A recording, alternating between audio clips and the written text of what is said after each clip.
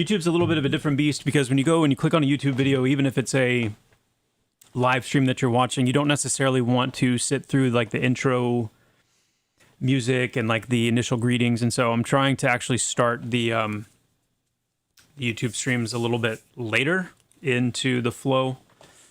But yeah, still getting used to those things. What is going on, YouTube? What is going on?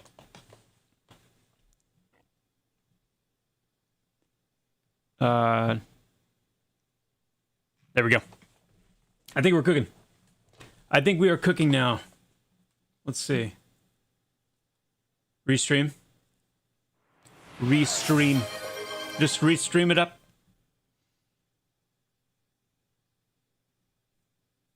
Ogre Ranger. That's what Fluffy Wuffy is. That's what he comes to the streams for, really. So, I understand. Quick shout-outs. Otaladab with the tier 1 and the 16 months of support. Thank you so much, Otaladab. Captain Sibo with the Prime. Thank you, Captain Sibo. And Wiki Wacky Woo with the 10 gifted subs. Wiki, that is amazing. Thank you so much. Thank you. My group doesn't stand a chance with me trying to read 2 chats. Whatever may you be referring to there, Behe? What are you possibly referring to there? Wiki Wacky Woo, thank you so much. Seriously, man, that is amazing. It is so appreciated. Captain Sibo as well, Oteladab as well. Thank you guys so much for the subs. And Inquisitorium with the Prime. Guys, thank you for the support. It is very much appreciated. Very much appreciated. We got Dayhawk with the 5 stream streak. Kurgan with the 30 stream streak. Kurgan, that's pretty serious, my man. That's pretty serious. 30 stream streak. Wow. Very cool. Mordred with the 10 stream streak. That's pretty sick. Visibility with the 30 stream streak as well. Woo. Seawick with the 7 stream. And Behe with the Prime. Thank you so much, Behe. Appreciate that big time. Any update on raid window? Not yet. Not yet. I don't think I've asked for those for a year or more. Not since Joppa completely shut down the idea of it happening. Oh, for the Ogre Ranger? Oh. You know? Yeah. Tabby, thank you so much for the gifted sub. Thank you, Tabby. Congrats. Seriously, thank you guys so much. Appreciate that, Tavi. What do you think the impact on the game of the summoned floaty clicky will be? I don't know. It's honestly, so in a world where we want eventually to have gliders and gliders to be something that players will be able to get. It's nice to do these kind of steps towards that to see what that will feel like. It's a level 20. It requires the relic requires you to be level 20 to equip it and use it. So it won't, you won't see players running around at level 1 doing it. And we might bump that required level up a little bit just to kind of keep it in the realm of when we expect players to be able to get it. And remember that this clicky is not actually as good as a glider will be. A glider is going to have, you're not going to, run out of your momentum. A glider, you're going to be able to, actually kind of catch like wind currents and things to kind of help you travel further. It'll be much easier to use in general. So it's definitely not as good as a glider is going to be, and it's good to get that feedback. So.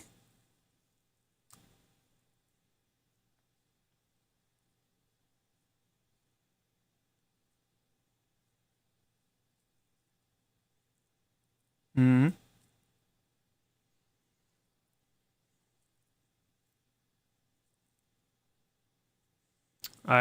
I wish I could talk about bards. I've said everything that I can say about them, and the rest is just, waiting until we can talk about them more. Unfortunately, wish I could say more. Sometime soon.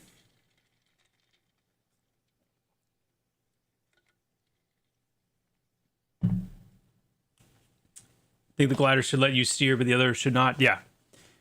Yeah, you can. So you'll be able to control your direction with the relic by kind of turning right and left, like you would turn your character. You can't like kind of veer side to side or do anything more intricate, which you'll be able to do with the gliders.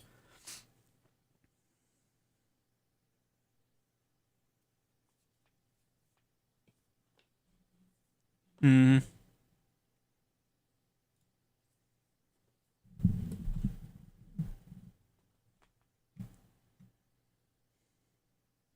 Can we get a transmog to make gnomes look like regular gnomes?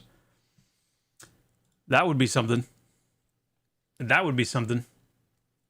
So today, what's on deck for today? We are going to be starting with a check-in on our summoner tuning. We obviously looked at summoner for a bit on Monday. We are going to be revisiting the summoner today, and now that we've had a bit more tuning time,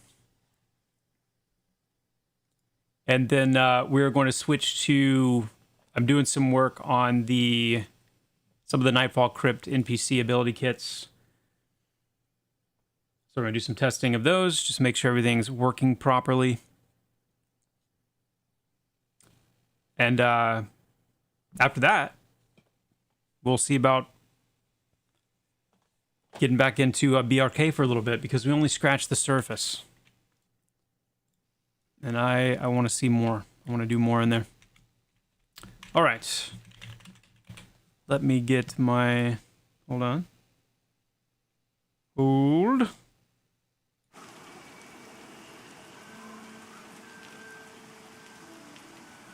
Hope you guys are doing well, by the way. I hope the week is treating you well so far.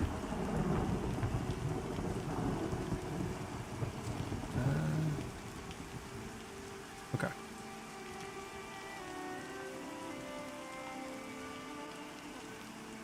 Can the summoner summon a bard? Not yet. Not yet.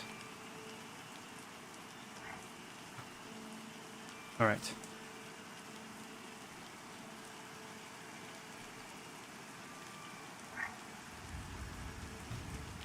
It's possible, X-Core. It's possible you might be seeing some of those. Okay, so we're level 1. We're going to do a little bit of what we did yesterday. We're going to start at level 1, but I'm going to more quickly go through the levels. We're going to do a few kills, and then I'm going to just set my level to the next level. We'll do a few kills. I've got, all of my abilities ready to roll here, so we can just kind of keep churning through it, and just want to get a good sense of like how the flow will feel. And once we get to a certain point, we will do some larger jumps.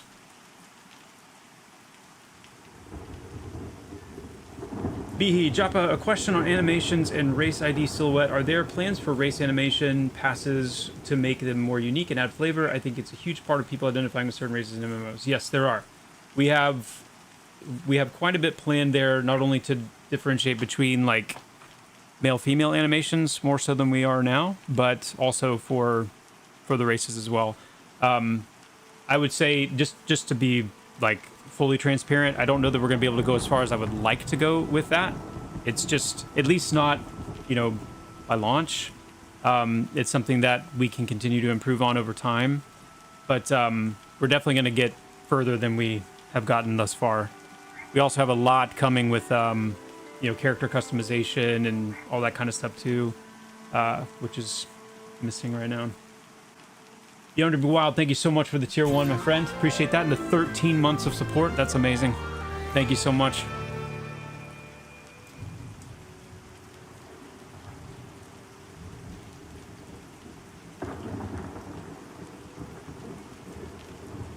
Keld, I think the best suggestion would be to join the Discord, the official Pantheon Discord, and then to check the announcements section for our patch notes.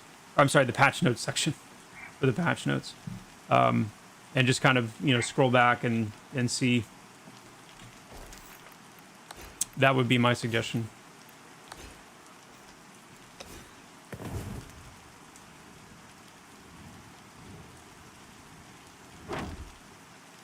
The next wipe, Varar, is scheduled for spring. We haven't released an official date yet, except being in spring. So we'll narrow down that date for you guys once we get a little closer.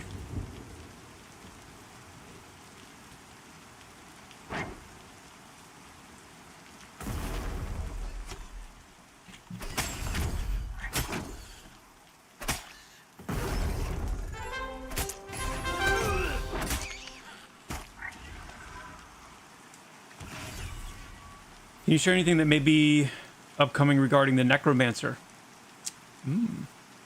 Well, there's a lot of information about classes upcoming on kind of two fronts. Number one of the things that we're doing with the major update in the spring is we're getting all of the classes fleshed out up to level 50. There are some classes that right now that are very lean. There are some classes right now that have abilities up through level 40 and kind of a sprinkling up to 50. And some have more, some have less. The goal in the spring is to make sure that each class has kind of their, I would say probably, I saw some discussion about this actually on Discord, like, you know, when they say like 1.0 in their 1.0 shape or like 1.0 ready. Number one, that does not mean that there won't still be tuning, there won't still be, you know, passes that we do on balance and various things. And it also doesn't mean that we won't necessarily be adding things along the way. It just means that kind of the core experience of the class, with obviously with mastery involved at that point, is intact. So your progression from level 1 to level 50, the mastery, you know, branches and kind of how those shape your class, all that'll be in place for each class come spring. And then there will be, of course, ongoing balance and some tuning and tweaking, as is always the case, as we continue to refine and whatnot. And then we'll find, you know, gaps, or we'll find places where, you know, we might fit in an extra ability or, you know, things like that. So, yeah. So as far as Necromancer goes, not anything that I'm gonna like get into today to share, but expect there to be some good information coming about like the Necromancer and all the classes and what their mastery branches will be and how that'll all work in the coming weeks and months leading up to spring. All right, so level 1 summoner, pretty straightforward here. You know, we've got our technique, we've got mana bolt. These are all abilities that you start with as a summoner. So this is your actual level 1 kit, and as we get a little bit of loot here, we'll get our, once we hit, well, I'm not going to worry about loot, actually. Once we get level 2, I'll get our Zephyr in play, and we'll kind of switch between, or when I say once we get level 2, let's go ahead and set our level to 2.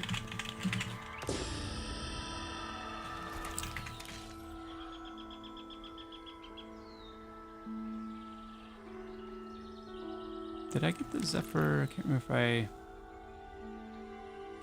don't think I did. Let me grab that.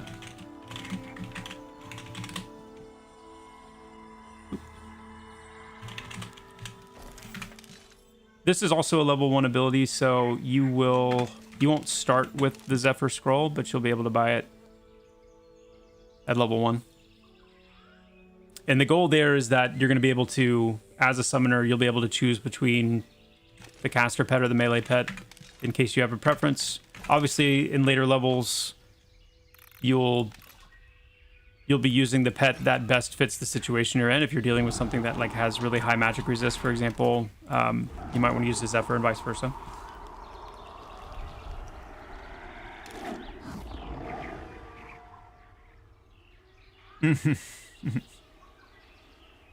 Well, the icon abilities, I think, for the spring update as well. The iconic abilities, you mean?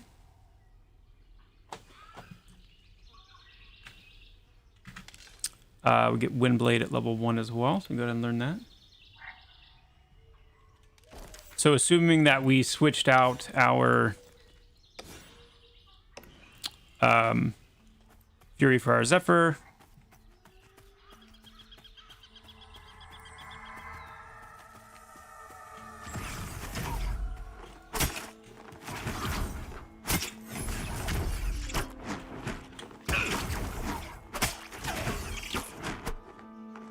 So far, I think we've, and I'll credit Fuso for this.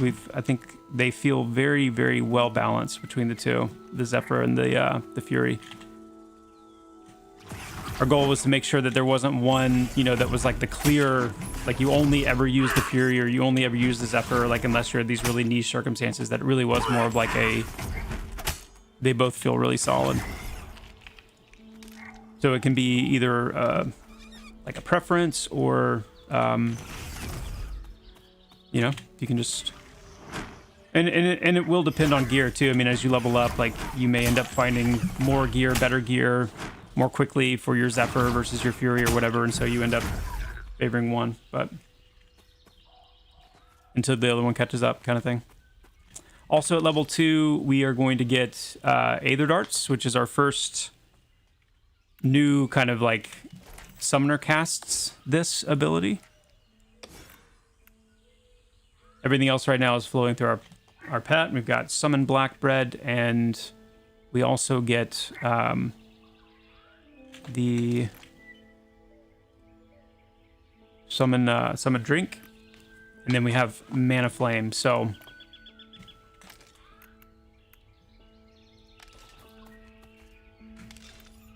I'm gonna be crazy here and delete my starting food because my summoner food's a little better.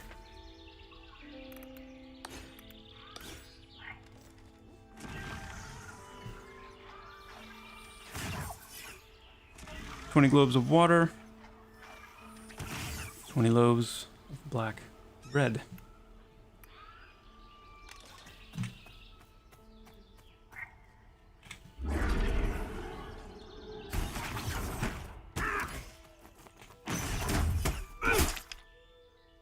By the way, a big change that we made. Some of you may really like this, some of you may not. Yo, what's up, Lone Dog?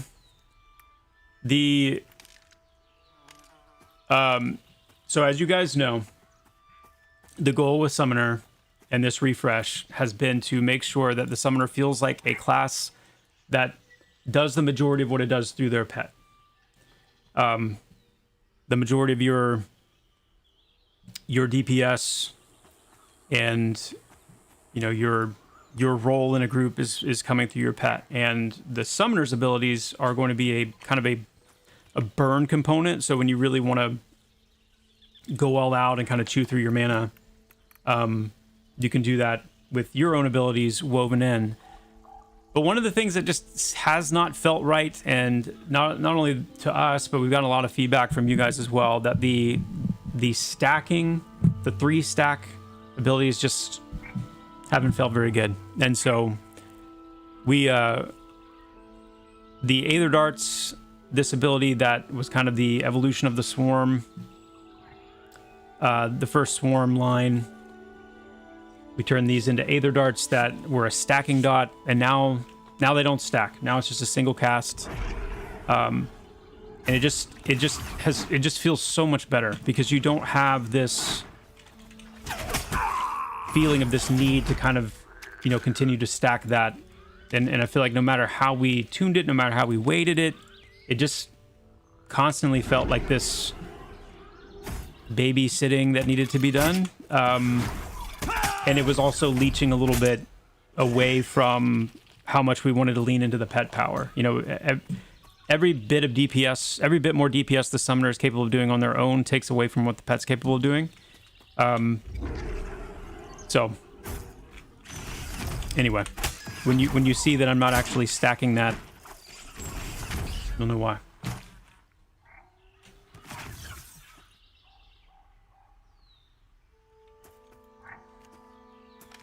All right, we'll switch back to the Fury now. Set my mana back up. because we got a new ability for the Fury at level 2, which is Mana Embers.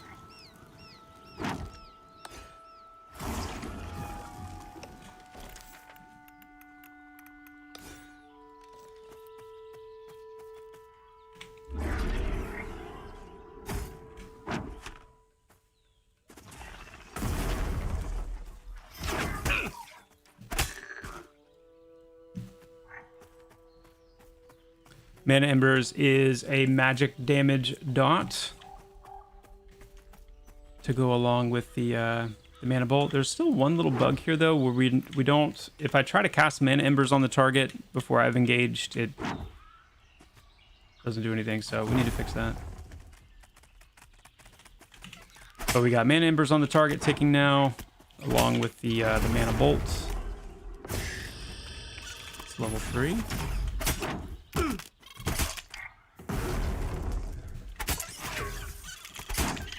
Yeah, I love dot classes too. I think you'll definitely be able to enjoy that class fantasy in the Necromancer if you're, and even the Shaman too, partially depending on your mastery choices. If you're into dot offensive pressure. Any notable UI updates, polishes for the spring update other than UIs needed for new systems? Yeah, we've got changes planned for the way nameplates work. We've got hoping that we're going to be able to accomplish what we want for like visual effect, the visibility of visual effects and being able to control that a little bit better. Some refinements to floating combat text. I think what else? Spellbook refinements with ideally some... Well, we want filtering, we want search, we want to be able to like have lots of like filtering options and stuff in the spellbook. Yeah.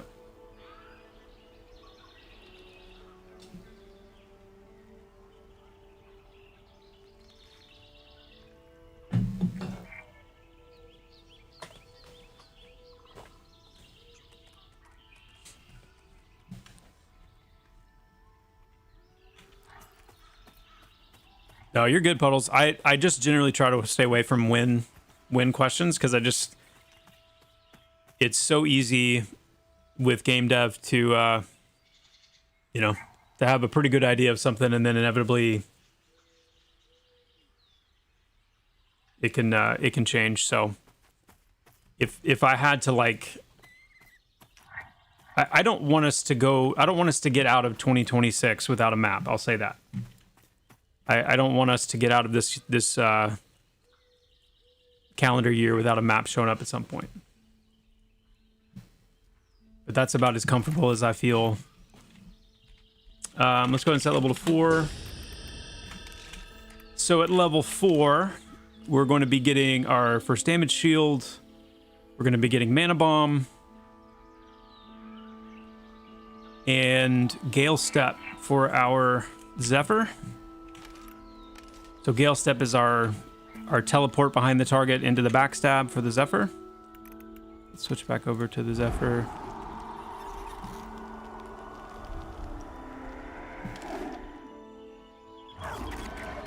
Yeah.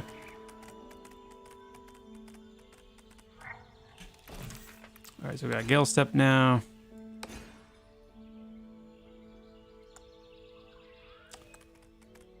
Put Gale Step here and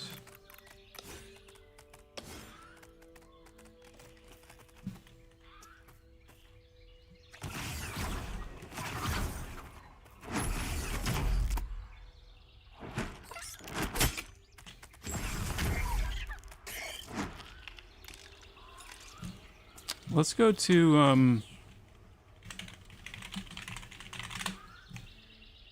let's hop down to Avelia.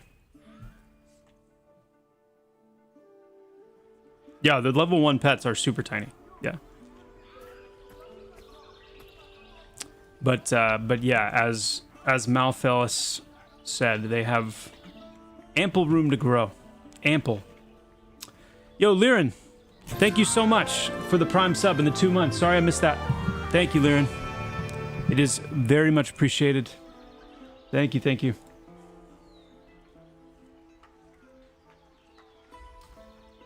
Yeah, you bet, Flea. Hey, what's going on, Dennis? Yo, Kazghoul, good to see you.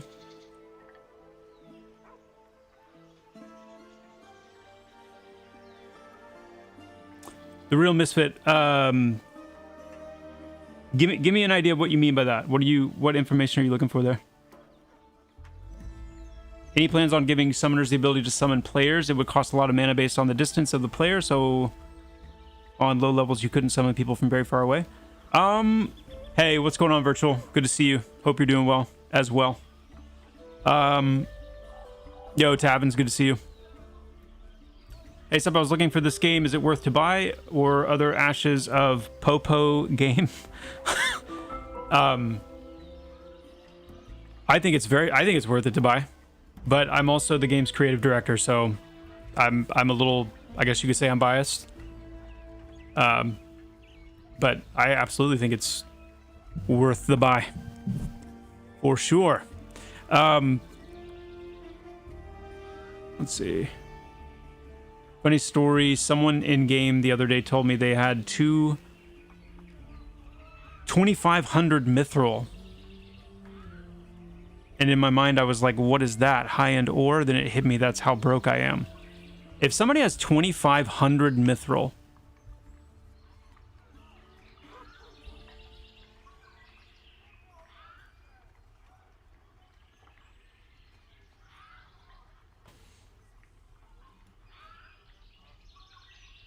I don't have a good sound effect for that.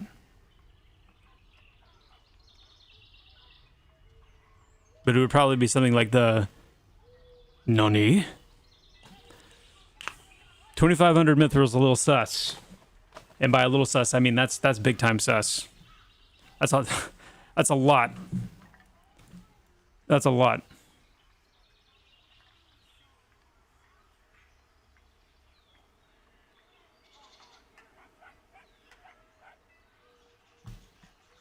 They said it was from Raid and Auction House.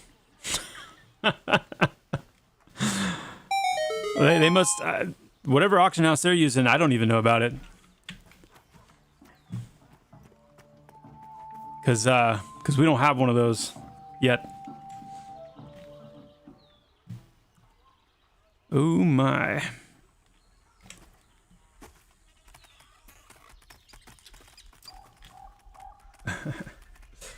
Yeah. That is one, regardless of how you feel about the wipe, that is one thing that can't really be disputed, is it will at least clean a lot of that up, for sure.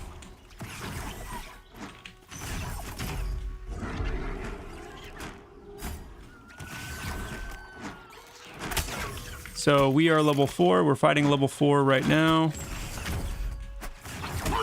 Taking some aggro away. Let's see if we can get aggro back. Okay, perfect. Beautiful.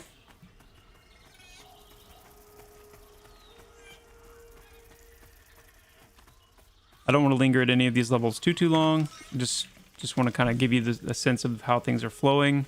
We also have... We can go ahead and try our damage shield here.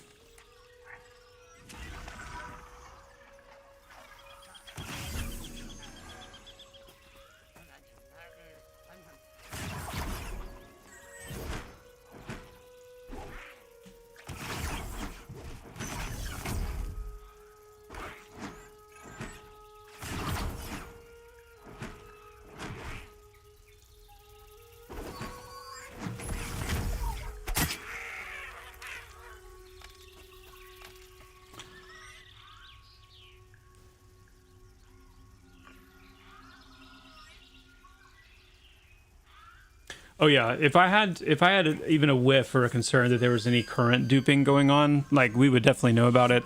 We've got a lot of really good tools for tracking that. This is very much when we first launched EA. There were some duping exploits that we had that we fixed, but yeah.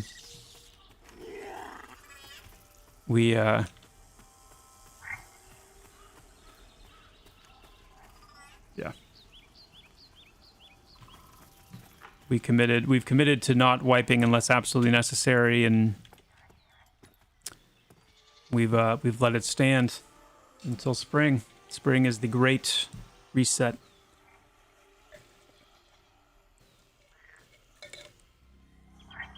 Yo, what's up, Sergio?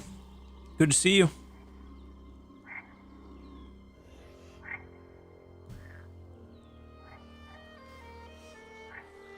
Can you discuss the different situations? What's up, Keith, by the way? Can you discuss the different situations that would take each pet?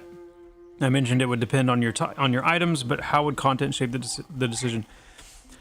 So one of the reasons that we took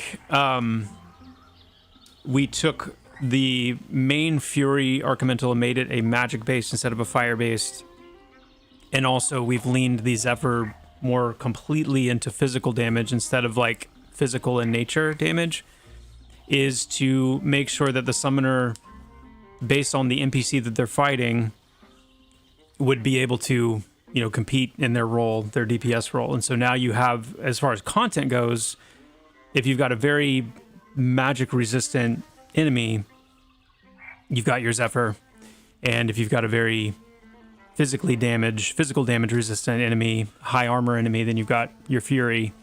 And that's to give them a little bit better coverage than the elemental one, the elemental fire one would have given them, because there's a lot of there's just a lot of fire resistant NPCs, and those will continue, and there will be some magically resistant NPCs, but not quite as many.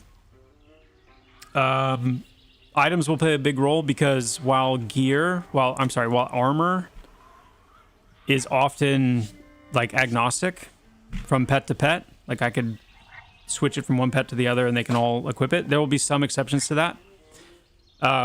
Weapons are different. Weapons are totally pet specific, and so depending on the quality of weapons you have for your Zephyr versus your Fury, that may determine, you know, different points along your progression. One of your pets might edge out ahead, you know, depending on the drops that you get or whatnot, than the other. And then some of it's just playstyle. Like, you know, they're relatively similar in terms of kind of their loop between the pets, but, you know, one's physical damage up close, one's range damage from a distance, and so that will play a role as well. Yeah.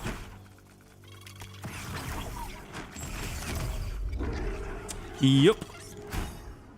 Yo, what's going on, Super Trash? Good to see you. Very good to see you.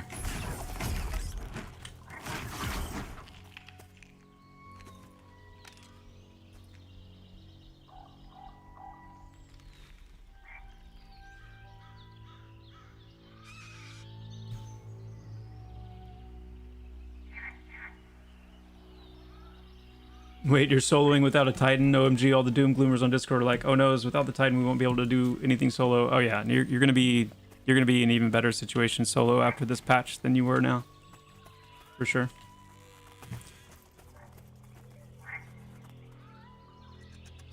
I think Titan. I think Titan in the current game has become synonymous with soloing. I think Titan, after this update and in the spring, should really become synonymous with tanking and not soloing as a summoner. Okay, so let's say we move on up and we hit level 6. By level 6, we are going to get our first amp, which is our first pet buff. Get bandages. We get Mana Burst, which is like our finisher for our Fury pet, and we get Class Charge, which is another one of our summoner DPS abilities. We get an upgrade to the Fury's Mana Bolt, kind of their bread and butter, and we get an upgrade to the Zephyr's Windblade as well. Level 6 is a nice one. So let's get the energy amp. So this is an HP buff. This increases the health of the pet by 10.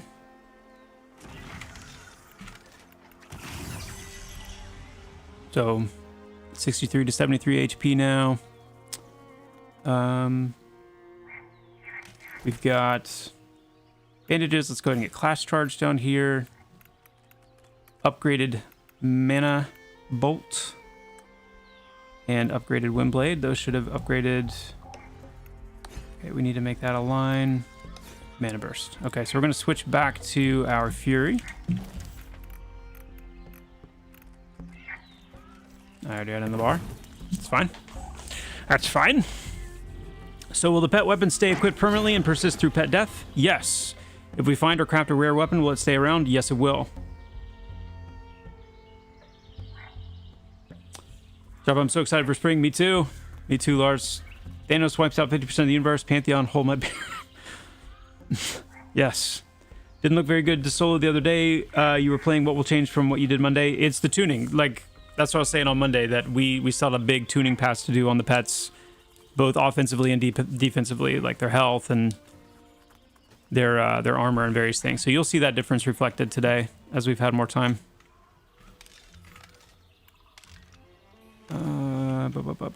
Are bandages tradable? Yes. Yes, they are. Let's actually get those on the simple bandages. We're still going to be tweaking some of the bandage stuff as well. Oh, we got Mana Bolt too. Or Mana Bomb, I mean. So, okay. This is exactly why I was hoping that we would have them able to be demonstrated today, but the loadouts, where you can set up like saved loadouts for your abilities.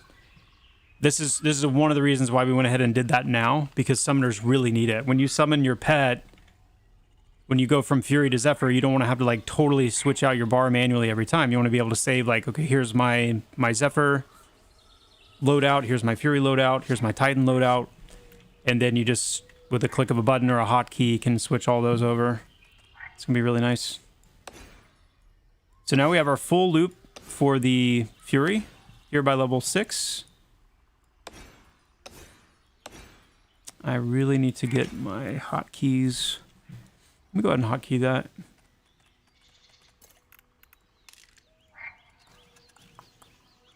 Let's do like, I don't know. What do we want to do? Let's do Shift G. It's fine. Let's go find something our level as well. Will paladins get their aggro buffed again? Yes. Yeah, the tanks. Oh, the tanks. Yes. Yeah, everyone will get that loadout. It's not just for summoners. It'll be for everybody.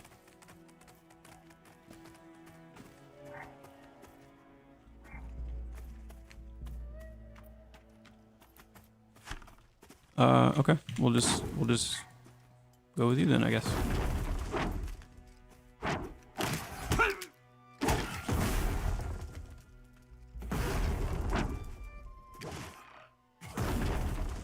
We're definitely gonna die here, but you know, it's okay.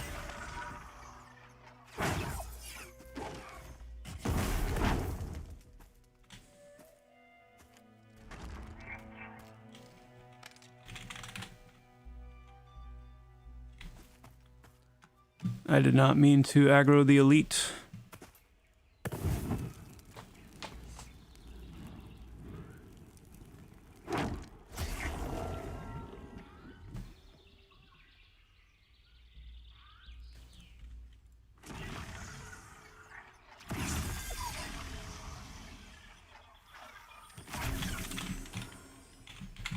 Let's bump back up here. All right, let's do the slog beetle here, at least. Yeah, Clash Bomb to start with. Oop. Oh, wait, my aggro's off. Whoops. Come on. Regen. There you go.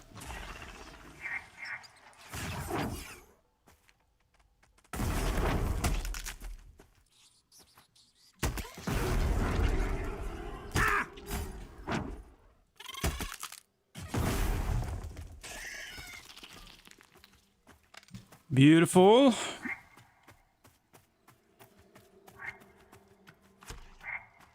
No, you stop it right now. Have I mentioned how excited I am to get rid of chevrons so that all of these targets would be viable? Like, oh my goodness.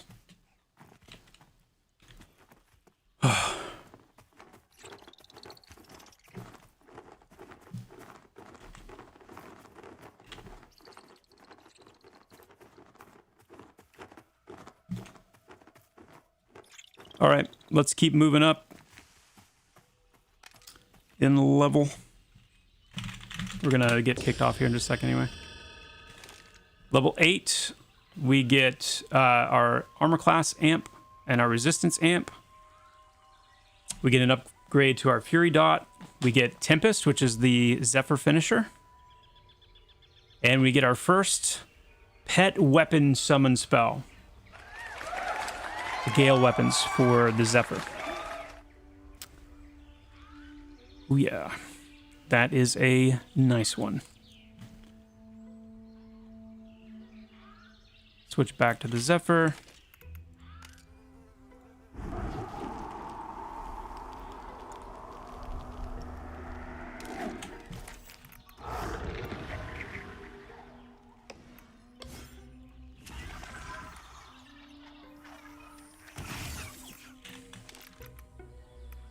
Gale weapons.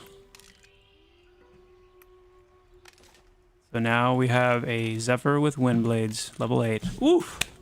That's a prestige moment right there. First time you can give those weapons to your pet. It's a good feeling.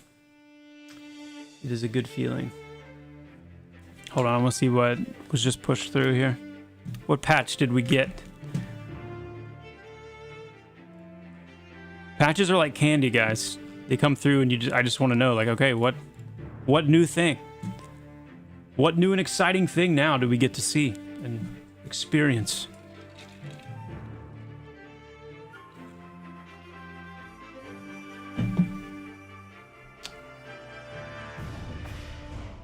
Wrap it, stamp it, ship it.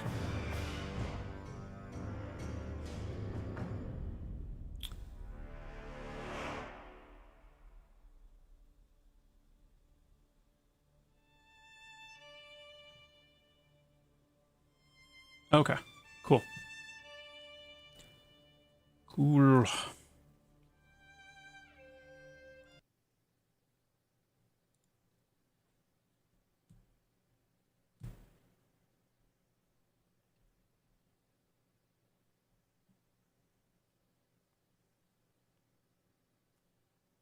You know that feeling? Yeah, I bet.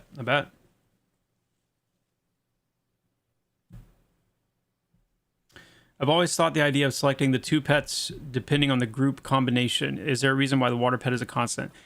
It's because, so the summoner's primary role is DPS, and we also wanted each pet to have some good identity and a lot of like girth and, you know, kind of performance on their own. And so if we allowed you to have 2 DPS pets out at once, then the overall power of those pets would have to diminish, you know, essentially by half. And so for you to be able to actually do your role as a DPS, you would kind of have to have both of those pets out at once.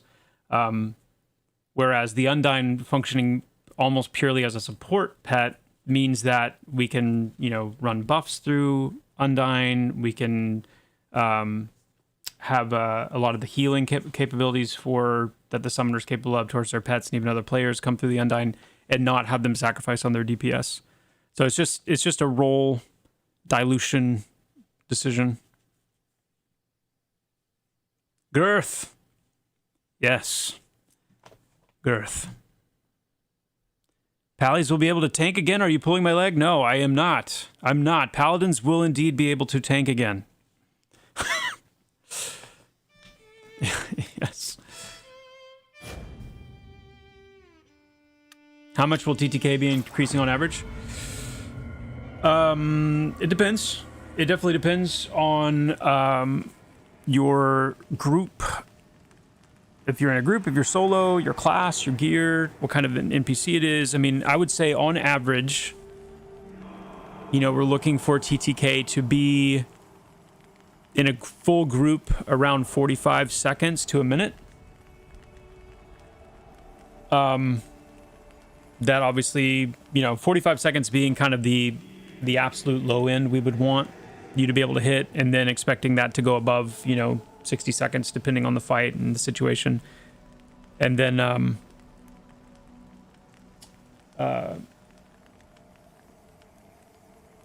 solo TTK, would be about double that.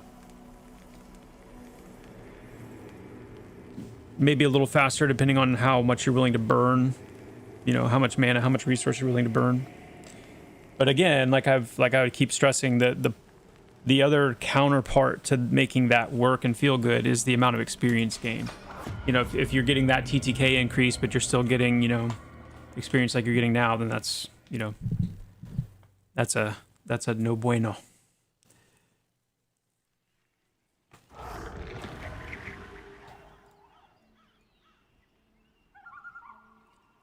So yeah, the patch that just came through, we should now have the ability to keep cast bars visible like this. I was talking about this on Monday, where now you can kind of see your cast bar and see your pet's cast bar, and you can kind of like place them where you want to be. Some of you may not realize that you can control right click on these things and actually increase the size of these elements. You can like decrease the opacity. So I kind of like, for my cast bars, I personally like to bump them up to about 110 size and then about half opacity.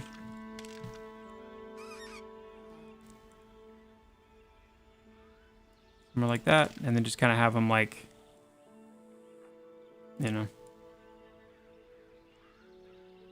that way I can see what I'm casting and when I'm casting, my pet's casting. And then yeah, you can just turn that back off. And you don't have to play whack-a-mole anymore. Yes, Behe, we are.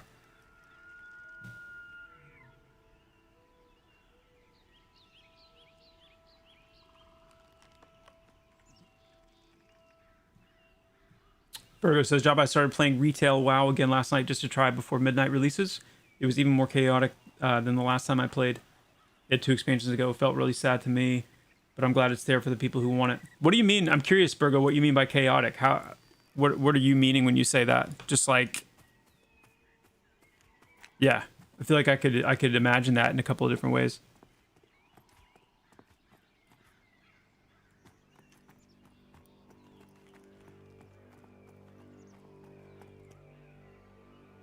Oh, that's another. Sorry, that's a whole nother thing. That the question about UI updates in the spring earlier. Thicker health bars. Thicker health bars.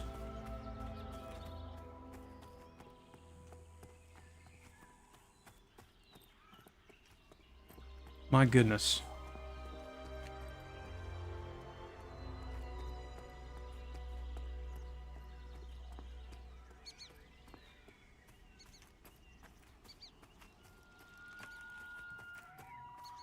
Dude, I know. I'm still sad about New World. It's been sad, guys. Like, I mean, just, these games that are, I don't know. They're not even games that I played. So I describe them like I describe halflings in EverQuest. I never played a halfling. I would never ever play a halfling. I could never play a halfling in EQ, but I was really glad they were around. I feel that way about some of these games that are shutting down. Like New World makes me sad too, because I had a lot of buddies that were big into New World. I know put a lot of time into it, and just sad. Those same buddies are eagerly waiting for Pantheon to be ready so they can totally dive in. So part of the way that I'm processing my sadness for them is to, stay focused on getting what will be their next game done. And for many of you as well.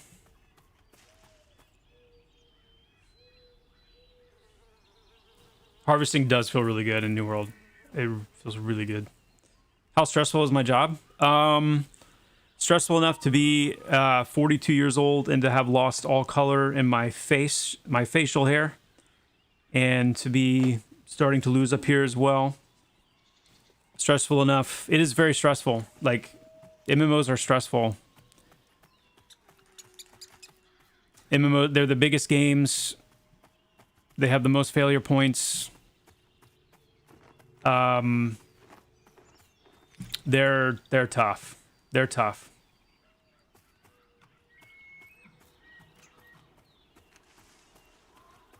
Yo, what's going on, Mr. Jiggle? Family's doing well. Hope the same for you, man. We are doing well.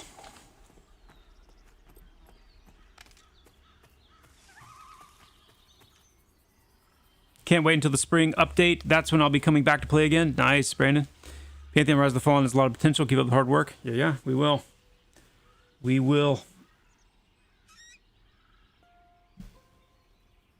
It could be. It could be genetic. It could be.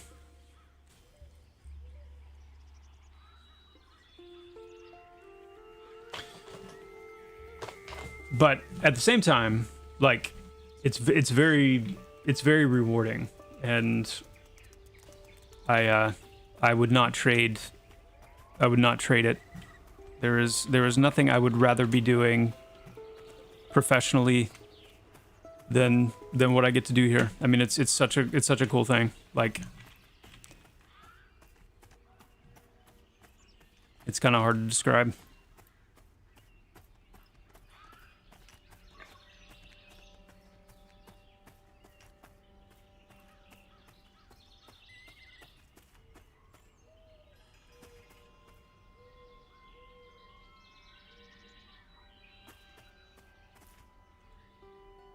Okay, so we hit level, what did we hit? We hit 8. Oh, that's right. We switched back to the Zephyr. We got our wind blades. I was just moving over here so we could have a little bit of a different landscape of things to fight. So now we've got...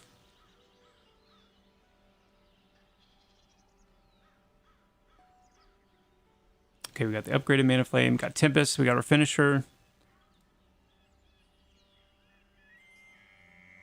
Okay. Gonna skip those for now. Tempest, Windblade, and Gale Step. There we go. Make sure aggro's on.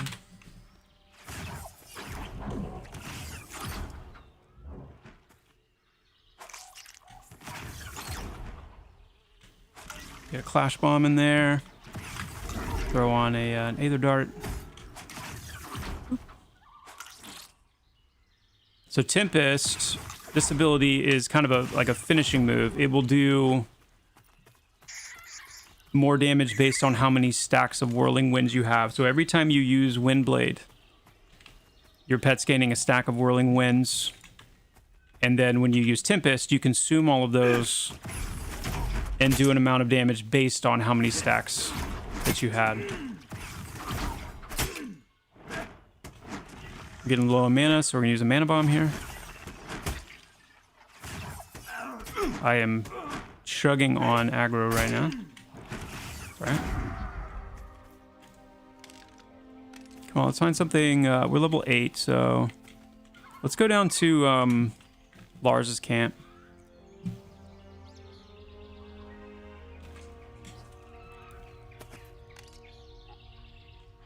There's level 8.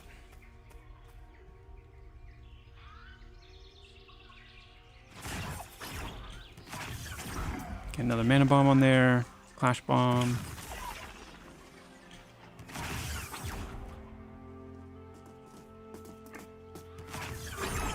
There we go. Give our pet a chance to take aggro back.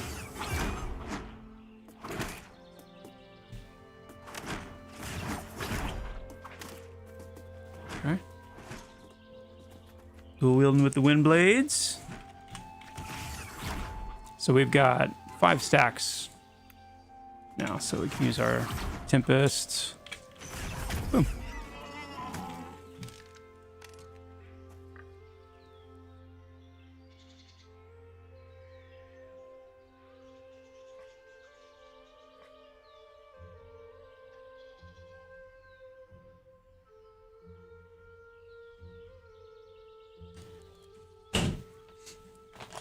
Apologies for my ignorance, but thought best to ask you directly. Does this game have any elements of PvP? And if not, will it ever? Emerone, it does. But it's... So we have a PvP server. I expect the PvP server to have a somewhat of an influx of activity after the wipe. But a lot of that's... So let me be even more concise. We have a PvP server. That PvP server is largely a free-for-all server. It's kind of a Wild West server. We have put very minimal time and effort into it as of right now because we've got a lot of game to make. We're, focused first and foremost on a PvE-centric game. So we turned it on, and we really haven't done much with it. What I'm hoping, and I'm not sure if we're going to be able to do this or not with everything else that we're needing to get done, but what I'm hoping is that we will have an opportunity by the spring wipe to introduce safe zones, and potentially address some of the most egregious issues related to like invisibility and some other things that are making it right now just a kind of a ganker's paradise. Just to kind of get it a little bit more, still Wild West, still, anything goes, but a little bit more serviceable. Eventually, ultimately, we plan on having a couple of different PvP rule sets and PvP servers. We also plan on having a few kind of like curated PvP aspects of PvP content that you can access from any server. Think like WoW Battlegrounds, but just not a Battlegrounds. We have some different ideas for some like curated like PvP queue up content. But PvP will never be like commingled. It's not like we're going to do a PvPvE type situation. It'll always be there on its own server or in its own kind of dedicated game mode. Other than things like dueling and there being like arenas and where PvP is enabled if you enter them and things like that. All right.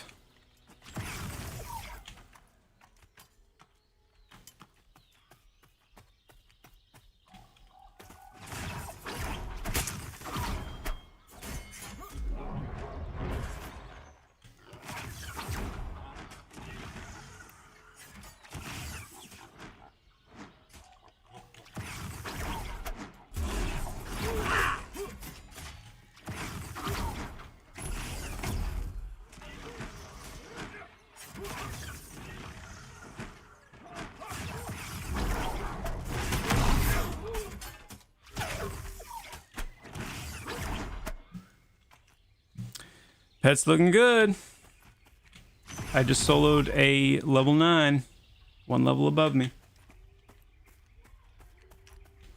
And very, I would say very inefficiently at that.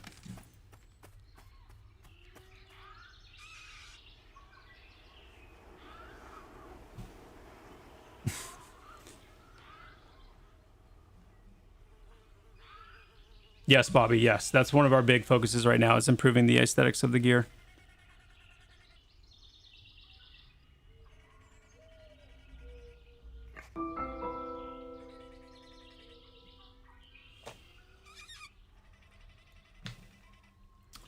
Sparkling, we've pretty much been working up our graphic fidelity for a while.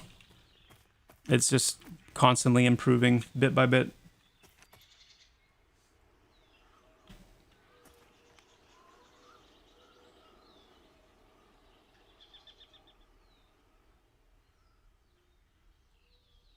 And we'll continue to do so.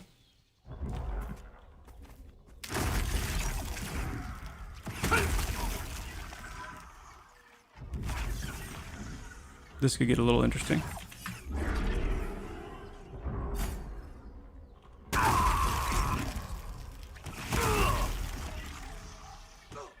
I've done too much damage.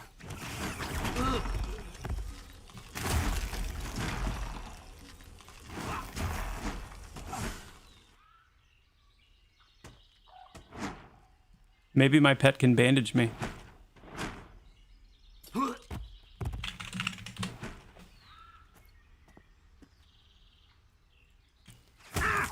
I'm gonna have to stay on top of the threat list for this fight.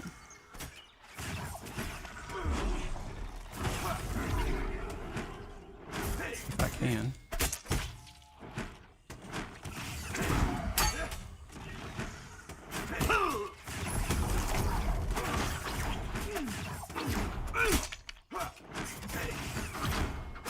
No!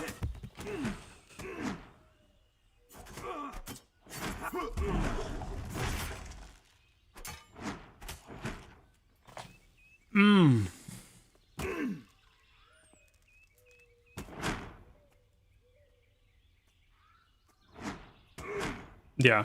Yeah, these guys hit hard. This is a tough little camp. Let's reset.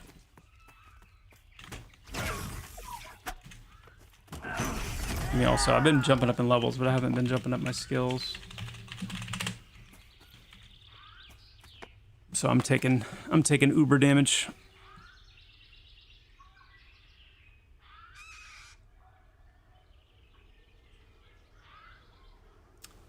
Angel, that's what I am hoping that we have time to do. I hope that we have time to get safe areas in on the PvP server. We're taking a look at it now, trying to figure out if we can make room for that. Joskar, no, these are just the NPCs that spawn over here.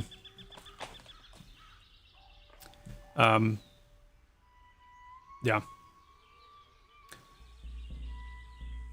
Let's get let's get serious here, guys. Let's buff our pet.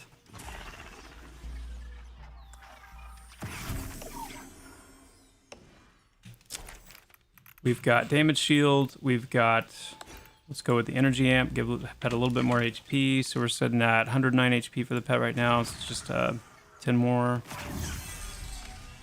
HP. Let's go ahead and summon some bandages.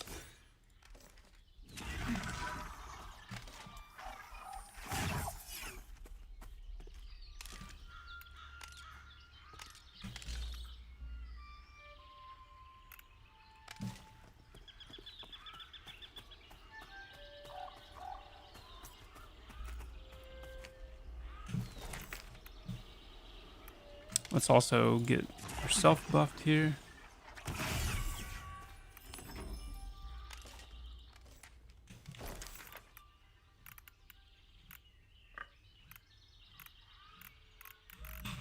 Okay. Techniques.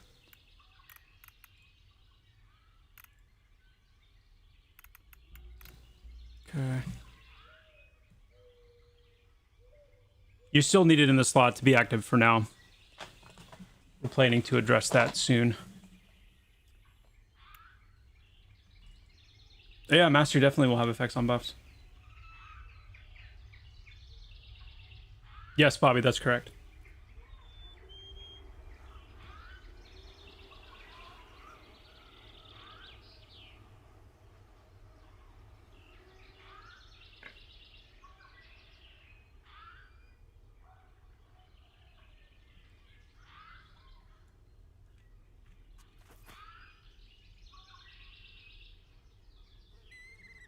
Oh, okay. Hold on.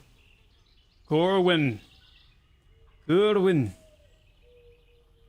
Hey, Joppa. Hope you're having a good day, man. Random question: do you have any plans for some more mundane set dressings like bathtubs, bathhouses, outhouses, children running the streets, etc.? I ask because worlds don't usually feel real to me without them. So fundamental to the world, real world, and so easily missed in so many games. Yes, we do have plans for having like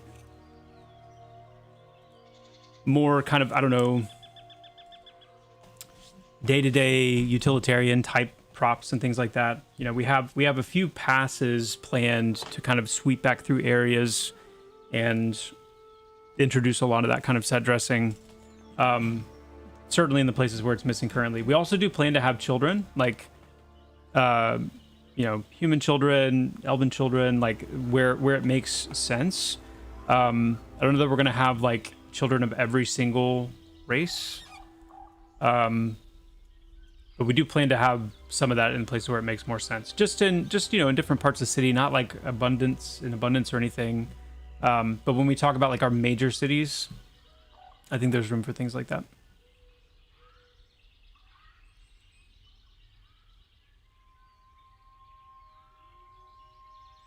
Yes, Skiatch, that's correct.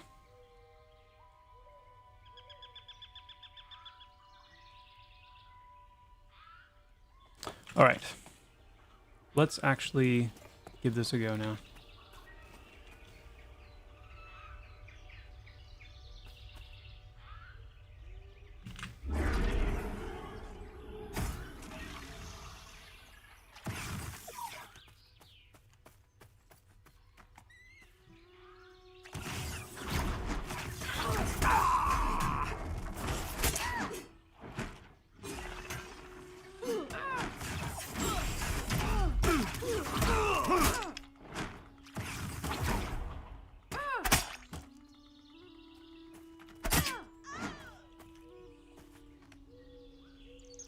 Easy peasy. Birds, yes. Birds. Butterflies. Little hoppy cricket bugs.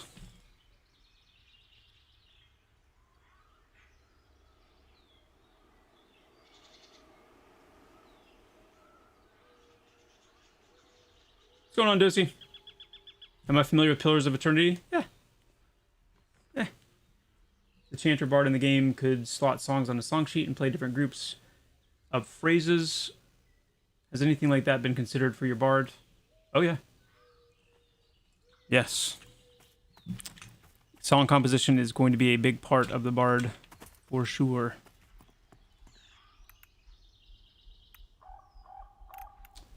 All right, Pat, I want you to stay. Stay right there.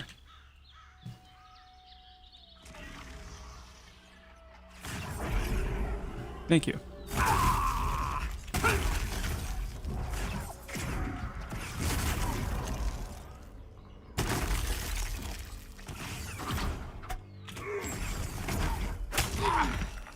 Dude, those things hurt so bad.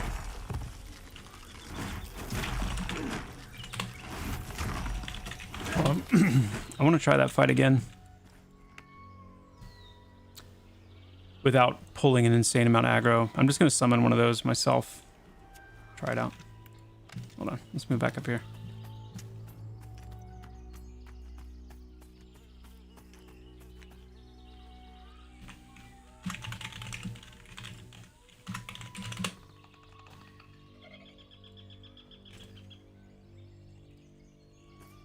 Oh, good. Dropped it right on top of me. Perfect. Okay, you can follow me now, Pet. Thank you.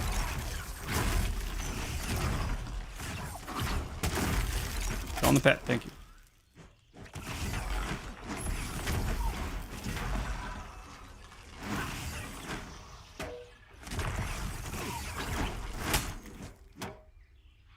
On the pet, please.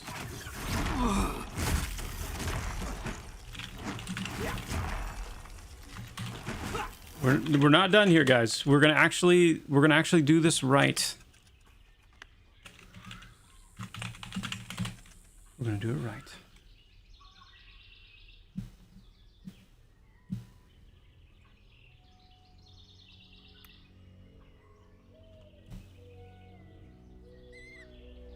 Invisible walls are still in the game. Hella, they'll be going away as soon as we move to the seamless zoning, which isn't too far away.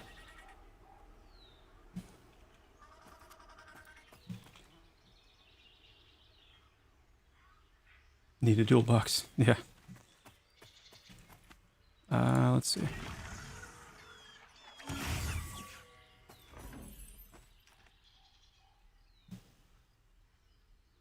Pet's resting up.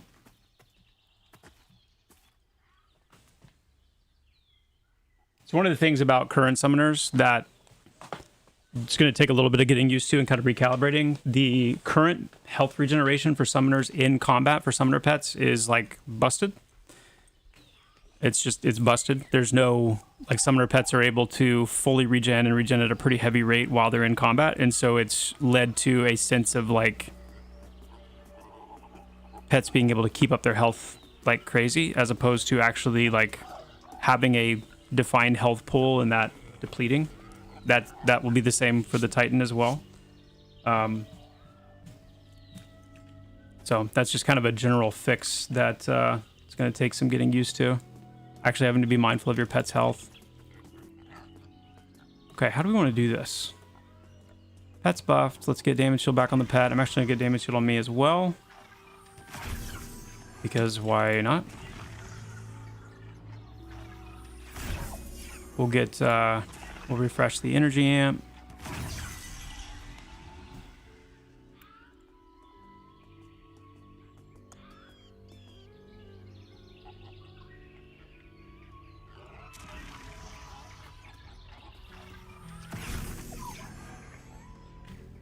Huh?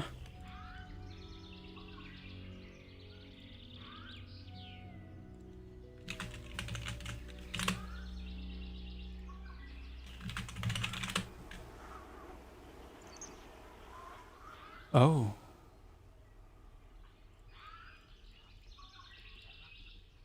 Goodbye. Hold, please.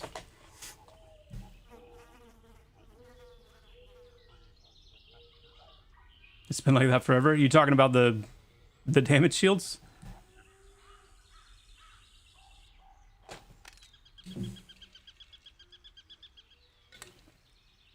Well, that sucks.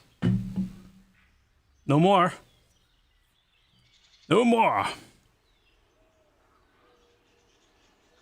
Seamless zoning isn't too far away. How are you guys pulling that off? Well, you know, so we got a really friggin' awesome team, and we got some sickly smart people that are doing some really good stuff on the server side. We're going to be massively buffing our server tick rate capability with, you know, come summertime with our summer update, and that's going to dramatically increase the responsiveness of the game in terms of well, a lot of things. I mean, how quickly pets respond to commands, how quickly things come into existence when they're summoned or spawned, or various things, and just the overall performance and responsiveness of things. But alongside that and incorporated into that is going to be, again, I'm not trying to get onto the win train, so don't, let's reframe that. I'm not trying to say when something is going to happen. I know those server improvements and the server responsiveness buff, I'm pretty sure isn't that on the roadmap? Maybe I'm mistaken on that. But, yeah. All right, here we go.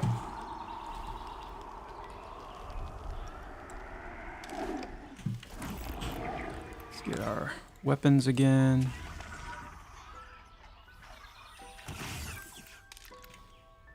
Oh yeah, it's already got weapons. That's right. That's right. They don't lose the weapons, guys. Whew. Okay. Damage shields.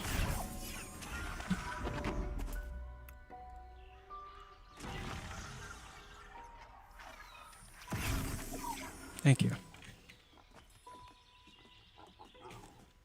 Let's off. Okay. Let's try this again, shall we? Good, a level 10. I was hoping it would be level 10. Okay. Pet's going first.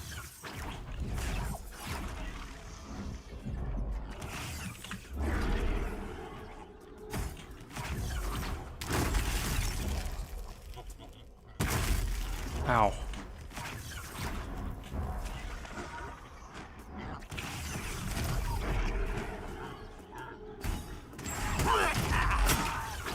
Dang, these guys hurt. They hurt so bad, chat.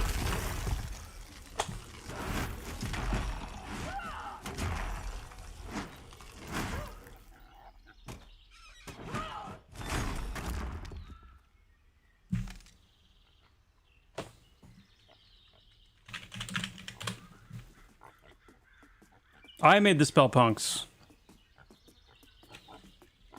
Because I'm a dingus.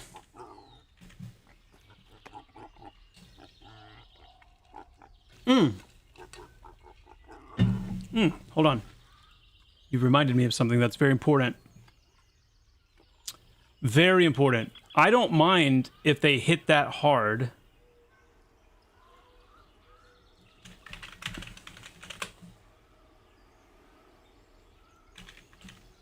Wait. I don't know if they hit that hard if they actually ran out of mana.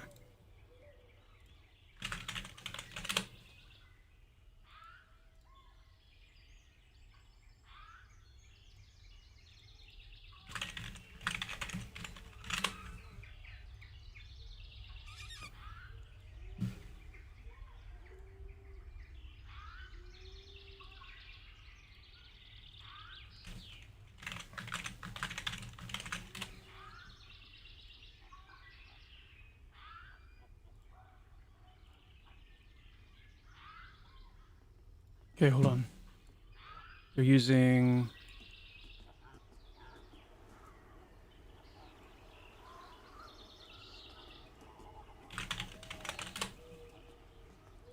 Wizard template.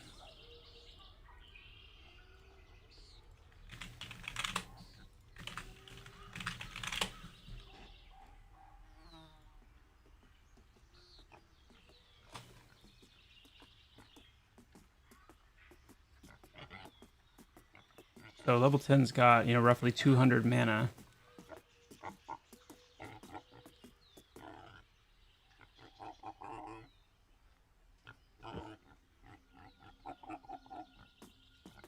This is a little experiment here.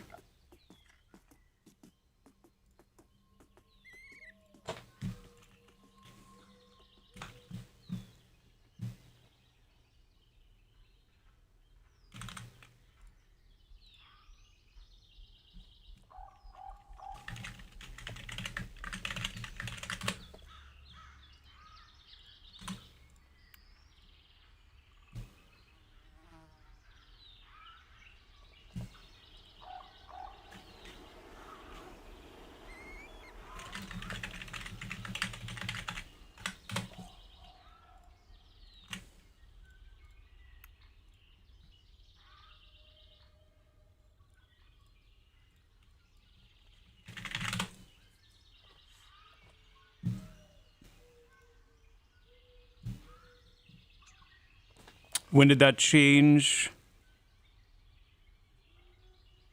On live, can only have one target. I got my summer to 30, but don't remember being able to cast on more than... I just changed that. I just changed that.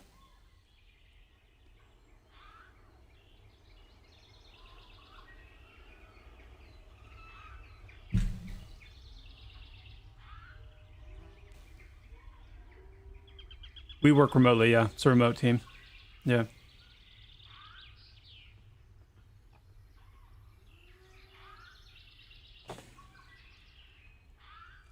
Mm-hmm.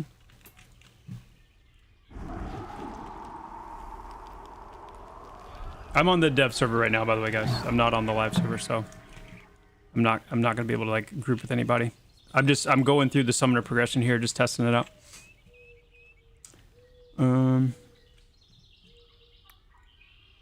Specifically with the tuning pass.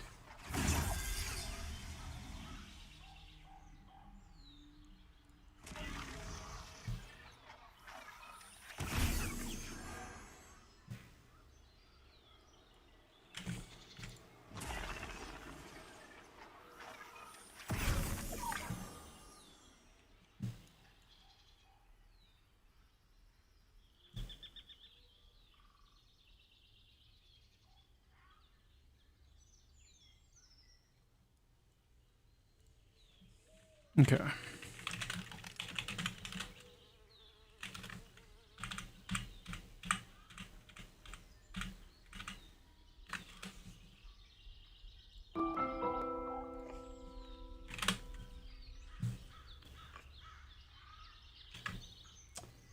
Yep, right at 200 something mana. So let's watch their mana and see.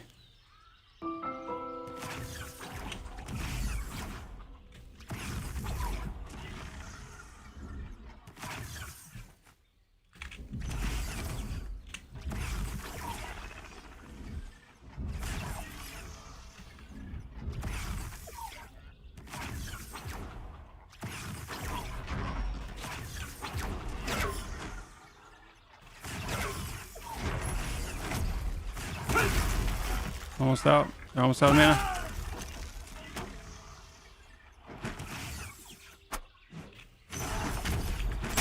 They're out of mana. Hey, how about that? When they don't have infinite mana. Interesting. Interesting, chat.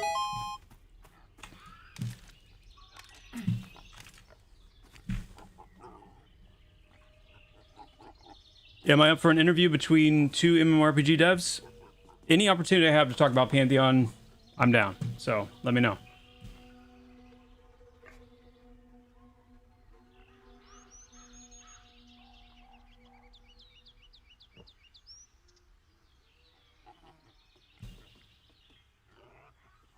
Yeah, I've heard a little bit about Scars of Honor. So Scars of Armor, Scars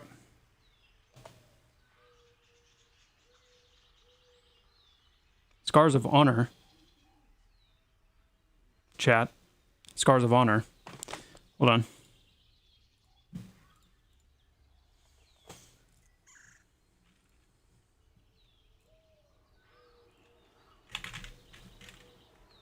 But it just tells you how like flaky first impressions can be, because my first impressions of Scars of Honor is that it looks like wow.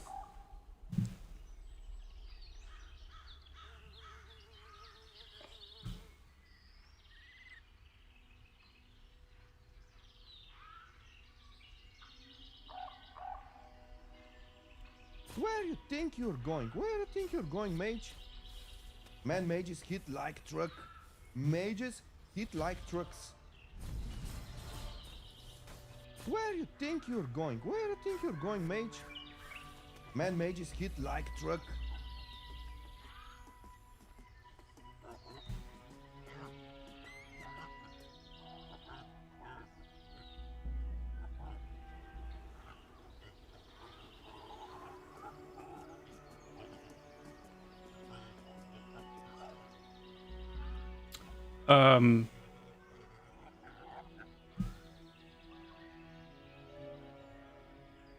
Papa Gurkha, what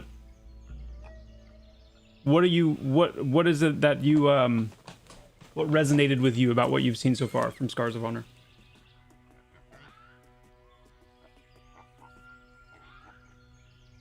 Actually, melee is like immortal, yeah.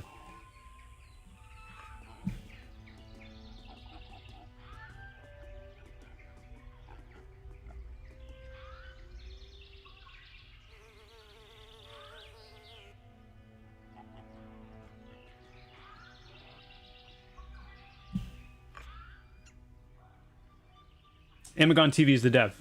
Wait, hold on. Hold on.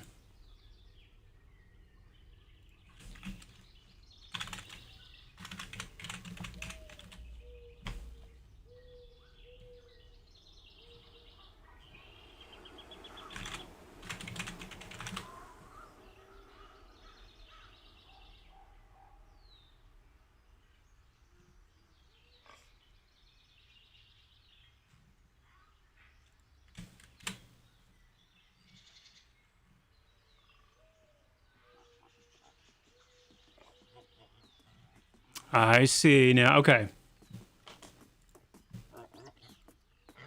Okay. Yes, I do know who you are, because I remember when I did that interview with Vladis a couple weeks ago. I think I saw that he had done a one-on-one on Scars of Honor with a dev. It sounds like the dev. Armagon. Awesome. Yeah, I mean, I'd be totally down to do that, Armagon. And let me just be clear too,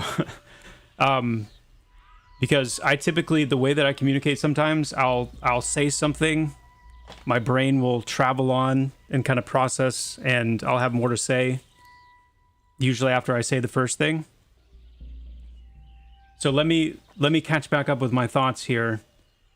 When I first saw Scars of Honor, I thought it looks like World of Warcraft. I don't mean that as a bad thing. World of Warcraft is my second favorite MMO of all time. So I don't think that's a bad thing. And most games, I mean, just like Pantheon, Pantheon gets tagged when you see it for the first time. A lot of people tag it too with like, oh, it looks like this, or I guess it's basically just that. And of course, there's a ton of depth underneath. So hopefully that didn't sound like shade, because it's not meant to be. From what I gather, it seems like there's a lot of people looking at Scars of Honor as kind of like, you know, something that could really capture a slice that people are hoping to be recaptured, especially depending on how WoW goes and the direction WoW's going. We don't really know. You know, I guess the latest kind of from WoW, the whole statements from the creative director and just various things. People are a little concerned about that, obviously with what happened with Ashes. So, but yes, I'm a huge proponent of indie MMOs doing well, and I would love to, man. Would love to meet you and get a chance to hear more and share more, and yeah, that'd be awesome. That'd be awesome.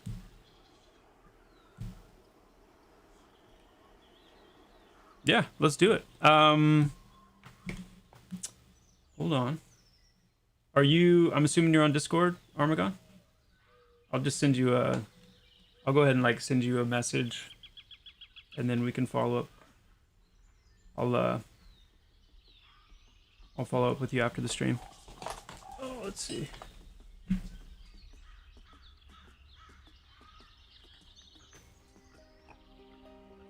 Is it Armagon TV? Is that your Discord handle?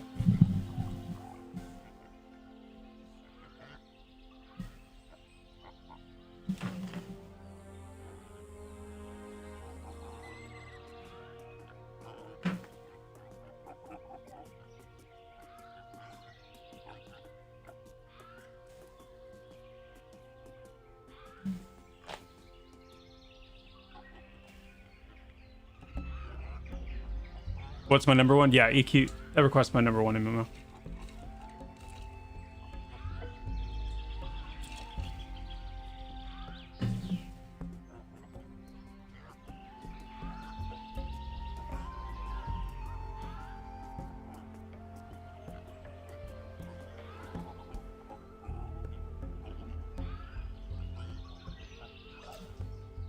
Okay.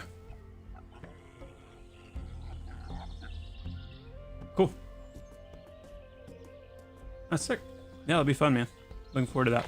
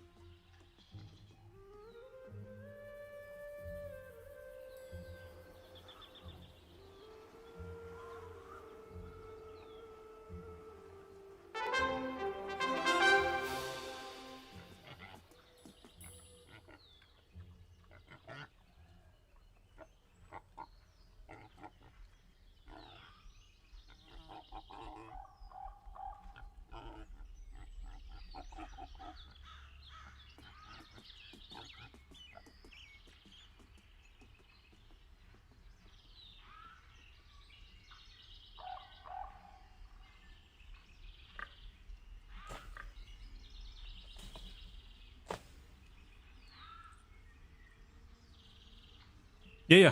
If you want to just join the Pantheon Discord and message me, that's cool. That is cool. Tell you what, I will send you a message right now on Twitch with my handle. Let me do that.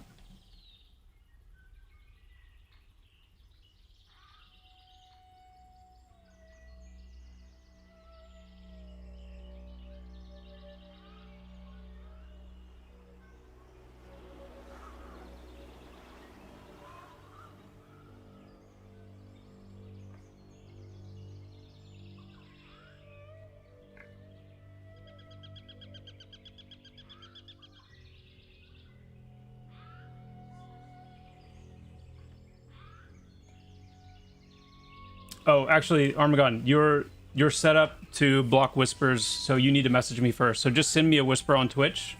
I'll reply to that with my Discord handle, and then yeah, you can just message me once you get set up on Discord.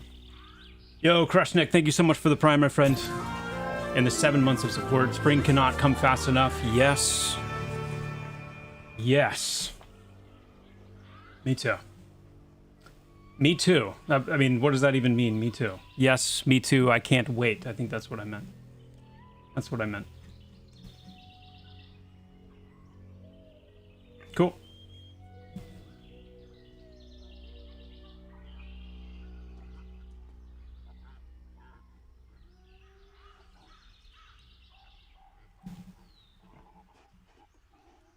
There we go. Wait, is that my handle? No, it's not. Scratch that. Scratch that.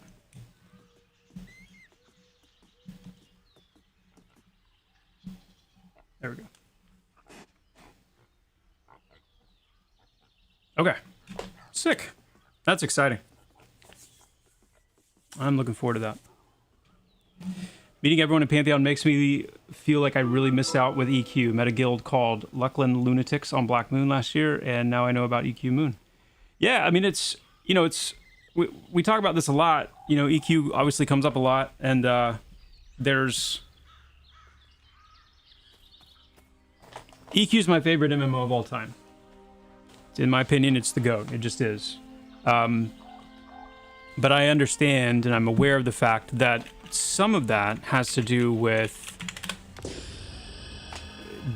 just the nostalgia component of it, right? You know, I was young, and we talked about this, I think, last stream. Like, not everybody was like young, like in their early teens or whatever when they started playing EQ, but everyone was younger, you know, a couple decades younger, and you tend to look back on parts of your life that long ago with fondness and nostalgia. You're talking about a brand new experience where the notion of, like, I mean, my kids that play games, you know, today, they're used to talking to their friends and talking to other people they've never met, and I mean, that's just normal part of life. Like, that's as normal as breathing, you know, to them. For us, it's like, I mean, I can actually talk to real people. Like, these are other real people running around in the game. Like, I'm in the same world as these people. It was just such a mind-blowing experience. And so you have this game that, as clunky as it was in some ways, was an amazing game. It was a mud brought to life. It was the first, like, insanely immersive 3D, you know, graphical adventure. And then you had all these other new elements to it. So in some ways, experiencing EQ back then was as much about the game itself as it was about just being in that place where you're experiencing, like, online gaming for the first time, and you're kind of in that first wave where it was so fresh and so magical. And that is a hard, I mean, how do you recapture that, you know? How do you invite people into that? Or it's tough. You know, so many games are trying to capture that magic again. They're trying to catch that lightning in a bottle again, and it's tough to do. Dear Uncle, thank you so much for the Prime. Appreciate that, my friend.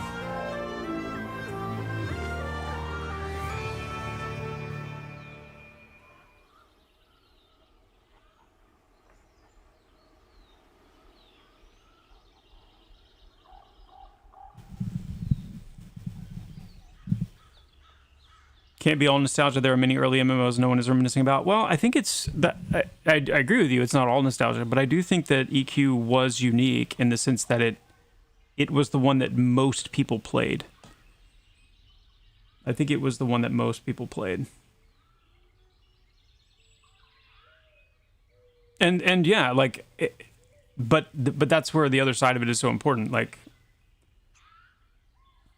it was an amazing game. Like, when you hold EQ up to, like, Ultima, Meridian, Asheron's Call, these other games, it was special. It was different.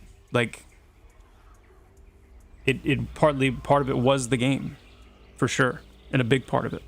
Yeah. All right, we just hit level 10.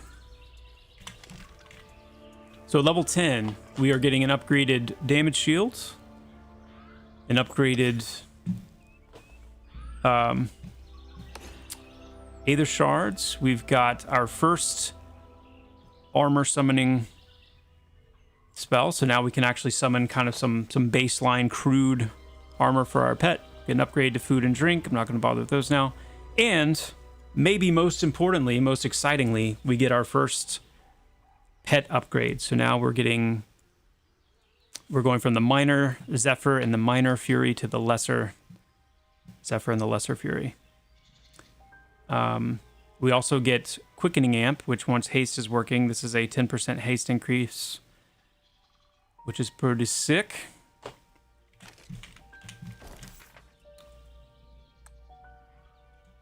All right, so let's get our new pets.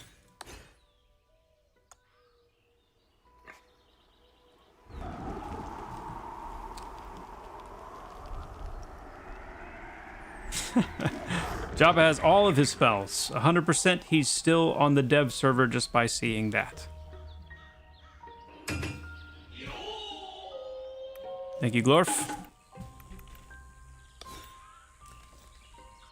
Okay, so this is a new pet, so we do need to resummon our weapons.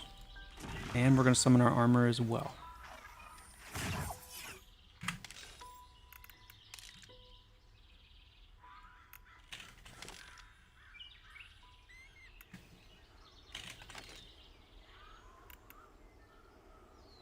Okay, let's do it.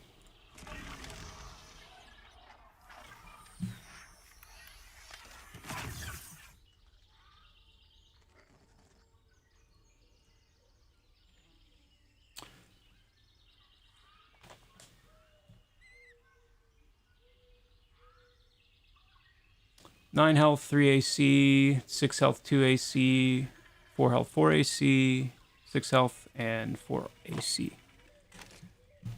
So we're up to 163 health now. We've got 105 armor class. Oh, yeah.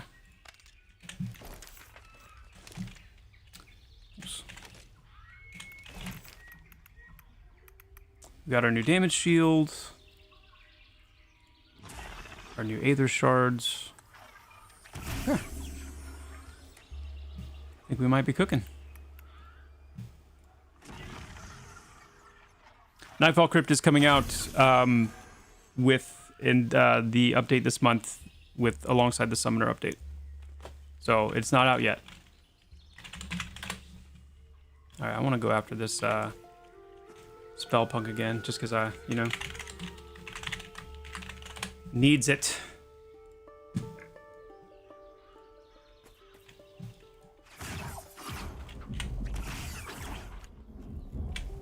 So remember, our pet has now jumped up a tier, so our pet's base stats have gone up. Our pet's just generally stronger, so our pet's going to be doing more damage in and of itself without even the ability upgrades.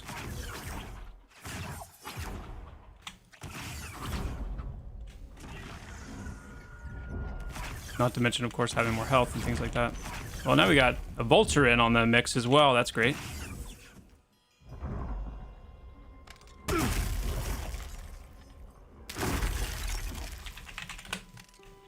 Okay. Okay. No mana or heal pet abilities? Not yet.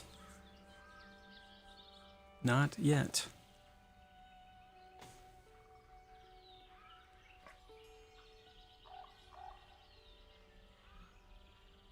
You just start playing Guild Wars again and it holds up great compared to modern MMOs.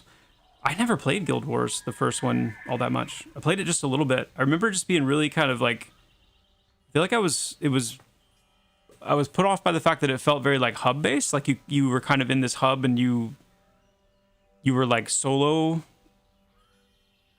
in a lot of places, and then you came back to this like shared hub. Am I remembering that correctly?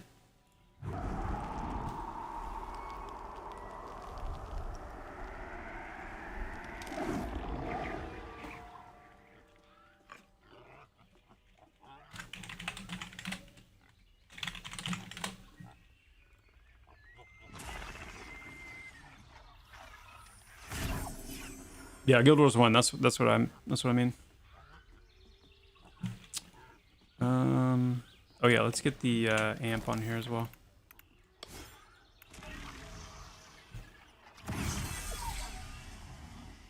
Hey, what's up, Flange? Good to see you. They instance it for just your party. Yeah. Okay. Yeah, that's what I'm remembering.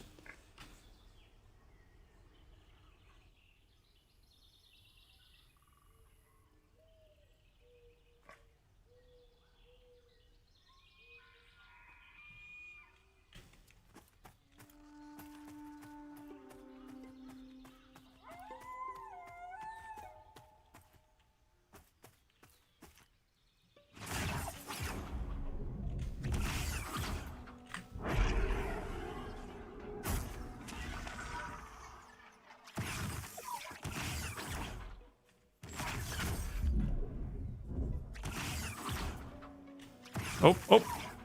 All right. Okay, come back, come back, come back. Come back. Thank you.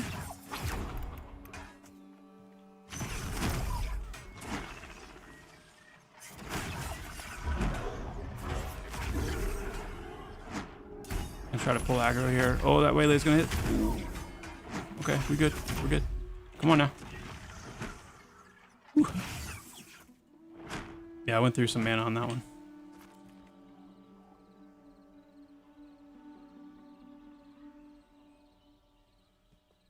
Best PvP is no PvP. Really?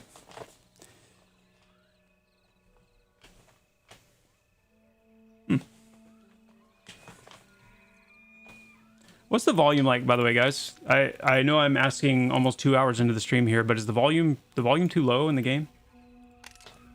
I just bumped it up just in case.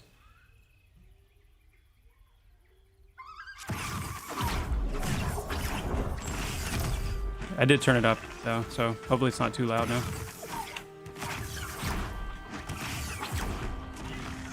Oh my! Whew.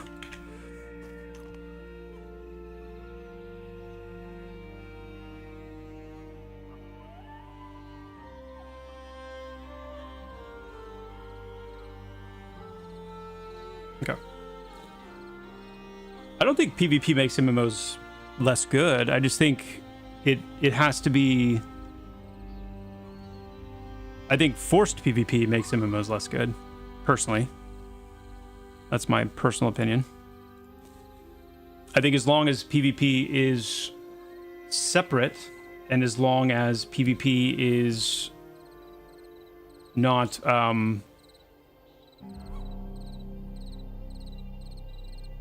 as long as the PvE experience is what is in the forefront and PvP... I mean, I would even go so far as to say that I think if you're balancing for PvP to the extent that it's altering the balance of PvE, then I think that's a step too far. I think classic MMO PvP is PvP that by nature is not balanced and therefore tends to be very group-oriented because you're relying on other classes and other people to kind of bridge the gap instead of every class being kind of like a one-person island. But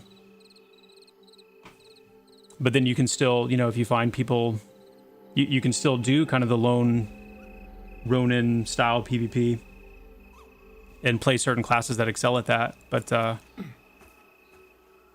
think part of what made classic PvP good is exactly that, the lack of like surgical esports level balance. That's a spell punk.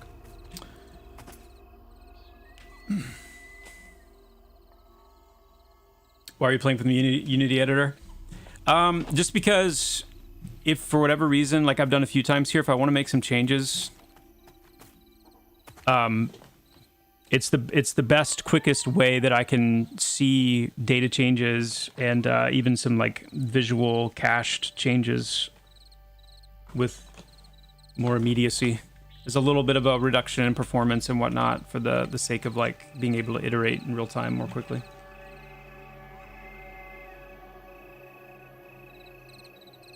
It's good, Vitric. It's in a much better place now for sure. All right, we're going to bump up now to level 12. We're kind of speed this up now a little bit. So level 12, we're getting upgrade to our HP buff. we're getting an upgrade to our clash charge, our clash bomb line. Upgrading the mana bolt, wind blade, force amp. So here's a big one. Let's see how this one feels actually. Get gate. Let's switch back to our fury. I am not upgrading my own personal gear. We're going to take a look at that in a second. Once I get to about level 20, we're going to take a look at how it feels to actually bump up in stats a little bit and the effect that it has on your pet. Because it has a pretty substantial one. And we wanted that, you know, obviously because we want summoners, even though, you know, everything, the majority of what you're doing is flowing through your pet, we wanted, you know, your own gear progression as a summoner to feel like it mattered. Still matters quite a bit. Yeah, it's definitely on from level 1 up, for sure. Yeah.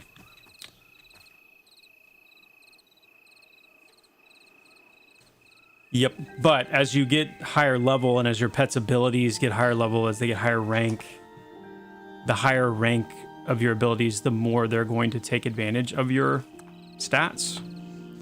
Just like player abilities do now. And then mastery, you can push that even further. All right, let's go ahead and summon some armor for our Fury as well.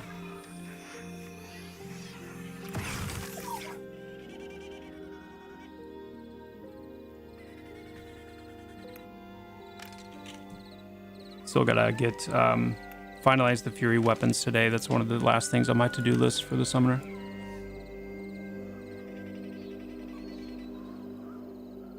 And we're gonna go. Let's actually. I'm gonna wait and put the force amp. I'm gonna wait to do that for right now. Do it before and after.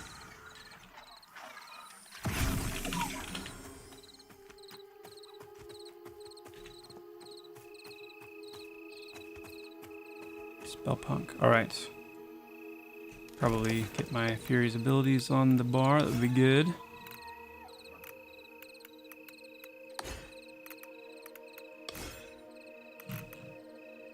Okay.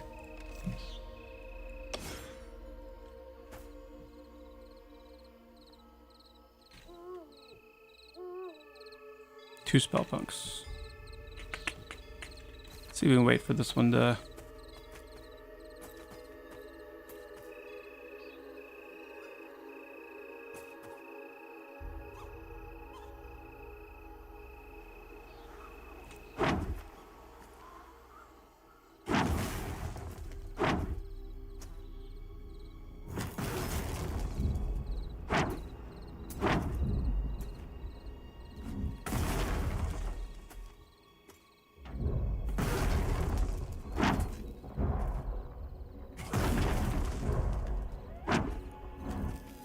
I'm going just all pet on this fight. Not even going to use any of my own abilities. Except for that one. Okay.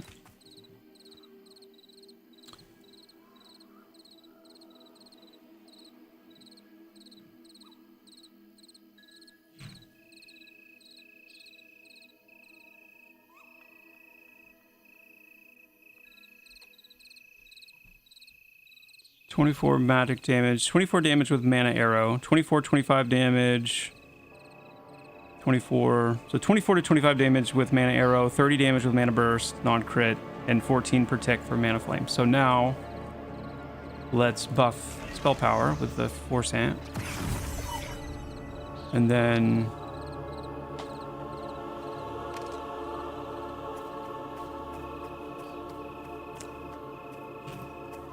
back up here.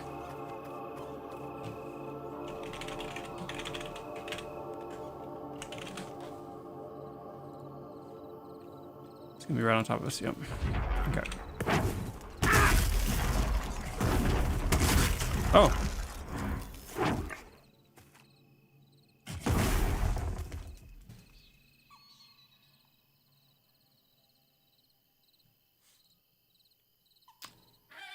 Hold on.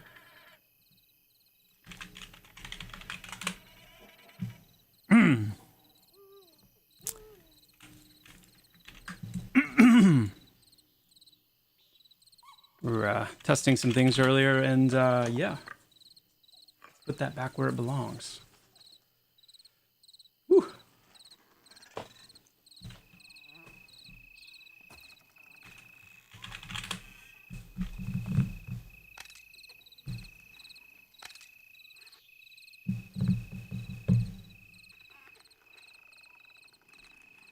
My main problem with PvP as a main focus is that it makes other players who are presumably not your friends the main source of content. Yeah. Yes, Jockle, we will remove the superfluous UI elements. Yeah, we're going to be cleaning up the UI display as well for players and player group window to focus on the things that you know, the things that you need to see.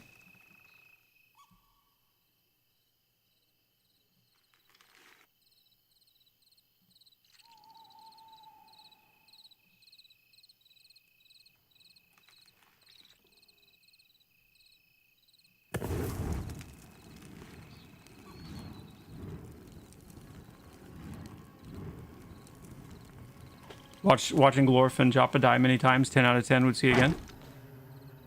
I don't know what you're talking about.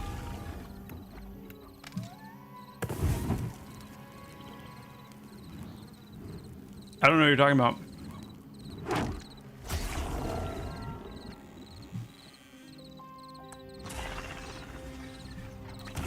Let's try that again, huh?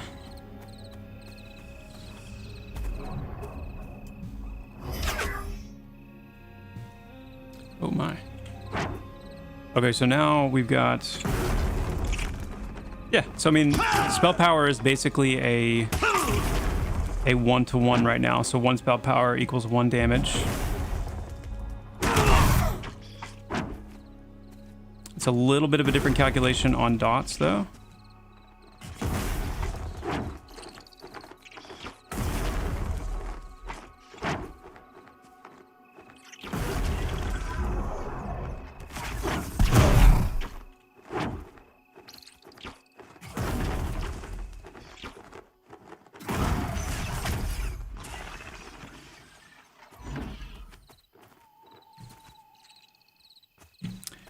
And the cool thing about Mana Burst, this big guy here, is that as your spell power increases and as you're, buffing with like the Force Amp, if you're choosing to use that one, Mana Burst is going to get a spell power multiplier bonus as it gets higher level, so even more damage.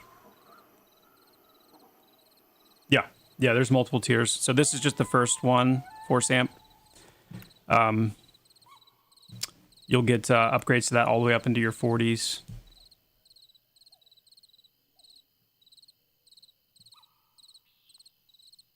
And we'll take a look at like the level 50 pet with all that stuff here in a bit. Kind of get a sense of how that's all scaling up. Okay, so we'll go now to level 14. We're going to get upgrade to our AC buff. A bandage upgrade, bandage summon upgrade. Lots of pet ability upgrades here. We get our, let's see, where do we actually want to jump to next? Maybe we could jump up to 20.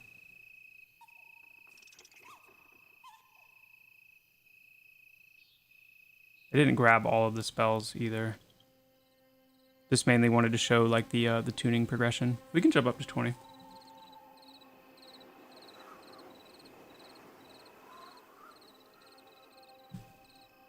We jump up to 20. That's when we'll get, it's another 10 levels. So we'll get the Undyne pet, but then we'll also get upgrades to our. Get the upgraded Fury and Zephyr.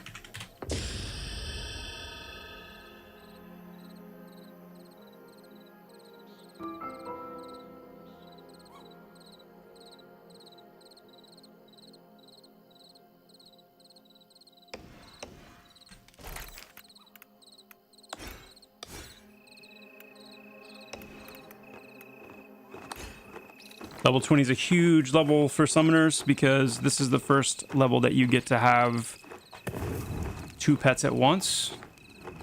Either the Fury, the Zephyr, or Titan plus the Undyne. So we have our 2 pets. That's sick.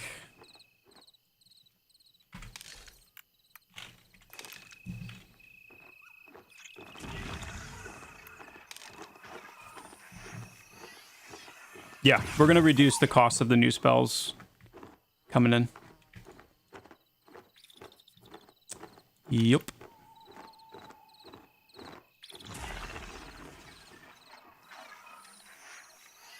Only devs can see that right now, Vivisect, but we're planning on rolling that out to everybody during EA.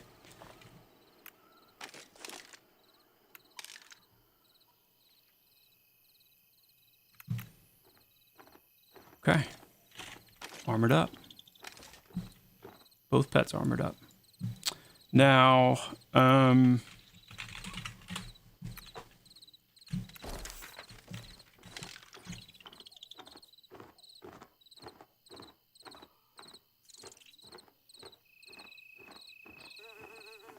need to go ahead and do our...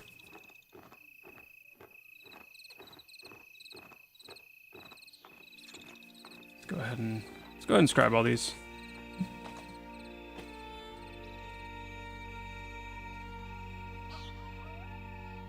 Yes, it is an EA. We are in EA right now. Indeed. As a non-mage player, what do the different pets do? Well, you have 2 main DPS pets. The Fury, which is a magic damage. And the Zephyr, which is a physical damage pet. And the magic damage pet's a spellcasting pet. They attack from a distance. And the Zephyr is as a physical damage pet, they attack up close. No, the summoner pets cannot equip normal weapons. They can only equip like Archamental based weapons.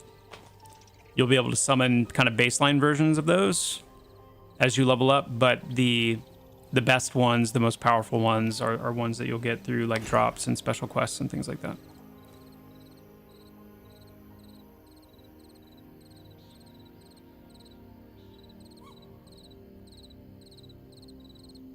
Oh, at level 20. So at level 20, you also get... so summoners get a self-invis now. Rift Shroud. But then they get, at level 20, they get... they can summon motes of... a mode of clouding that they can trade to other players. That's a clicky invis. Like a consumable invis. Like an invis pot. I was... Will pets survive AoEs? Yes. Pets are going to take, in general, they're going to take significantly decreased AE damage. Just across the board. That's one of the changes we're making, just to help pet survivability. Yeah.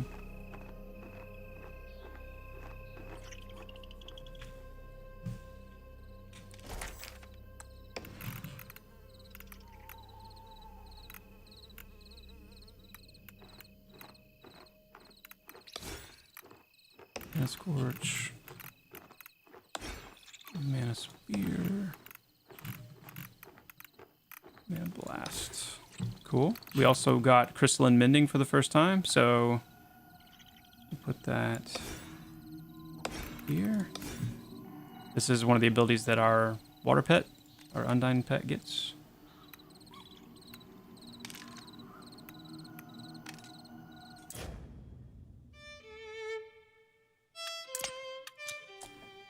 That felt like a bug.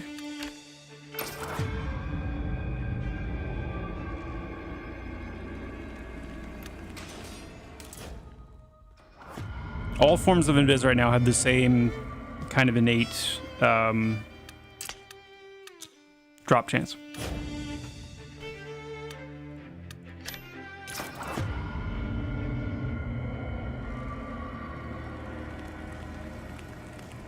You can't have 2 DPS DPS pets out at once. You can have one of your DPS pets and the Undyne out at the same time. Or you can have the Titan and the Undyne out at the same time. So you can have wind and water, magic and water, or earth and water, but you can't have any two of the other kind. So this is interesting.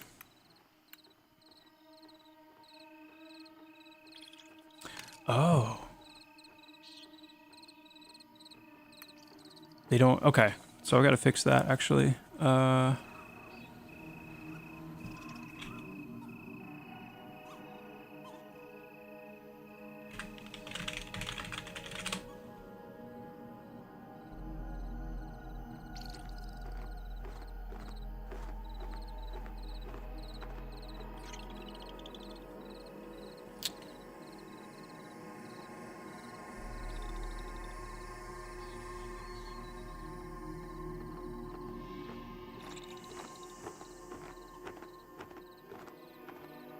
So is it just the scroll then?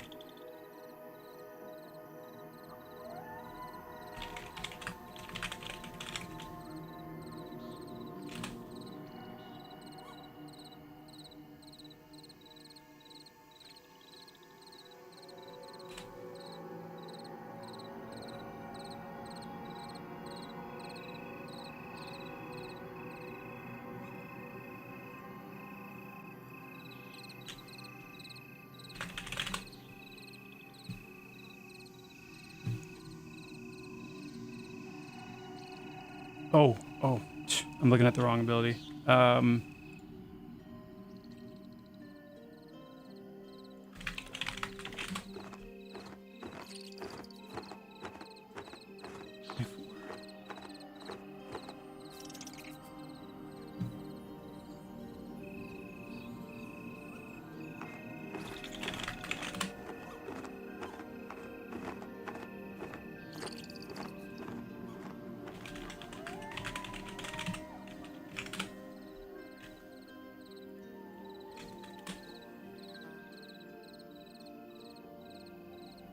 Yeah, that doesn't matter because you don't, so...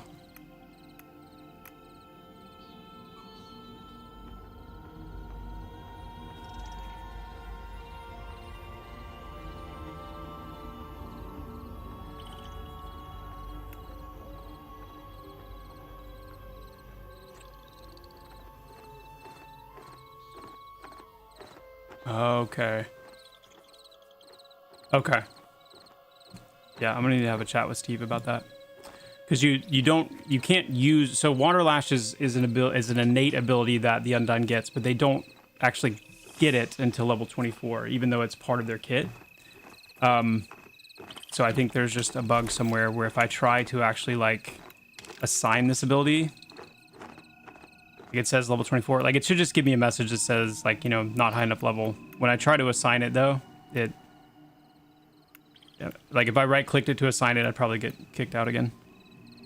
And, of course, because we're testing, I'm gonna have to try it. No, okay, it didn't. Nice. All right.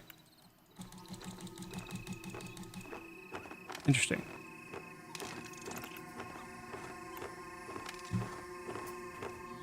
I'll have to try that again fresh.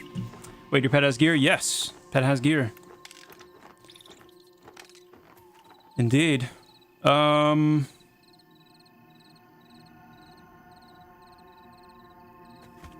Now, let's do some tests here. Let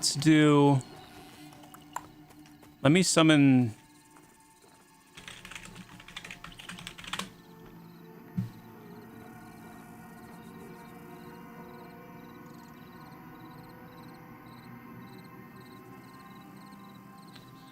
Wait a second. Let's actually go over there. Do all 4 pets share a set of gear? No, they are geared independently.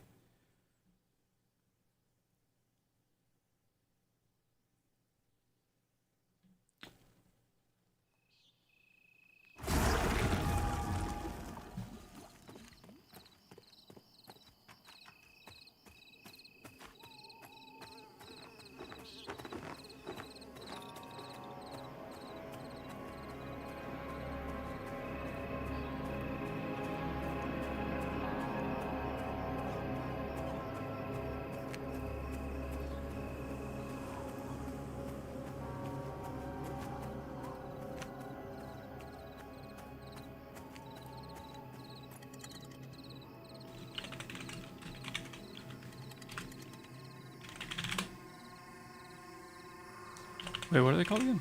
I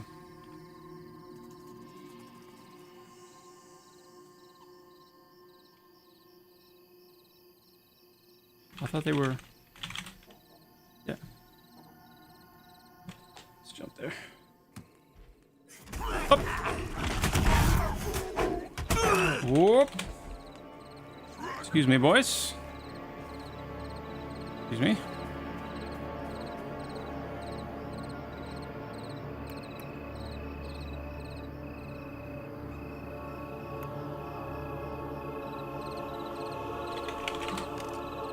Where are you guys?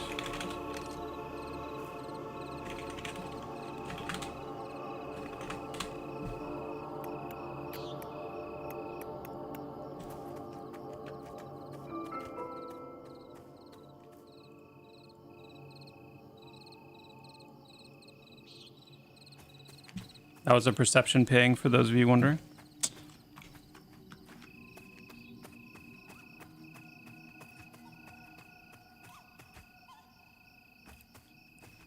Okay. So first we're going to try this. We're just going to do this as a we're just going in.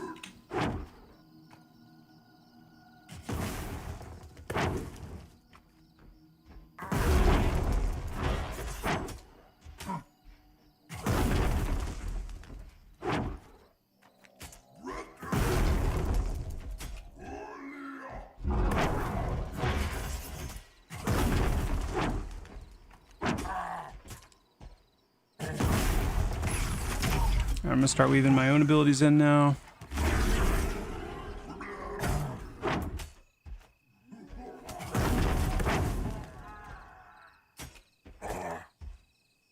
Did he resist mana flow? Is this not landing on the target?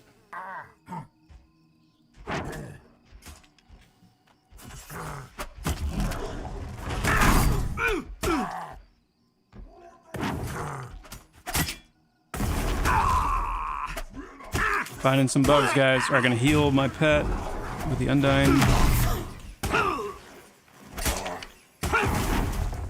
Maybe I should have saved that for myself. But we have an issue here. We have this is not landing, and this is not casting, which and this is doing. Hold on a second. I'm just gonna do a big old fat reset on this zone. Goodness, I'm way behind on chat, by the way. Love all the work you and the team are doing on classes and the core gameplay. I still have concerns with the art. It's very disjointed between the realistic and cartoony, and probably something I can get over with everything else being a really enjoyable game. Yeah, I mean, it's. I think we're definitely trying to like lean more towards the realistic side of stylization. So when you see something that looks like really cartoony, I'd be curious like what you guys feel like that still is at this point, because we're definitely trying to hit that note of like stylized but a little bit more on the realistic side.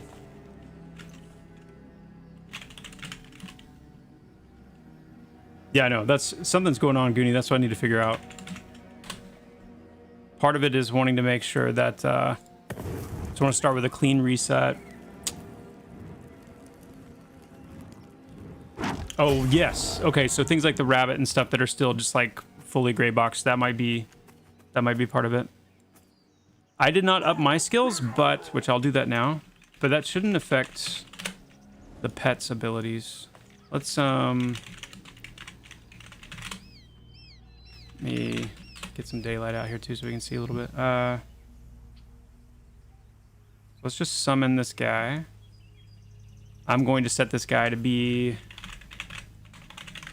stunned, so we can just wail on him a little bit. So first of all, okay.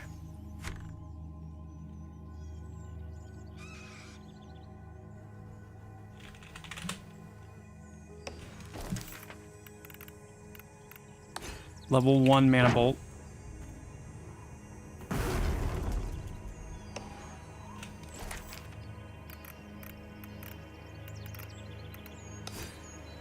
Or rank 1 mana, yeah, rank 2 mana bolt. Oh, I know why.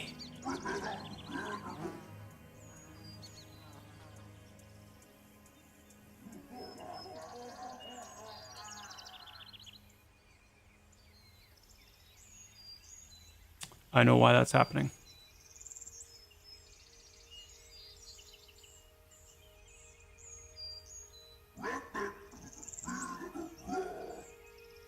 I'll show you why. This is still, so this is the other thing on my to-do list today, but it is partially waiting on some programming things. So we got our Aether Gauntlets, right? All just like the Zephyr, there is a combination of contribution from my stats and weapon damage when it comes to pet ability scaling. So if we factor in, so we've got, we'll just do primary right now for quickness. So if we want to, let's see. Let's create the rank 2 version of this.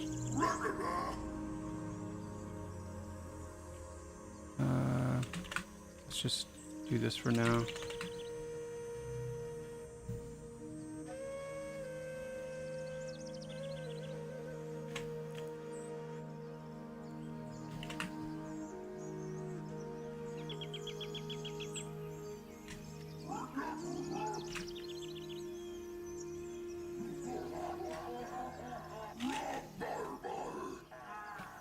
And then we're just going to match the scaling these guys.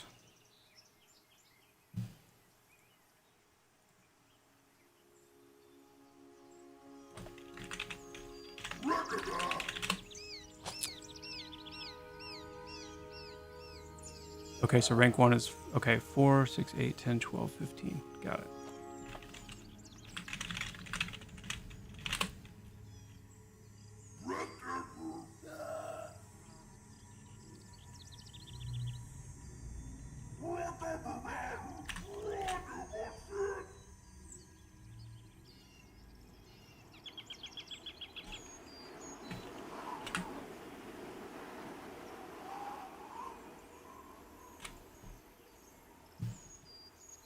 Okay.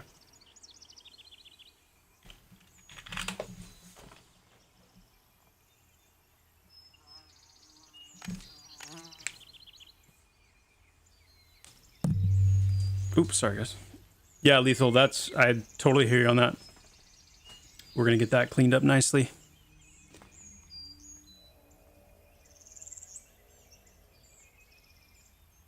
Yeah, Skiatch, yeah, that it's coming for the Undyne.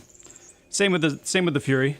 That's actually part of what I'm testing right now, is part of what's planned to give the Fury some more activity that it's doing instead of just standing there waiting on an input from the summoner. All right, so let's get our Fury back out. Let's set up our test environment here again.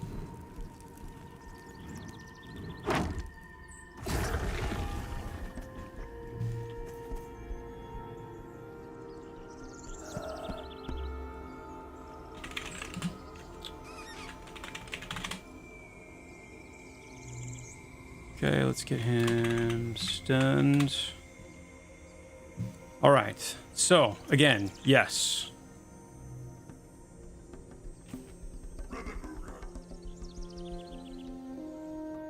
Actually create a macro for this.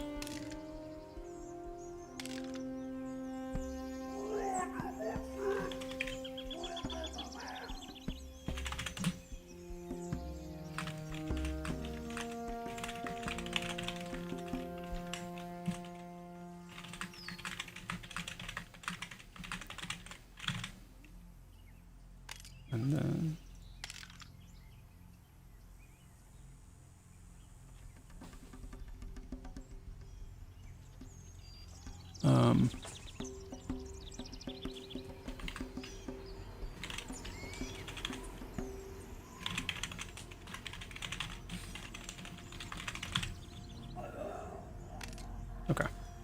Okay, so with no weapon equipped, no weapon damage at all.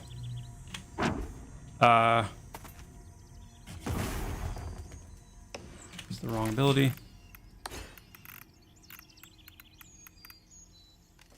Mana arrow.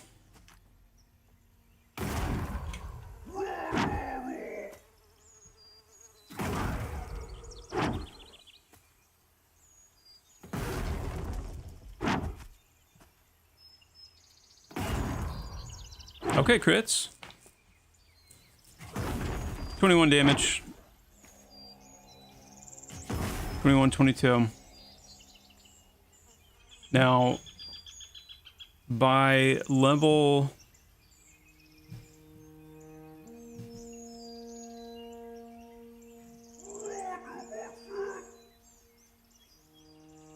So we would have... Well, let's go ahead and get the... Let's get the Aether Gauntlet, the first one, equipped.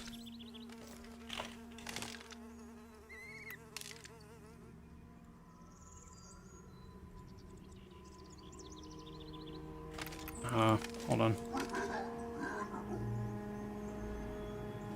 Guys, you gotta hold on. You gotta hold on a second.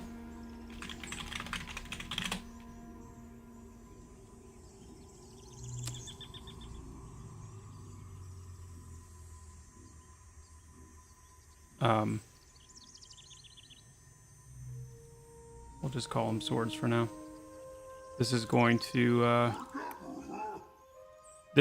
we need a wand.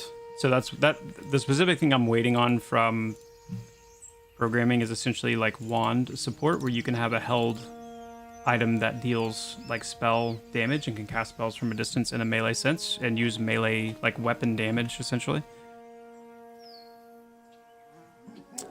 Primary hand.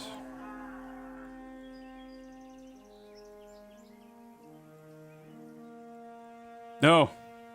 Do not go down.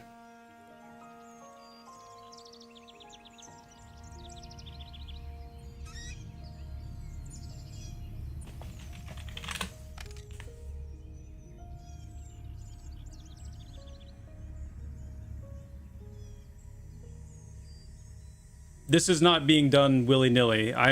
These are all numbers that I know by heart because I've been working on the summoner so much that were fed to me by Fusoya, which did it in a spreadsheet. Who did it in a spreadsheet? Yeah.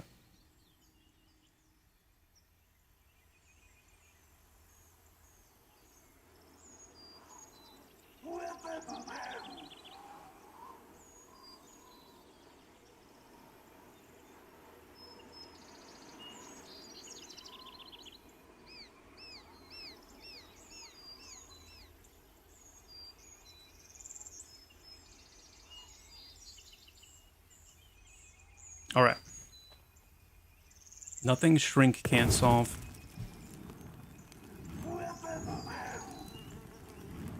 No, the Undying Pet can heal other players too.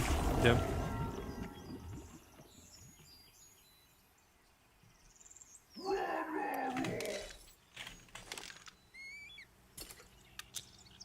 Let's just summon fresh ones here. All right. Pet weapon acquired. Summon our orc. Oh, come on now.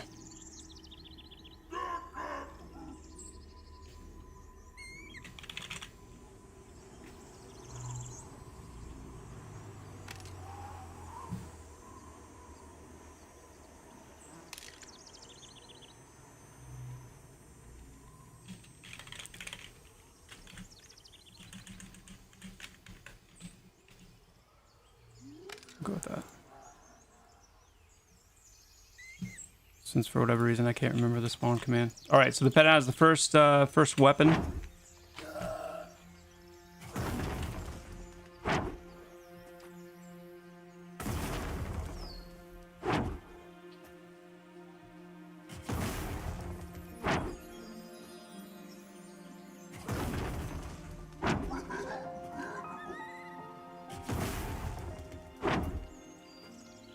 Let's bring in the other things as well. I don't know why this... I've still got to look at that too. That's not casting. Let's try the second weapon.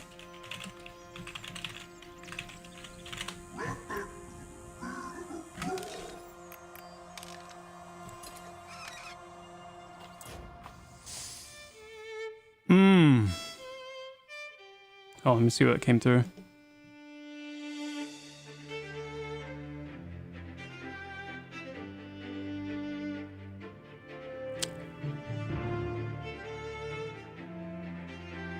Oh, okay.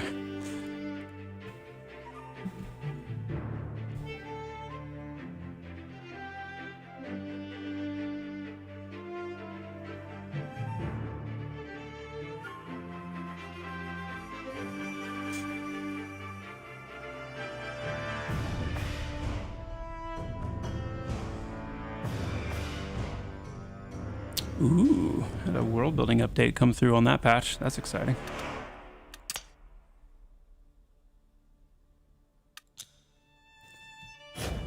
What's up, Black Fox? Good to see you. Good to see you.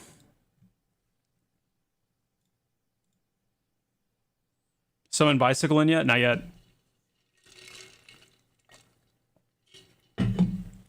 Why does it seem so dark in this room?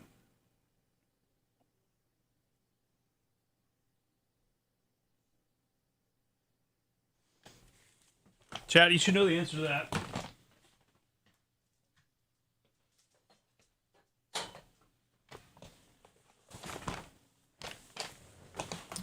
That's a little better. A little better.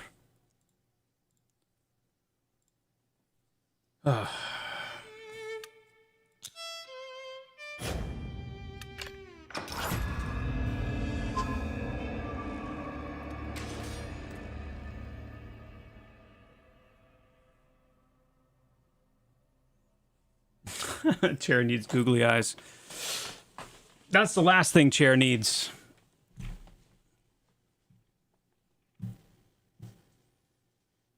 Top 5 EQ name and surname combinations.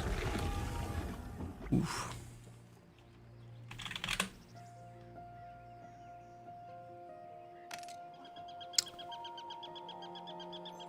I know my very first cleric character when I was like 15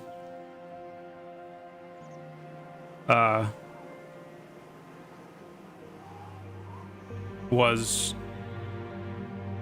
Narian Justbringer. Narian Justbringer. What does Justbringer mean? I don't know. I don't know.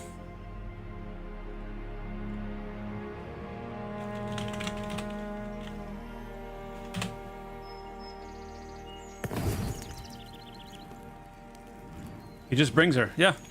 That's... I never really thought of it like that. I guess that's it. He just brings her. Mm-hmm. Mm-hmm. Okay, let's get this other one on here. So this is our second rank. Yeah.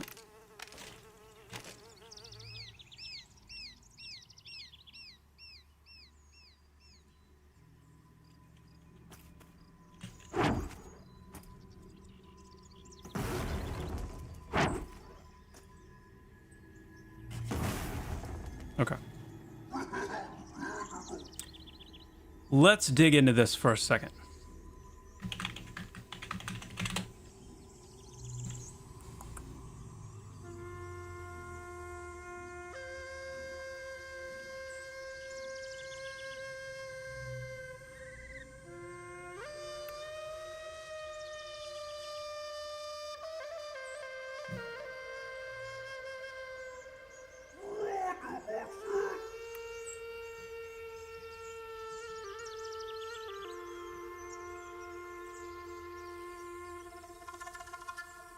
Okay, now check this out. I have 10 intellect, 7 wisdom. The 4 stats that right now matter the most to magicians, summoners, whatever you want to call them. Yes, I just said magicians. Pro streamer, yes. I know you guys only see me, and by I know, I mean I'm just realizing that. What the stats that matter most to summoners are intellect, wisdom, charisma, and constitution. Those are the 4 stats that mean the most. I have very low of all of those. So, here's what we're going to do.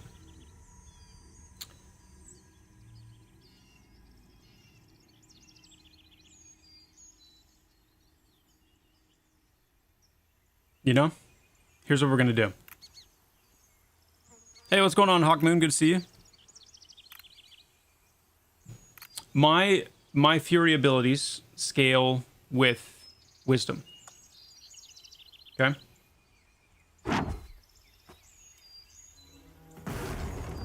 So I've got, I've got this weapon now, this upgraded, baseline weapon. I've got, the 3rd rank here of Mana Bolt. Let's see what happens. I have 7 wisdom.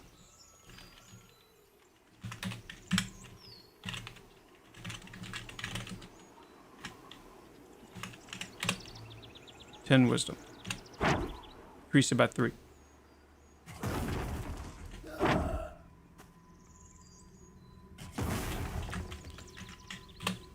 $13 wisdom.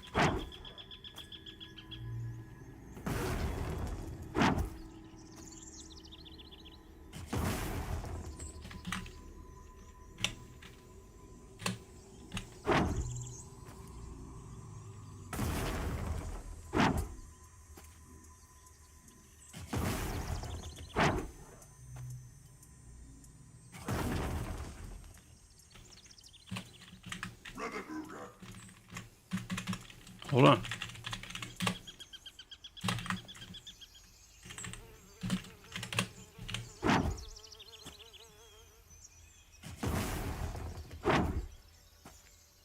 Intelligence increases my overall mana. Intelligence also feeds into, like, some of my personal abilities.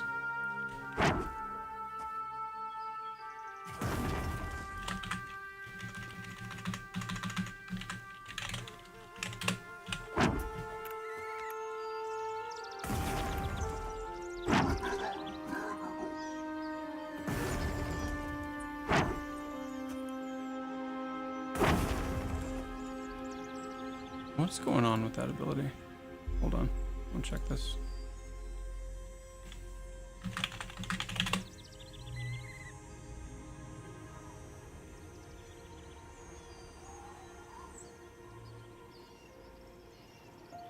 This is Mana Flame, right?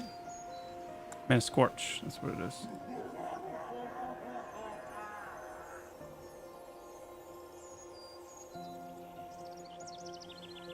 Yeah. That's right.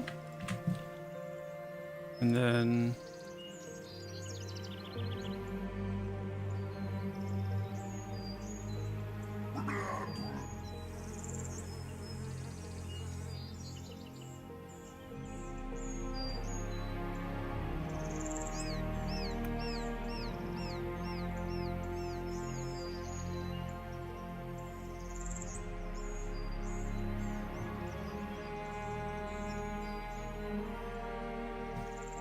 Oh, wait.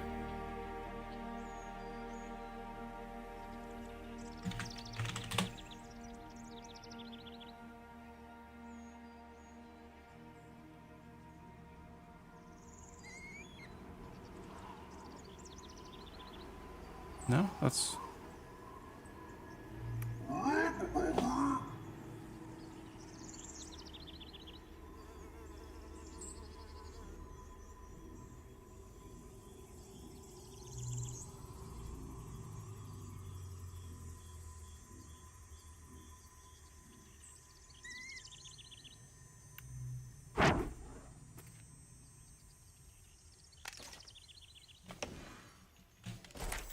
The other one was working. Yeah.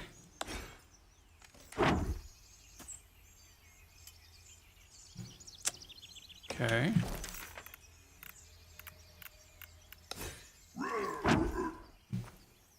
But that one's not.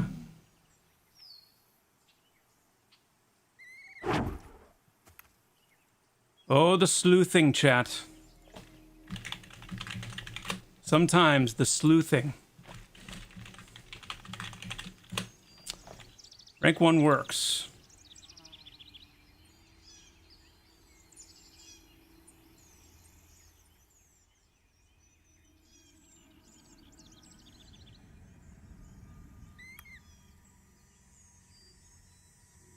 Yes, correct.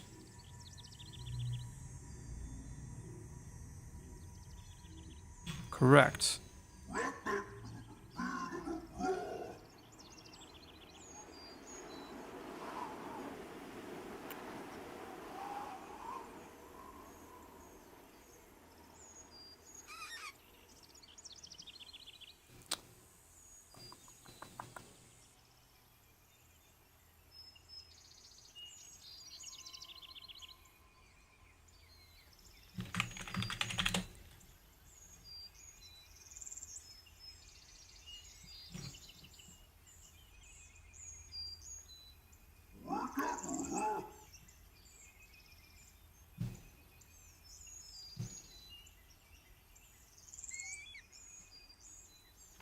Okay.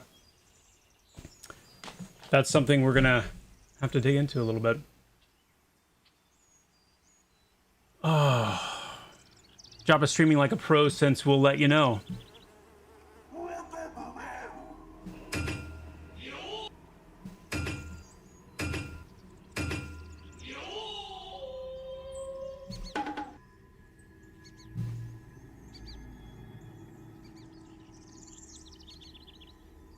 We're thinking about doing that, Flange. We're still considering doing that. Giving players points on, like a point on level up that they can, or not on every level up, but like every 5 levels or so where they can choose to spend a point here and there.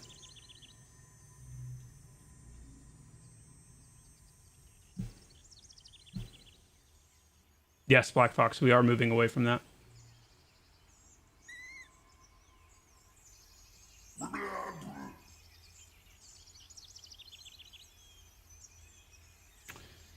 Hey Joppa, any possible chance you would consider something like random events similar to the old school RuneScape ones? They'd spawn during crafting, gathering, skilling, or AFK in towns. There were some really cool random ones I recall off the top of my head.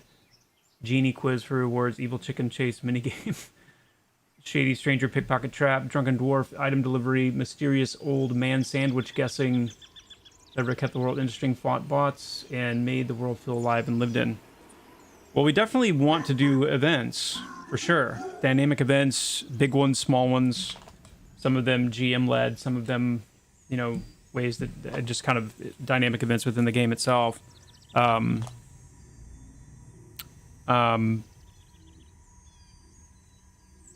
The flavor of them and the theme and the tone of them, you know, may not be quite that silly.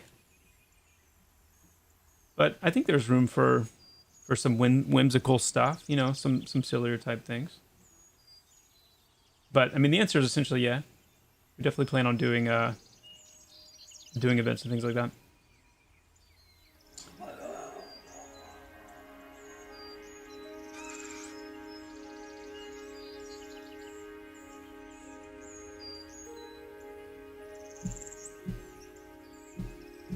We definitely want there to be a rhythm and a hum to life, you know, in the game, and a lot of lived-in activities that villages do and towns do, and things that happen in the morning, in the afternoon, in the evening, traveling, you know, NPCs that show up, and sometimes they're, you know, in a mirthful caravan. Sometimes, you know, it's a little more ominous. Traveling bards and storytellers, and you know, things. I think things like that are awesome. That definitely needed, and having things that people can engage in, like events and little mini games and stuff like that, I think would be pretty cool to do. It's definitely, I mean, these are things that I certainly imagine as the game grows and expands, you know, being able to get more and more into stuff like that, for sure.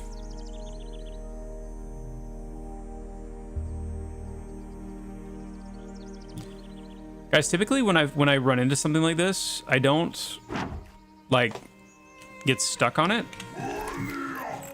But this is really bothering me. Like, this is one of those things where it's like, I'm usually pretty good at picking up like where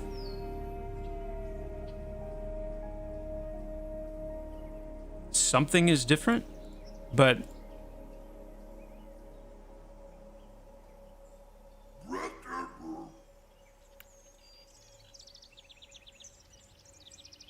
wait.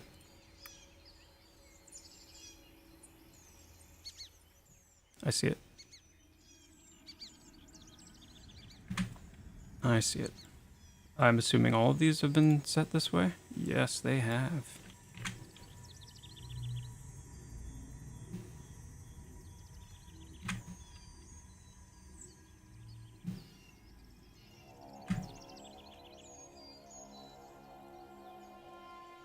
Okay.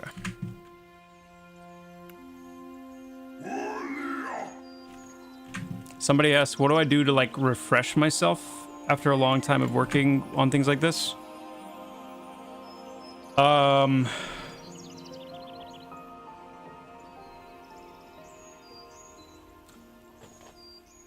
Great question. Let me scroll up and make sure I read it correctly. What do you do to be refreshed every day when doing this type of work? You go on hikes or anything? The answer is my children, honestly. They keep me refreshed. Yeah. Okay, let's... Actually, wait, I'm assuming the other one's set up... Okay, I think I know how this happens, I think I know how this happened. Yep.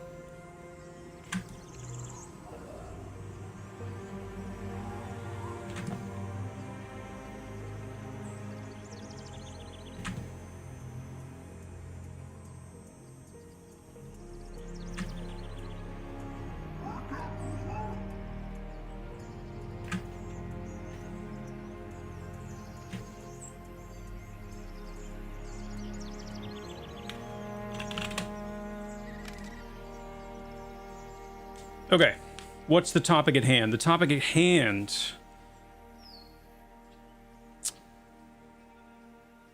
Great question, by the way, Begome. Hopefully I answered it satisfactorily. My head's kind of like was locked in this place of trying to figure this out, so I'm not sure how cleanly it came out, but it was a great question.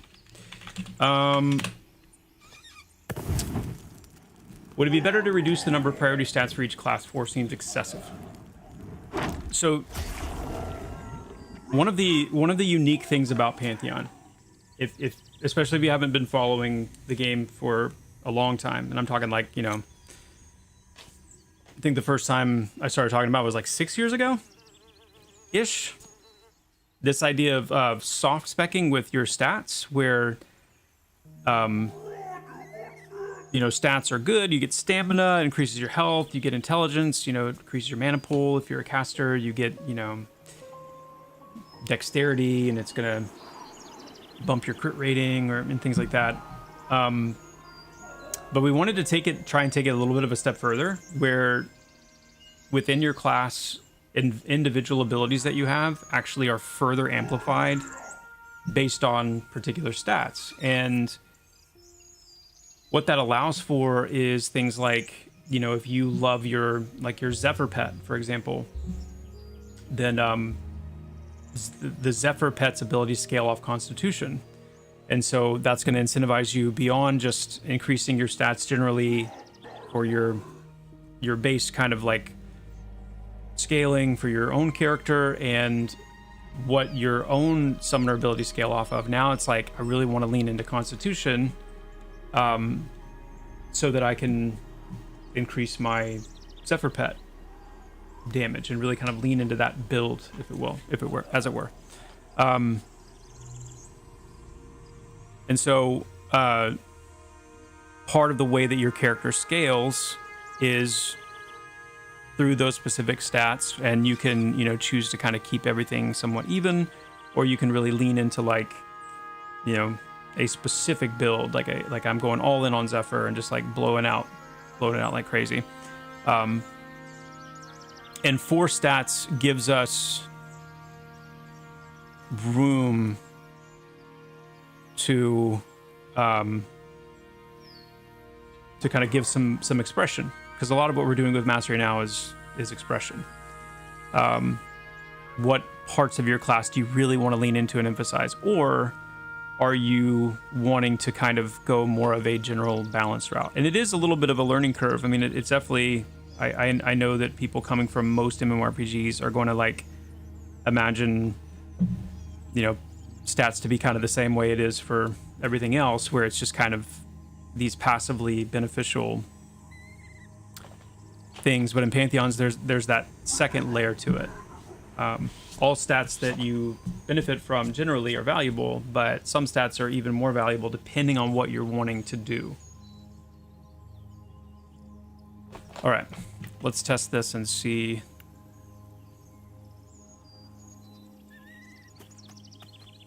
Should all be working now. Yeah. Oh wait, that's the original one. But now at least this one's working too, though. Boom. Okay. Let's actually get our appropriately leveled one. And a Scorch. Okay.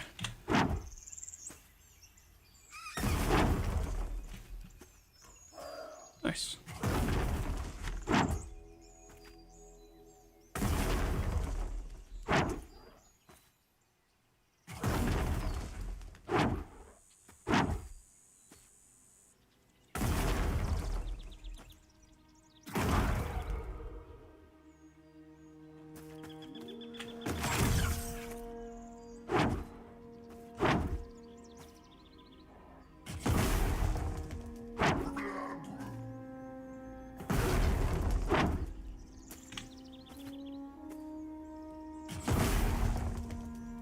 No, the pet does not use a lot of the player's mana.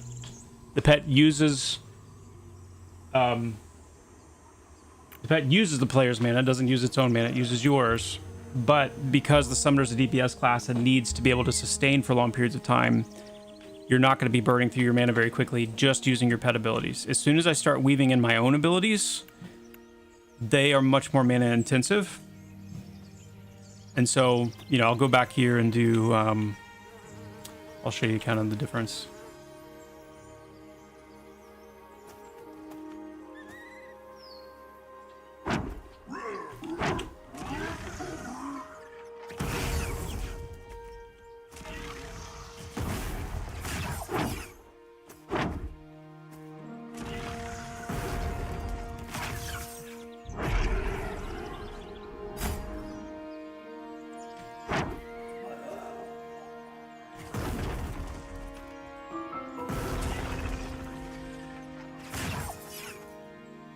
Use a mana bomb.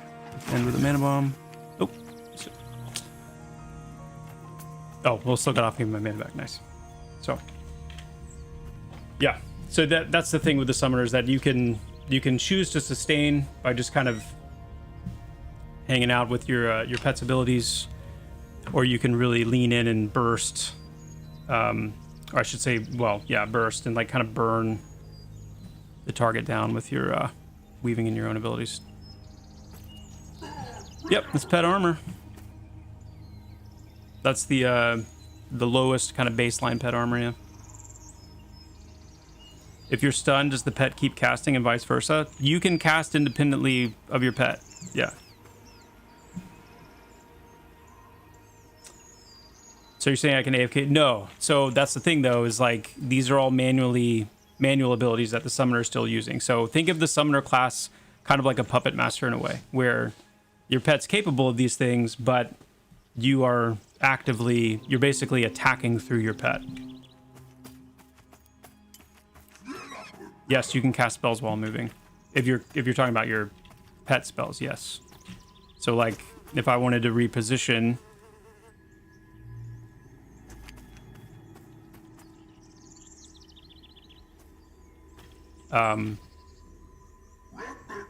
You know, I could go ahead and have my pet engage. I could move over here, reposition completely, tell it to stay if I wanted to, and have it cast from over there. And I could, you know, move completely over to this side, because it's totally about, like, there's a total disconnect between your abilities that you're casting directly versus your pet. And I can even cast at the same time as my pet, just like I can move at the same time.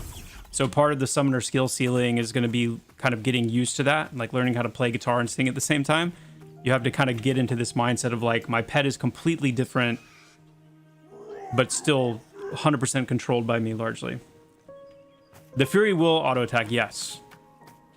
That's on my to-do list today, is get the Fury pet auto attacks done and work with Steve to get that in. I do too. I like the pet casting the waving in the air. Did we scoop up any AOC devs? Unfortunately, no.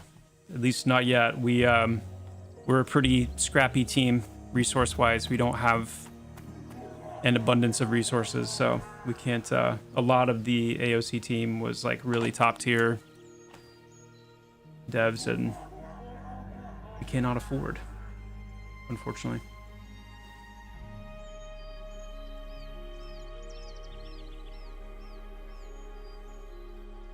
What would happen if the pet was too far from the mob? So if the pet's too far from the mob, the pet will move into range. Follow me, please. Follow me. So if I'm, like, over here and I want to attack this target,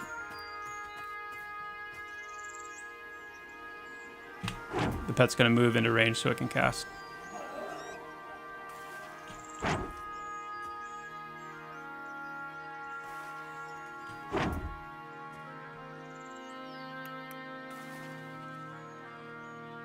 Some money's better than zero. They may take less now. Well, that's true. I mean, a lot of it comes down to just, like, what I mean by that is we have to have budget for it, even to approach it, you know? I'm not saying that that we wouldn't necessarily be able to afford someone, but we have to wait until we have the budget for it.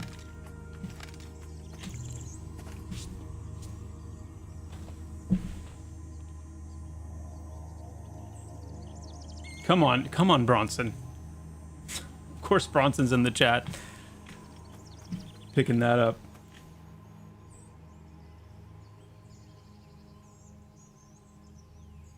No, the OG, that is the one exception. So all of your pet's actions and your actions flow from you. So if you are currently casting one of your own spells, you cannot cast one of your pet spells.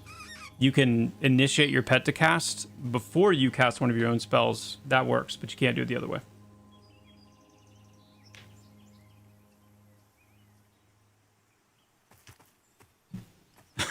I know. You mean you don't like looting everything individually? What? How could you not? All right, now let's get to the part that everybody is waiting for, okay?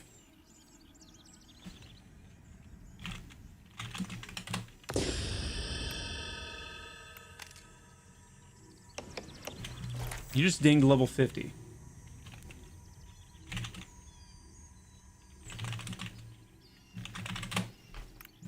You bet, OG.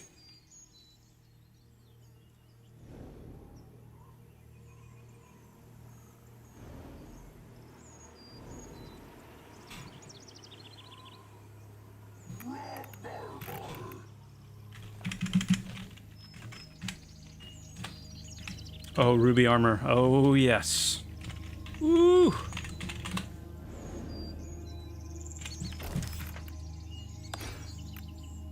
Apex. Archamental.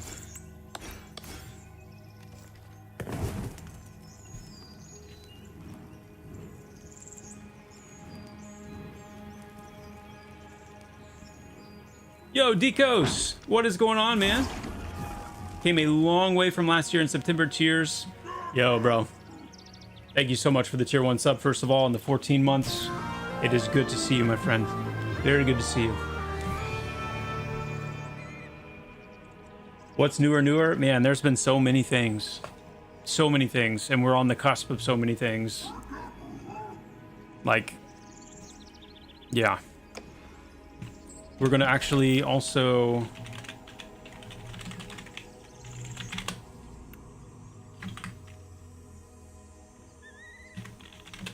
We're going to go ahead and get our armor upgrades. For our, again, this is just baseline summonable armor. There is like a gap filler if you haven't found anything better on your own yet. These are a lot thicker than they were last stream, so these have actually been tuned now to have the appropriate stats for what we want, you know, at max level. So you got your pet up now 1300, a little over 1300 health now at max, with also pretty respectable armor.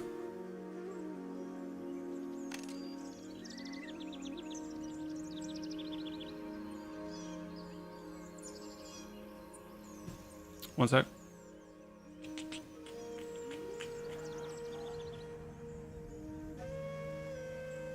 My playtime's sporadic and often short, so meaningful solo progress is very important to me. I've appreciated recent changes like the removal or reduction of elite mobs, which feels like a step towards better solo accessibility. However, mid-game still seems heavily group dependent. Is improving solo-friendly progression a long-term focus, or should players like me expect the game to remain primarily group-centric? Somewhere along the way, group-centric started being interpreted as group, like forced grouping, and forced grouping is not the goal. The best way I know how to answer this question is that we want EverQuest to kind of be the true north here in terms of what the game feels like across the level ranges. And that means that even when you get into the higher level game, we want, you know, players with the right skill, with the right gear, and who are playing specific classes, because some will be better than others, to be able to do whatever they're going to find themselves capable of doing. What that means is I don't have a problem with, you know, a level 40 summoner finding ways to, you know, by themselves take on stuff inside of, you know, the new, like the Wild Mound Cradle. I don't have a problem with that. And again, I look at that based on what we saw with EQ and how well that ultimately worked, because it didn't detract from groups doing things. And in some cases, a lot of times you would have people play classes specifically because they loved playing MMOs solo. And there's this fear, I think, that people have. And I think we forget that solo does not have to mean like on rails like WoW solo, where I'm soloing from level 1 to 60, and I'm going from hub to hub to hub, and I have all these quests all on the way that I can easily do by myself, and I level fast doing it that way, and I have all the gear that I need doing it that way. And we forget that, like in the games like EQ, soloing was much more about being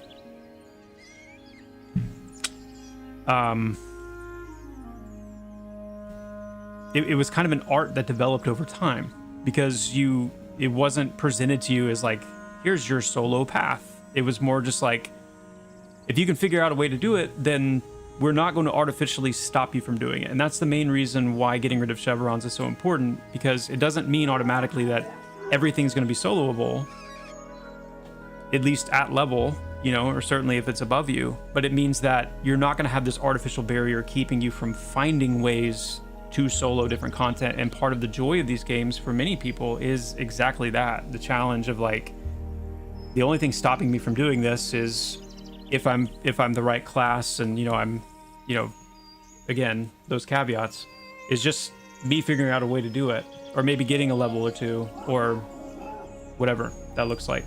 And another thing that the community really called out that I think was very astute back before we had decided to get rid of chevrons, or like elite NPCs versus non-elite, is they called out the fact that you didn't have you didn't really have organic group forming going on in Pantheon like you should, because it's when you have people that are soloing or duoing or whatever inside of a dungeon that you have the ability to fill groups and transition people into groups much more readily, because you've already got a bunch of people there anyway.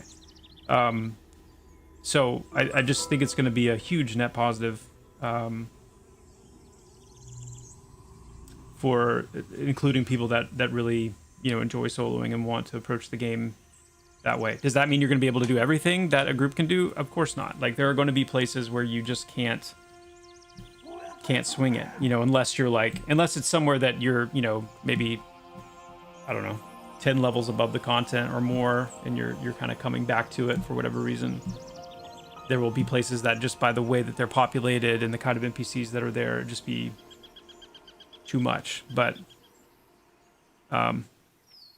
grouping will certainly be safer. Grouping will likely be more efficient, and, you know, just more social.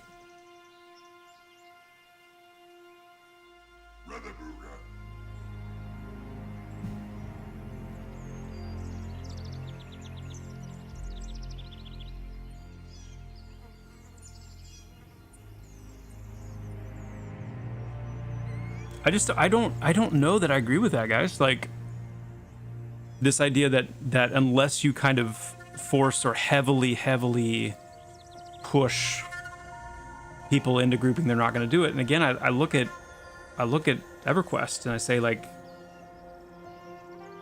I soloed a lot in EverQuest.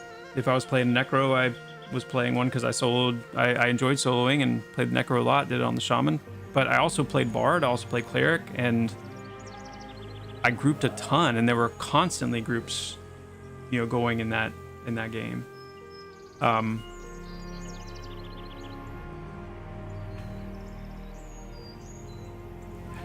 Just, yeah. Adding Iron Man like RuneScape. What's Iron Man? What is that?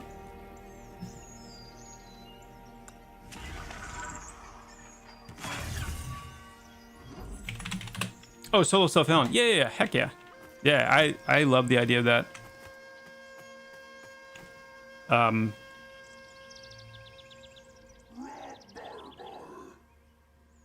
Okay, so it's not just like a self-imposed thing. It's like you actually like flag this character to be a solo self-found character. So like you're yeah. I think that's cool.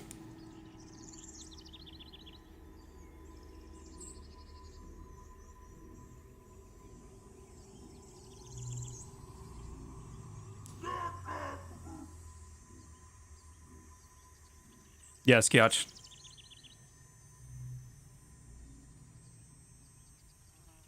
Yeah, extremely class dependent.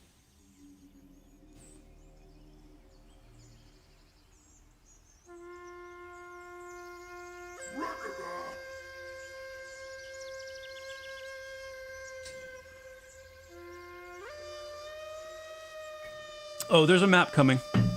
Yeah. I haven't said anything specific about the time frame for it, but we will absolutely be having a map. We're not gonna have a mini map, and you know, it's intended to not be, you know, we still want players to kind of like make to a degree, but we definitely will be having a map that you can pull out, open up, and yeah. It was a different time, I agree, but I don't think the answer to that is to force grouping. I just don't. All right.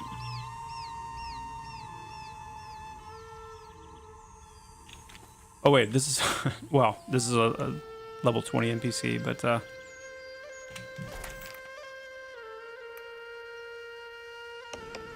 wait a second. Oh, I picked the wrong abilities, didn't I? Whoops.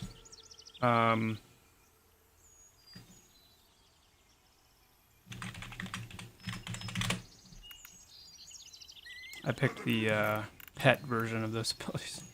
Okay.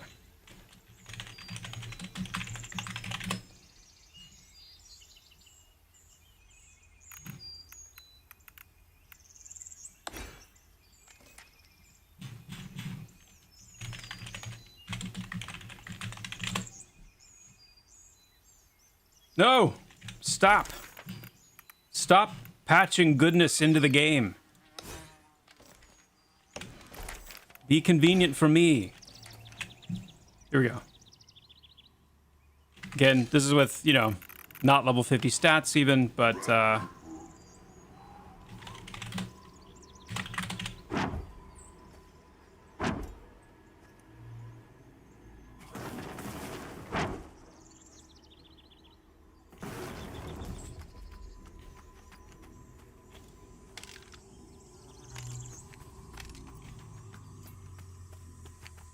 let's go to, let's fight something. Let's fight a Chevron.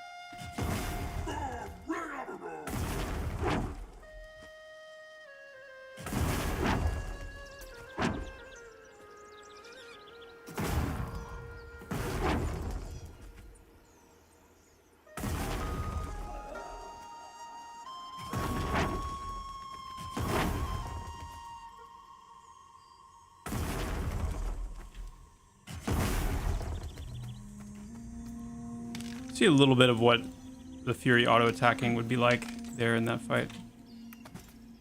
I'll just show it one more time. Not exactly what it's going to be like, but it's close.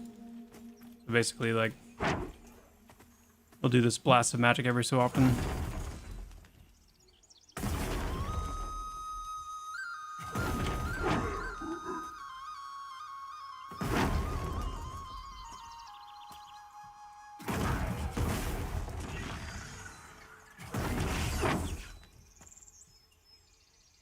Yo, what's up, Calico? Good to see you. Hold on, we're gonna talk more about this grouping thing in just a second. I just want to like.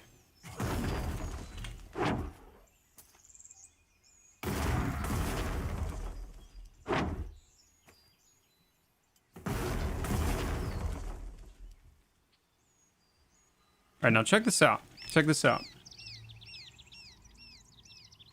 Another skull splitter out here. So the damage of detonate mana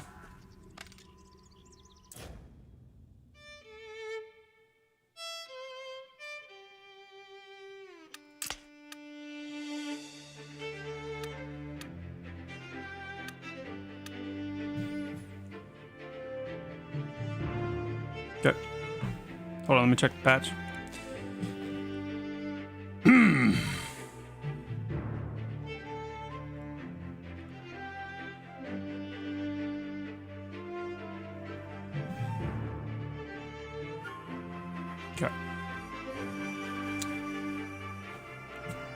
All right. Great timing. Excellent. Excellent. Excellent.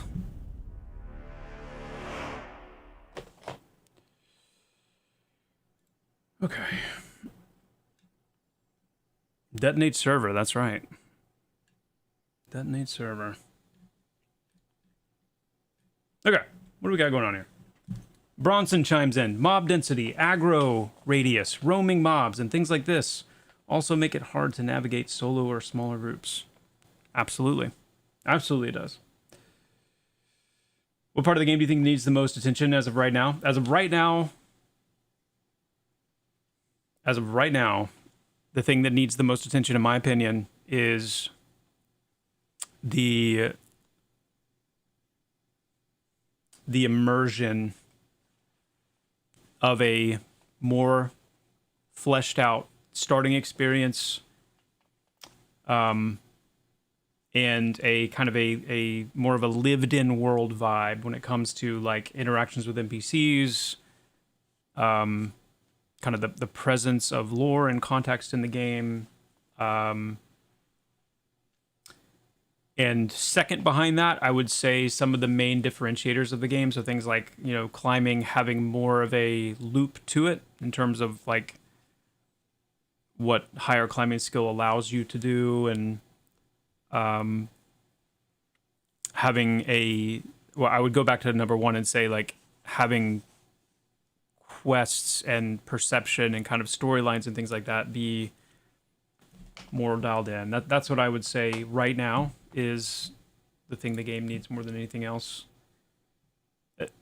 With the understanding that those other things that the game already is doing well will obviously continue to be done well.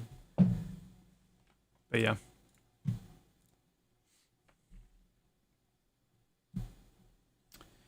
MMOs are forgetting what MMO means. EverQuest was great because of how it drove people to play together. It was very difficult to solo content. Games now like RuneScape, people play an MMO to play alone, and that's just a travesty. If you want to play alone, play single player games. The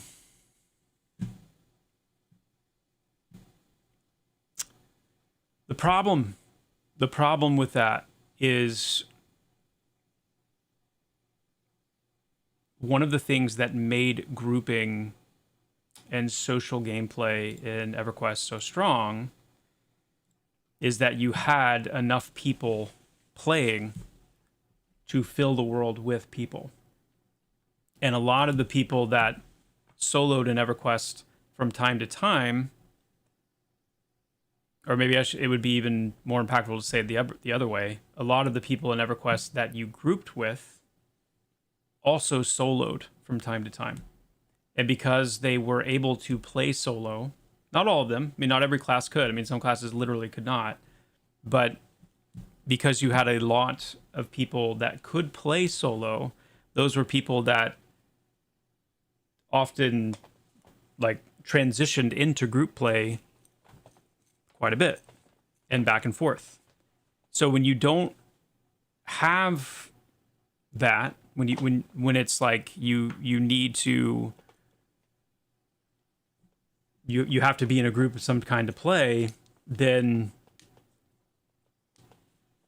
you lose a lot of your population. And and like I said before, I'm not saying that you need to cater to that population. That's not the point I'm trying to make. I'm not saying that we're trying to cater to solo play as if Pantheon was going to become a solo-centric MMO. That's not what I'm saying. What I'm saying is, like in classic MMORPGs, part of their appeal, part of the magic of games like that is because you had so much more sovereignty as a player to engage with the world the way that you, in any of the ways that you found out that you could. Another way to put it would be, I highly doubt that the original designers of EverQuest, or I should ask like Steve Clover, I could ask him directly. Like, I can't remember who, I don't think Steve did the class designs, or at least not all the class designs, but whoever was designing the classes in EverQuest, I highly doubt they were sitting there designing the Necromancer saying, yep, we want the Necromancer at level 50 to be able to solo the dinosaur in Ocean of Tears, the Ali Zusaurus or whatever. Like, that's the goal. The goal is that the Necromancer could solo the Ali Zusaurus. But they could, because the class was designed and the world was designed in a certain way where certain classes were able to find ways and work with their kits to do great things. Now, you could have said, no, we want Alizu to be only group. Like, you can only kill it as a group. And that's what we did in Pantheon before, where we were like, okay, we're going to make an elite mob. We're going to make an elite mob category. Such that no matter how powerful a class becomes, or how skilled a player is, or how well geared, they would just never ever be able to do that, because we want you to have to group to do this. And the more you sweep through the game like that, yes, it does create a very group-centric game in the sense that the majority of the content you cannot do unless you're in a group. But that has another effect, which is it pushes away anybody who, wants to approach the game differently, whether it's solo or in a duo or a trio or whatever it is. In fact, so many of my experiences that I think back on fondly from EQ were not in full group situations. They weren't necessarily solo, but they weren't in full group situations. Okay, we're back. Anyway, what I was about to say before, we're about to look at something very specific here with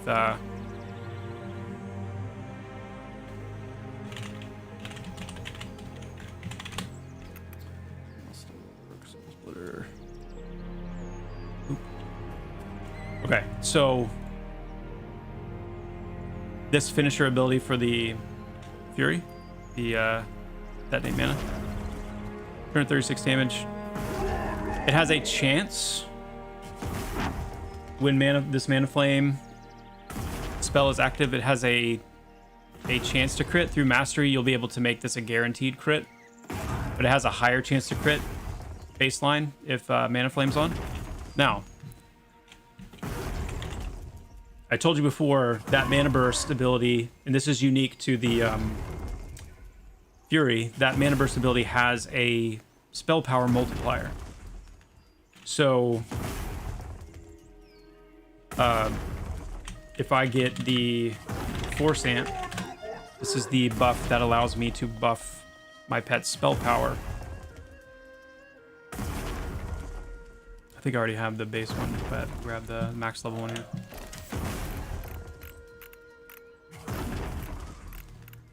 Do I have the base one? Yes. So that's baseline, and then that's the upgrade. So if I buff my pet with just 5 spell power, that's only 5 extra damage, typically. So spell power is 1 to 1. So you're gonna get, 5 extra damage on your mana bolts. Hello? There we go.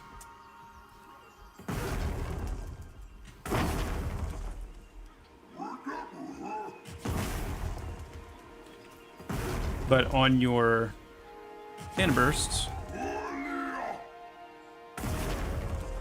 you're getting, what was the original mana burst? Do you remember? 236. So with only 5 extra spell power, we're now doing around 260. However, at level 50, you're going to have a much more significant spell power buff. So now our pet spell power is actually at 18. Let's check that real quick.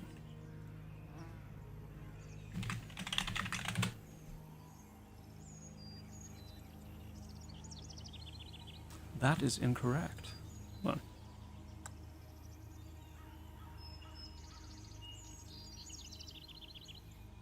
30.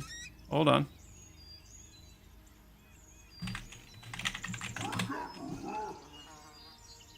Oh my. These have not been updated, huh?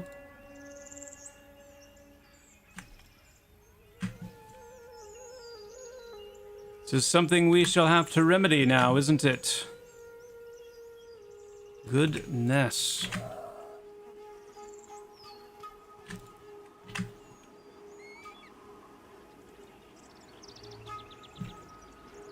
Chat, at some point, I'm going to be able to make this point and show you something. If we can continue to dodge server explosions and spell data updates, yeah, we're getting there. Hang in there. Hold on.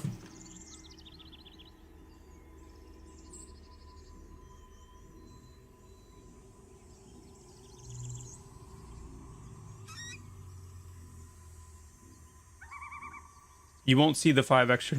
You won't see the 5 extra damage on the mana burst or the blast of mana, the little auto attack spell, because it's not piping in spell power to it right now.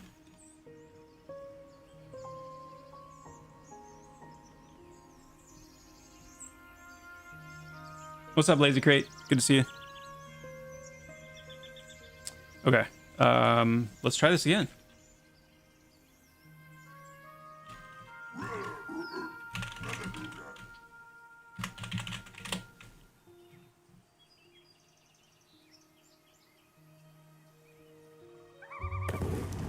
One more time.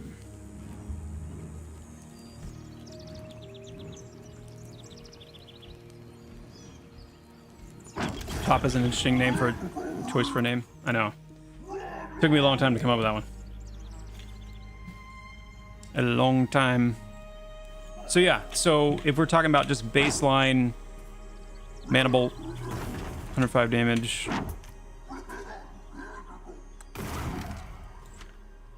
We do just a little buffy buff.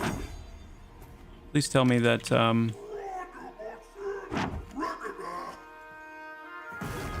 yeah, so you're just seeing just literally like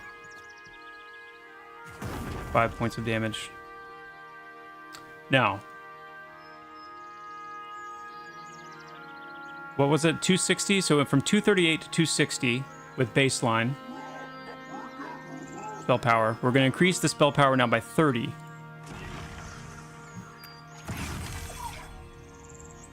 A true 30. Okay, noted. Note it.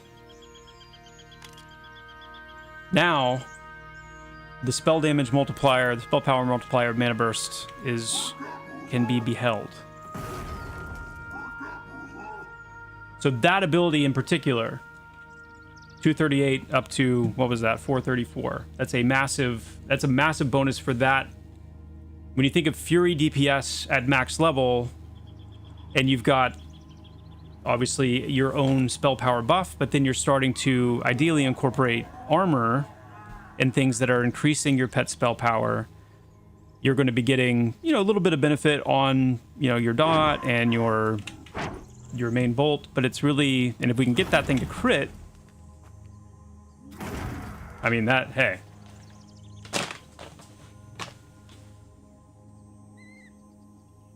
That's the kind of crits that you want to see as a DPS class. Okay? That's a nice chunky hit. That's a nice chunky hit. Very nice.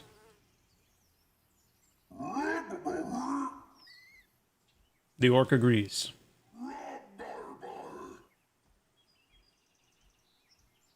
Now, Zephyr.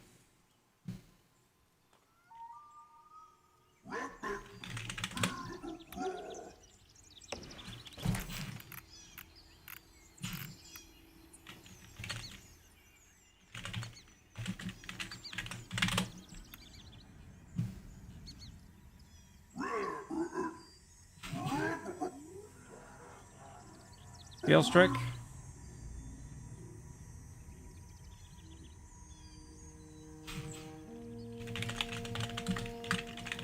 No, Gale Step.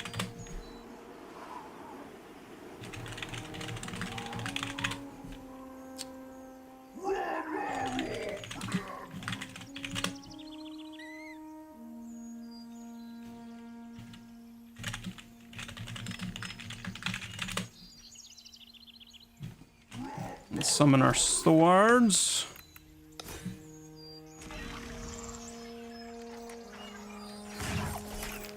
And the Zephyr.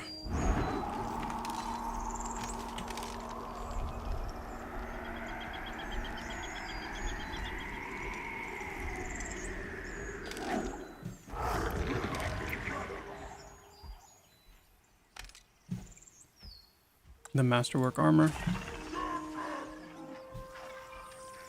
Doing the orc voice must have been fun. Yeah. Yeah, I like the orc voice. I like the little hobgoblin voices too.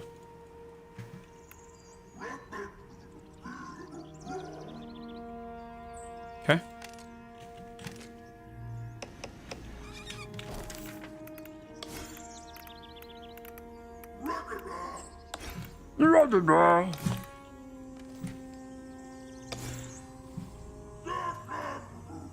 There's the Zephyr. Looking good.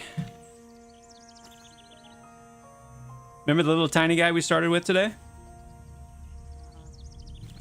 He grew up. He grew up. Oh, let me turn aggro on here. He's all grown up. All grown up.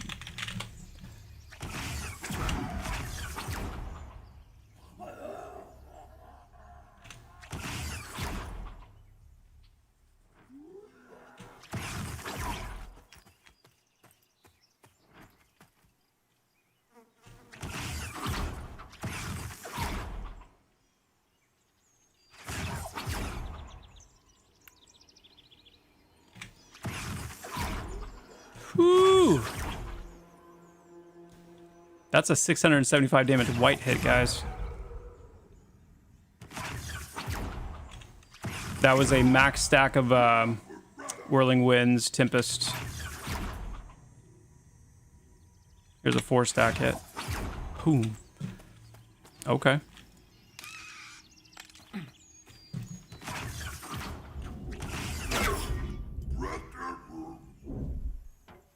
Look at these absolute fools attacking.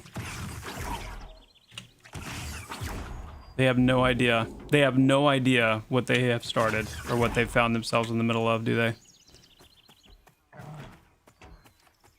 Oh my goodness.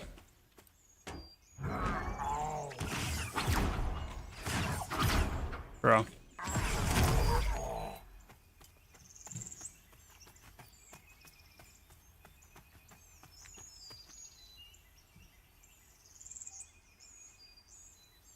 Still too small. Oh my goodness.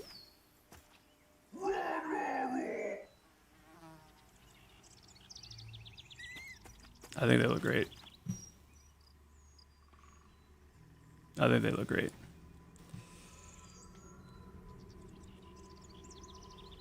How optimized are groups going to have to be to clear the group content, and will it lead to cookie cutter builds? No, so group optimization is something that is going to ramp. It's going to ramp with level, but it's also going to ramp with content type. Like, the goal is not to create super, like, razor's edge tuned group content all throughout the game. The goal is to kind of grow into that more and more. So you would have the expectation that, you know, doing like the Wild Mound Cradle or, you know, Ash Breather Enclave, places like that are going to be more difficult, more challenging than like the Goblin Caves or, you know, something like that at low level. But there are going to be exceptions to that all the way through, where we do want content even at lower levels where really well-oiled groups can, you know, enjoy the challenge and reap the benefits of that. And that'll be done through a lot of like the instance encounters and the infamy system, which, you know, we have a lot of new listeners. We have a lot of new people that are checking out Pantheon. I'm not sure how familiar everyone is with infamy. And I also really need a bio break, so this is a great opportunity. If you do feel this is dangerous, but to those of you who feel like you can explain the infamy system in a nutshell. Oh yeah, and I didn't even set my stats. We were just looking at damage output, and I hadn't even set my stats, guys. So, okay, I can hold my bio break real quick. We can hold infamy talk real quick. Let's do this real quick, because I think that's important. I was just talking forever about how important the soft specking was. So let's say I'm like super into my Zephyr, right? Like I'm like a Zephyr simp. As a summoner, I want my Zephyr to be like just that's just all about it. So I've specifically tried. Let's see. Hold on.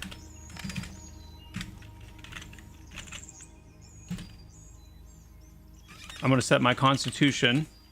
I'm going to spell it correctly first. Let's just do like 45. That's still reasonable. So out of whatever my other stats are, right? Whatever my other stats are, we'll go 48. How about we go 48? Just to be crazy. So here we go.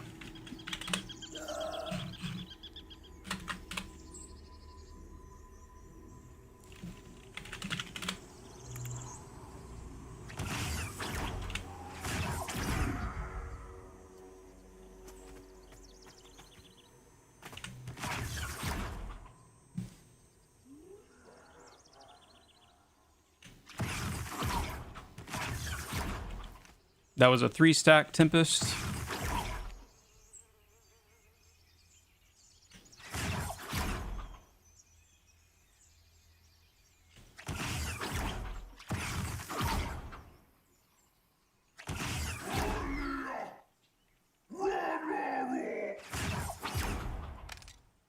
Five stack.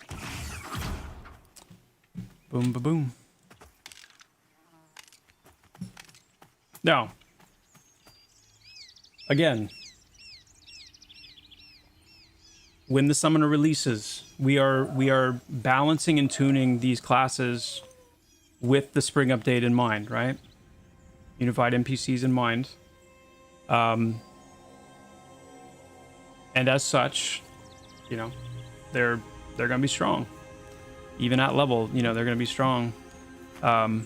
So, you know, summoners will definitely be able to enjoy that for a bit, just as wizards did and have. But we're looking ahead. But that's the difference. That, I mean, it's a sizable difference that your stats make as far as soft specking goes as well. So keep that in mind. You'll want, and as you're switching back and forth between your Zephyr and your Fury, you're going to want to, you know, have your wisdom pretty high as well. And you're going to want to have your intellect high, because when you want to burn, you're going to want your Clash Bomb and your Mana Bomb and your Dart, you know, your Aether Bolts to be reckoned. Not to be confused with the famous Cleric, who carries his groups and, you know, basically sets the bar for Cleric healing in the game. With that said, I am going to take a bio break. If anybody feels like they're ready to pull up the chair and say, the infamy system, the planned infamy system for Pantheon will work like this, please do so. And we'll dovetail back into the group solo conversation with that. I will be back in just a second.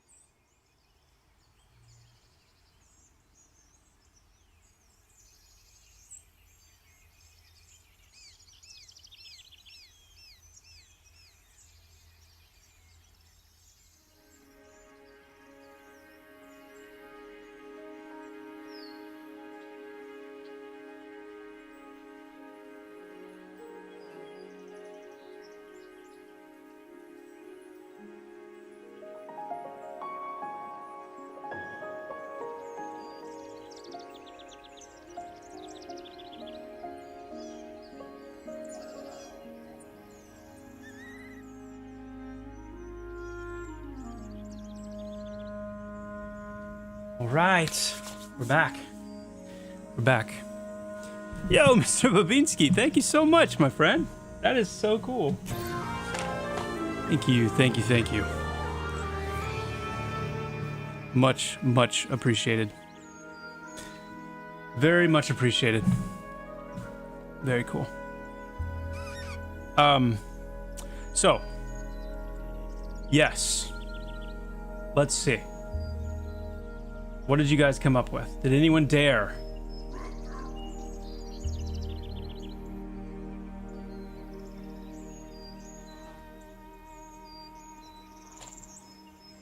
Why are these changes needed before the spring update? Well, I mean, you could argue they're not needed. We have planned to introduce the Nightfall Crypt, which is the new, dungeon content that's coming this month. And summoners have needed a massive, just straight up overhaul in a lot of ways for a while. And so, more so than any other class, really, the summoner has just been in bad shape. So we decided to go ahead and do that, and it'll be a good representation of the kind of completeness and fleshed out feeling that we want to make sure all the classes have come spring. So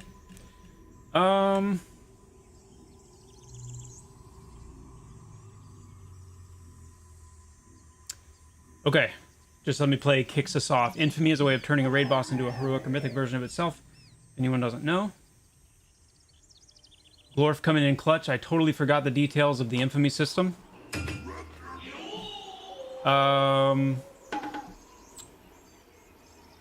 The planned Infamy system is a system planned around Infamy, which is a system of systems to manage the infamy of the system. Thank you. That actually helps me even understand it better. Haven't seen them discuss the Infamy system in a long time. Didn't even know it was still a thing. That's definitely just a rumor. Shoklin. Just let me play up to bat again. Infamy is when you kill a raid boss, you get to fight a tier 2 version or greater reward, and when you kill that, you fight a tier 3 and so on to tier 5. Every reset, you can start fight the highest tier you've unlocked and try to get higher. That's a pretty good way to describe it.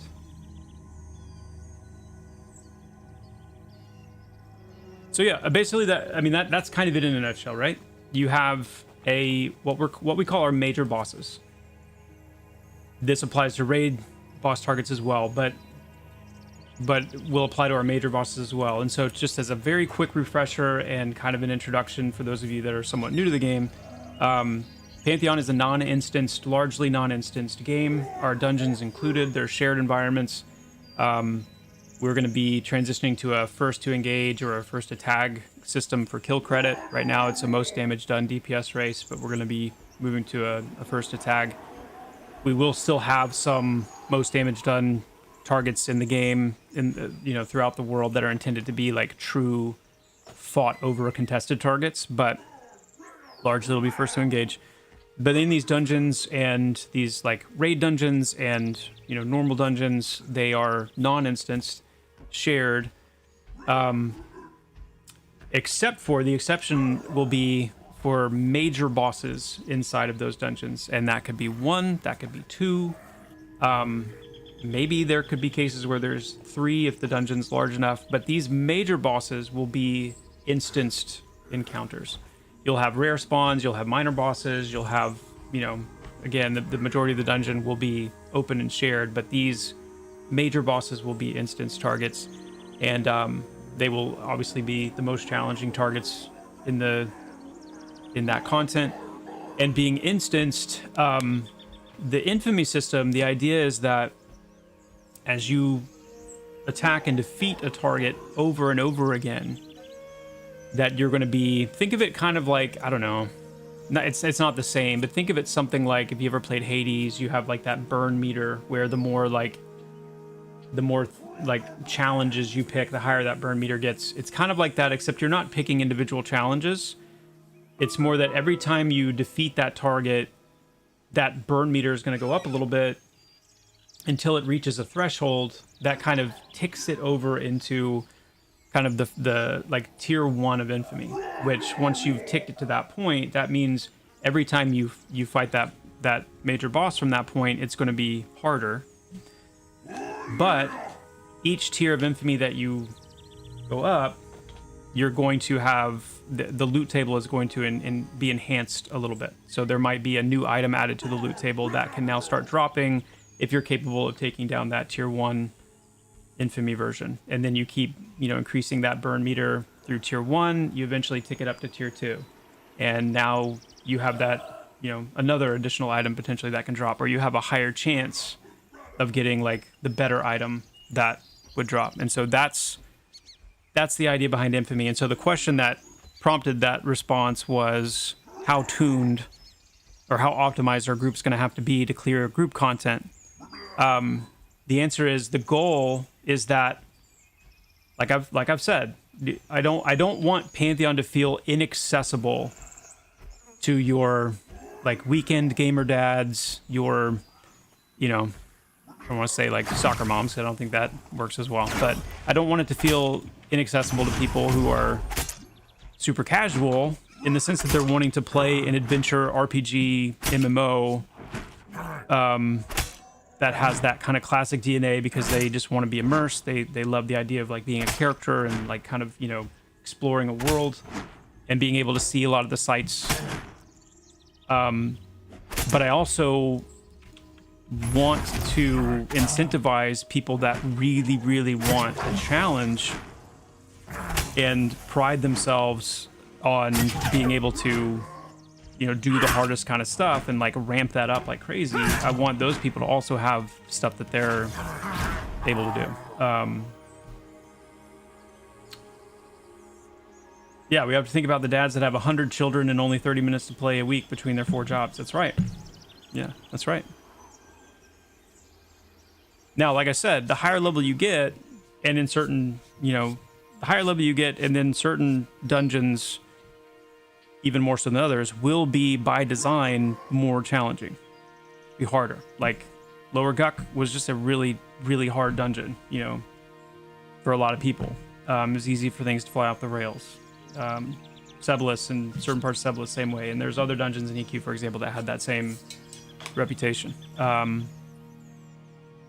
So what about soccer dads? I don't know.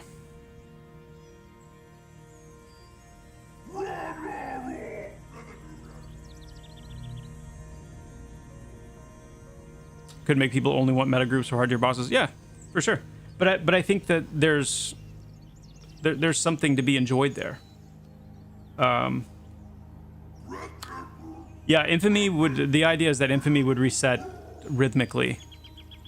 So it could. We haven't landed on an exact rhythm yet, but it could be something like every week. When like every maintenance patch or something like that, Infamy resets. But then the idea also would be that depending on like however high of a tier of Infamy you've unlocked, that you would have the option to start at that Infamy tier if you wanted to, or maybe like a tier below that or something. Where if you'd pushed all the way up to tier 3, you could, once it resets, you could actually opt to start back at like tier 2 Infamy if you wanted to. Lineage 2 guy here, does this compare? Only as much as you would think like an EverQuest WoW Classic type game experience compares to Lineage 2.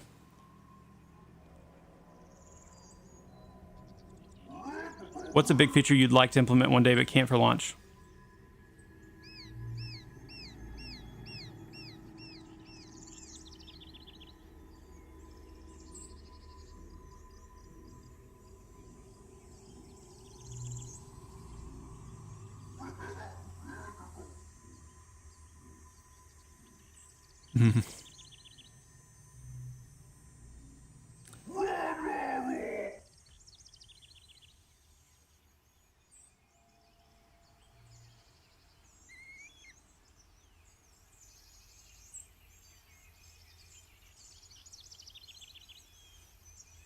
PvP survival extraction, a survival extraction PvP game mode is one.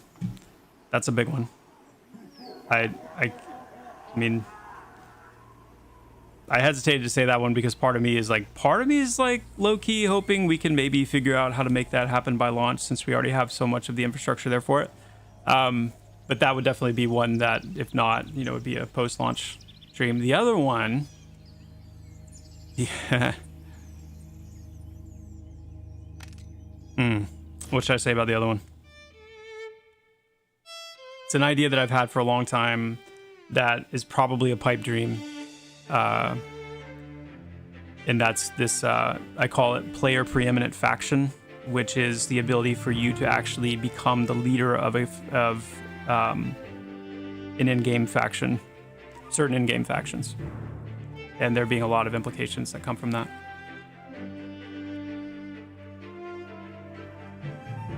I'll just leave it at that.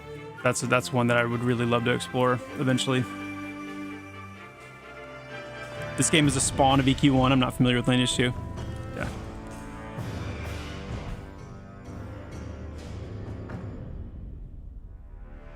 Flying mounts and dailies.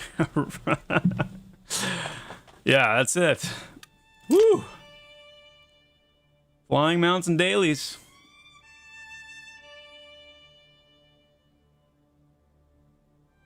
Is Plunderstorm, was that the name of the WoW version of their survival extraction?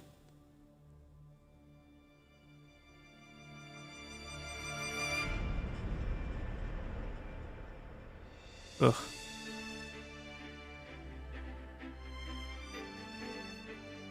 Nah. That's way too, like, arcadey. It seemed way too arcadey. I'm talking more like Tarkov meets MMORPG. Gritty. Scary. Putting it all on the line. Of course, I say that having no idea what, no idea how Plunderstorm played. So.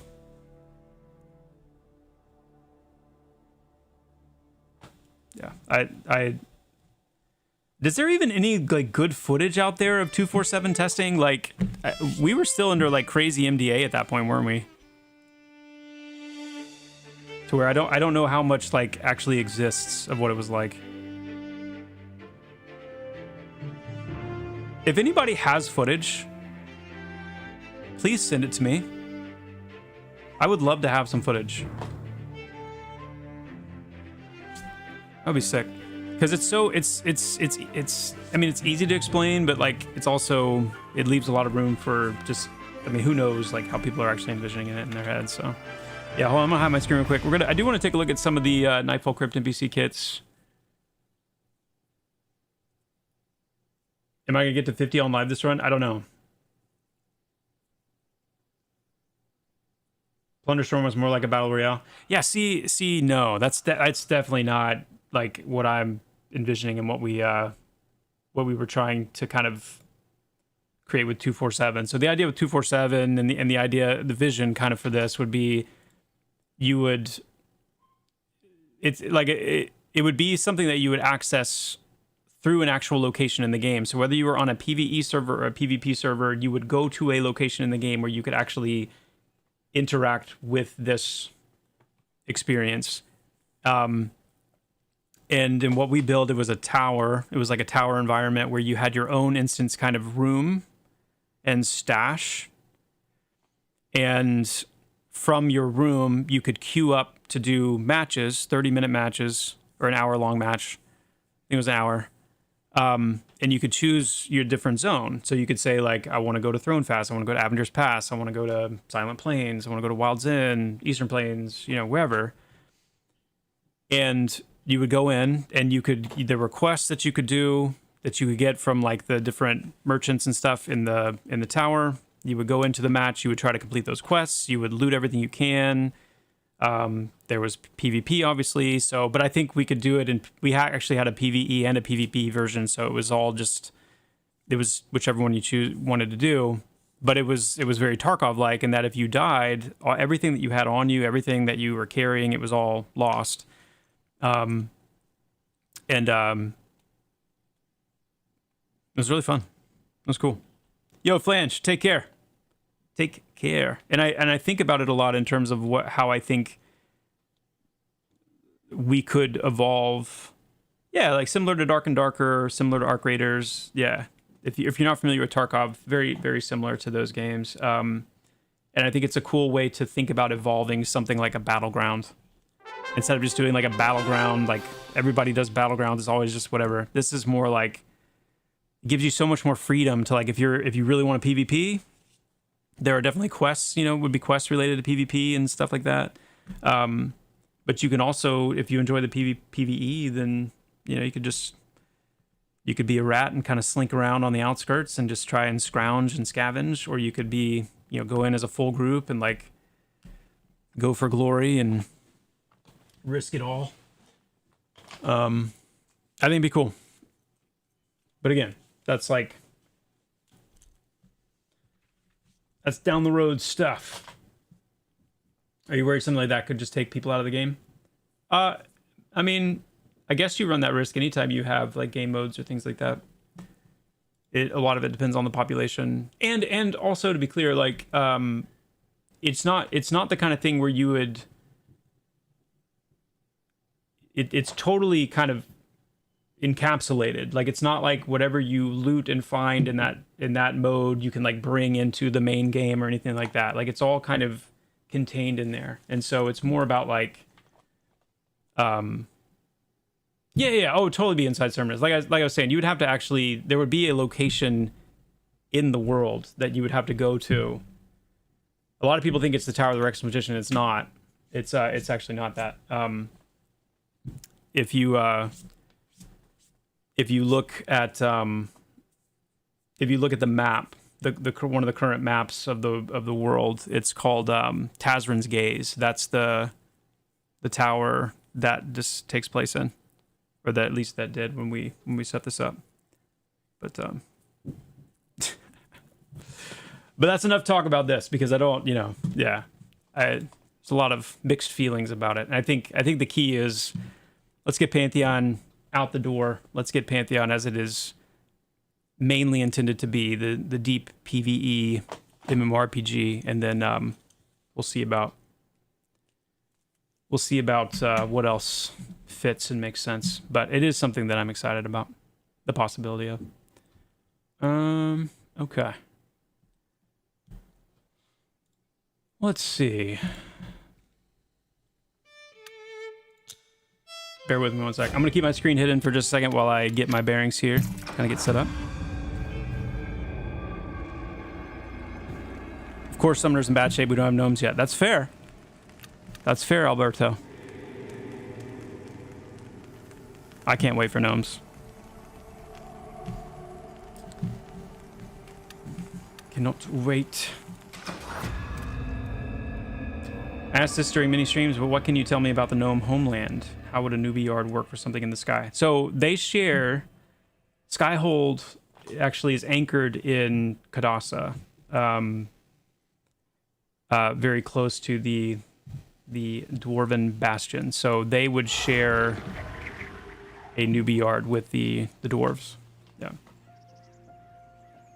I guess I don't understand the point of 247 or whatever it's called. You do this game mode to get items that you can't bring into the main game. Seems like focusing on the current game makes more sense. Oh yeah, 100%. Yeah, the whole 247 thing was we built it as kind of a testing environment for the game, and allowed us to kind of, especially at periods of time when we were slower on being able to put out content, even slower than we are now, just based on our team size and resource. It created kind of a perpetual loop that players could play, and still, because it took place within the actual bounds of the MMO, we were able to test grouping, itemization, progression, a lot of stuff, and it just created this loop that made the game more replayable, while giving us time to actually move things forward. So I'm only mentioning it as something that is interesting to me to think about us being able to do a little more. This is not something we're doing right now. Let's leave it at that. It's not something we're doing right now. Not something that we're really going to give any serious thought to until the game that we're building ultimately, the PvE MMO is done, or launched, I should say. Yeah. I just think it's a cool idea. I think it's something that could really enhance the game down the road. I want to do this.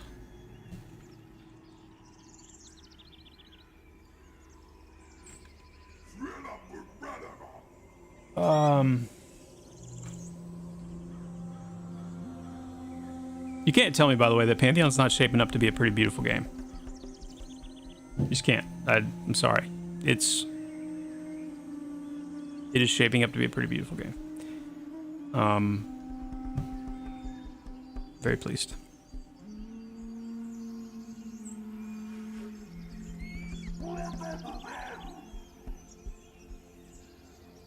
Have I played Eldegard or Fellowship? I have not.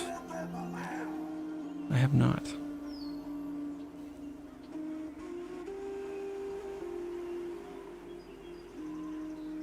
Yeah, I heard Grix, for sure. Oh my gosh, I can't wait to start being able to show you guys Badia. Dublock, thank you so much for the Prime sub. Appreciate that very, very much. Thank you, thank you. Pantheon is the best MMO I've played in 20 years. Can't wait for more updates so I can dive past the 2,100 hours I have already done. Whew. Yo, Vedrak. That's for real. That's awesome. Really, really happy to hear that, by the way. That you're enjoying the game. Okay. Let's...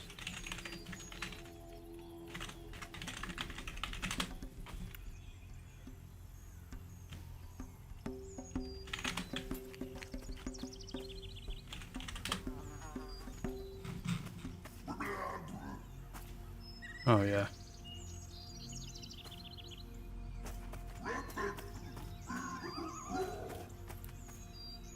These guys came out really well. Good job, Bronson.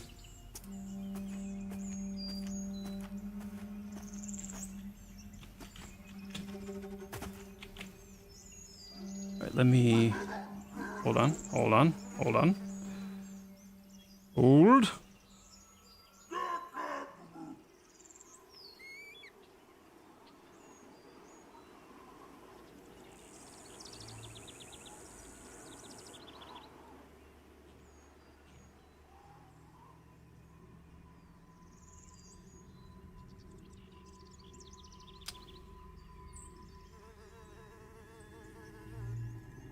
There it is.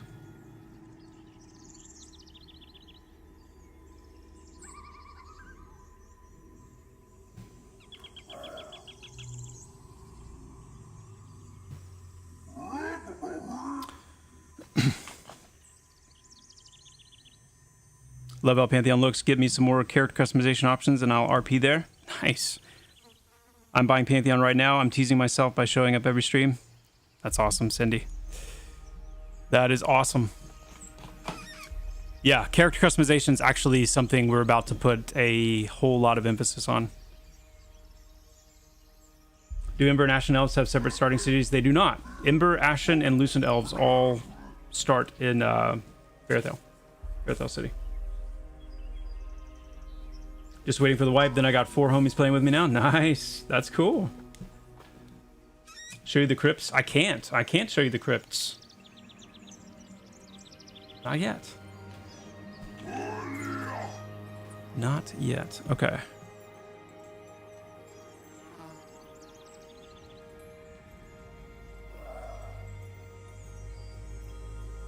Hold on.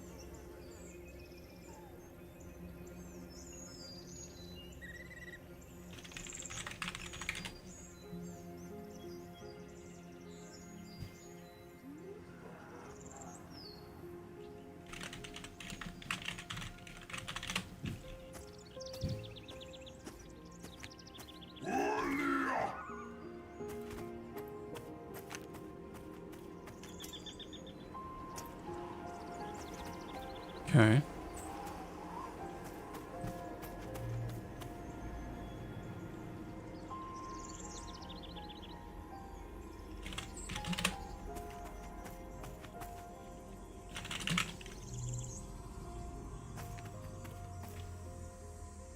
Okay.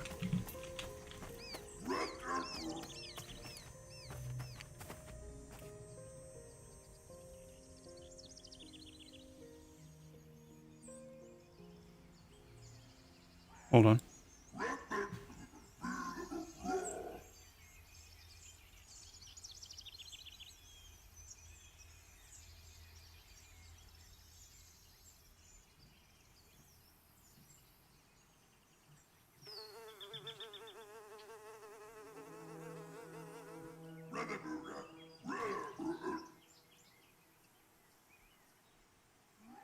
Okay.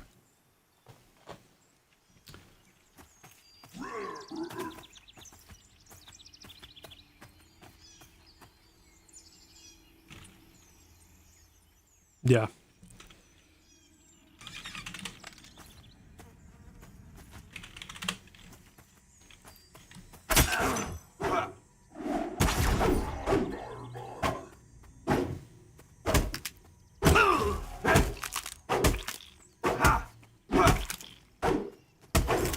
We got some robe action effects here. You see that?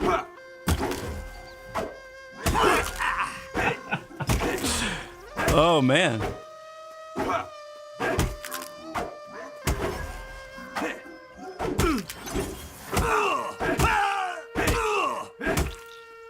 Oh yeah.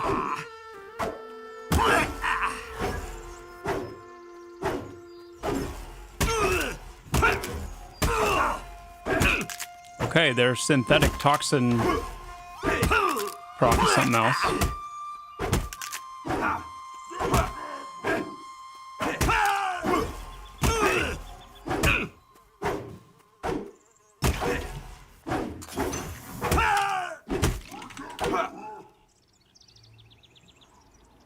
All right, time to yeah, that's me in front.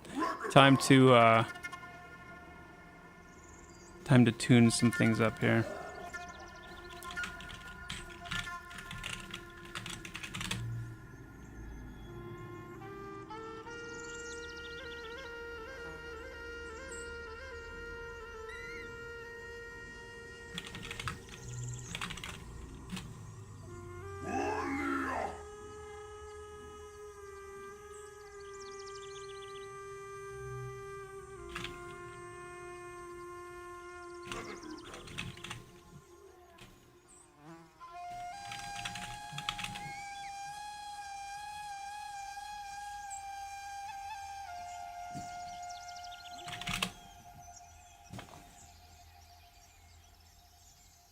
It's just a skinning issue with the robe. Yeah, it's a skinning issue. Something for the animators to fix.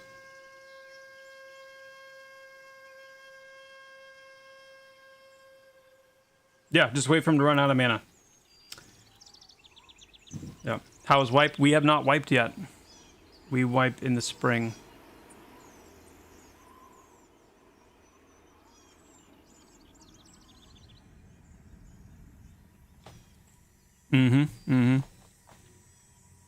Wonder if shaman pets could have some skills as well, as currently their damage is low and they do nothing. I don't know if we're going to go as far as to give them skills, but they definitely are going to scale much better than they do now. They are not meant to be, though, like a huge... Now, in mastery options, depending on how you build your shaman, there will almost certainly be options in mastery to, you know, improve your pet, if that's what you choose to do. But the other part of the shaman pet is that they are meant to have more... There are several different utility abilities that come through the shaman pet that aren't reflected yet in the game, including things where you actually sacrifice your pet to do certain things. So right now it feels like the shaman pet is lackluster because it seems like it's there to be like a DPS contributor, and it's not really as much.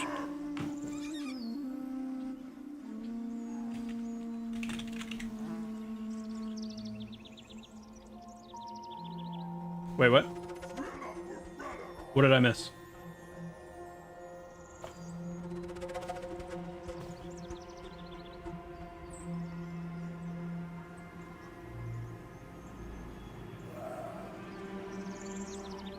What did you ask 3 times, Glorf? Hold on, I'm pulling you up here. Are you going to have all classes updated for spring, or will some be updated afterward? All of them will be updated for the spring. Minus the Bard.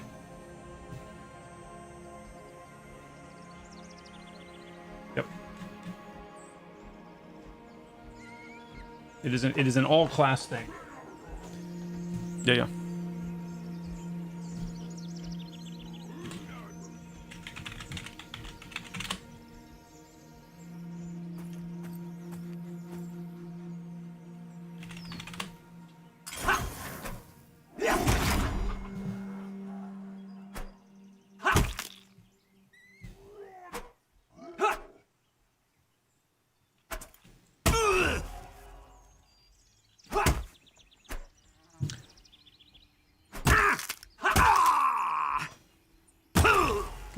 That is a lot more reasonable.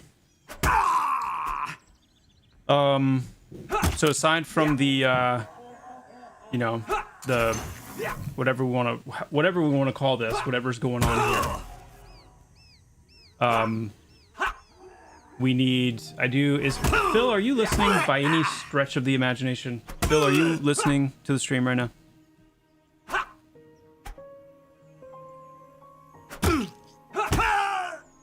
Will Mastery Shard still drop after Spring Wipe? Yes.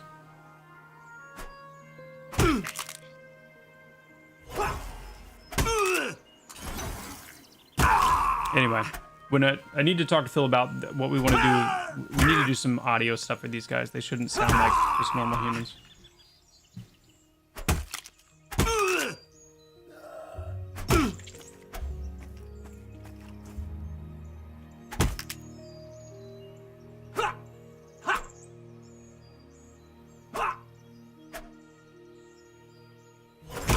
Wait a second.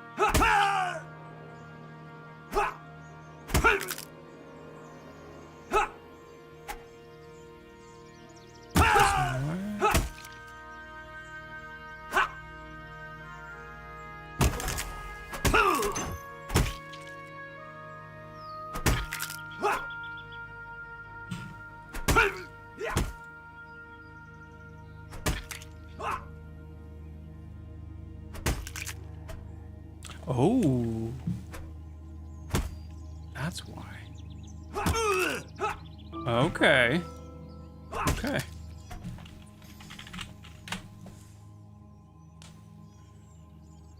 Are the enchanter pets at the moment a whole river till charm comes out? They are extremely powerful. They are exceedingly powerful. They are not a holdover till charm. You will have an option, and a lot of it will come down to your mastery choices with how much you want to lean into charm, how readily you want to use it, and then so the animations are there as an alternative when things like Mez are either not usable because of like trait situation or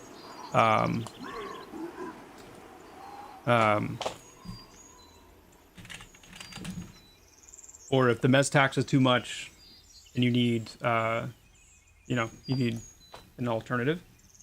Yeah, but they're way too powerful as they are right now.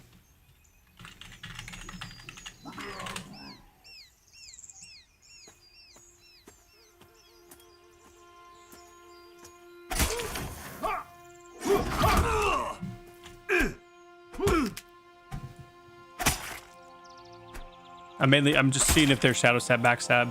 Make sure they're using that regularly during combat. Because before they were just using it once and that was it. Woo! Nasty.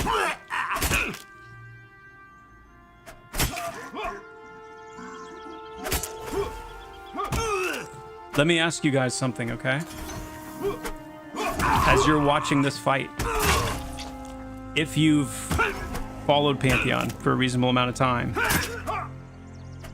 and you're relatively familiar with the classes and things like that, would you say, watching this combat here, that what's happening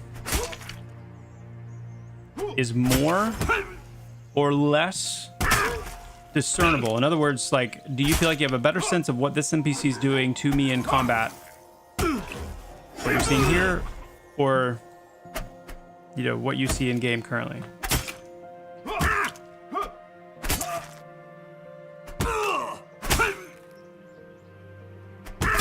Rogue mob. Yep.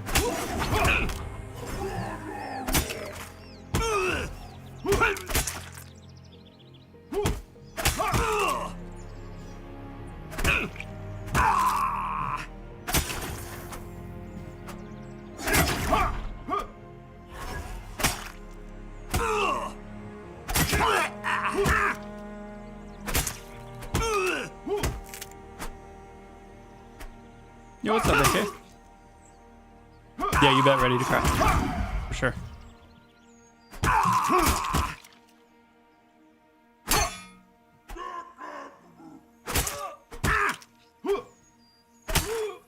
Besides just camping zones and hitting mobs, what new game loops are coming to shake up the early game meta? Will questing help this when it hits in the summer? Yes, that's gonna be a huge part of it, because the goal by summer is to make sure that, like, the starting experience is more fleshed out with, specifically and especially with more like class-oriented quests, and then gonna be pushing to see quests more kind of woven into the area progression, like the progression through different areas, and trying to put kind of our vibe and our spin on it, meaning like it's not going to be the hub-based experience of like gather up all your quests and go out and do them. It's going to be more like items that drop from certain NPCs that start quests, or interactable objects in the areas where you're adventuring that can start quests, things like that. Here's what I'm wanting to call out in this combat experience, kind of the why behind the question that I asked. One of the overall kind of, I would say, improvements that we want to make right now, when you go to a new area, or you're fighting, you know, in like the Wild Mountain Cradle, or you're fighting in Ash Breathers, or you're fighting in even like BRK or whatever, and even just like I was saying on Monday's stream, yeah, there'll be some starter gear involved in the early quests, like just individual pieces here and there, not anything crazy, but yeah.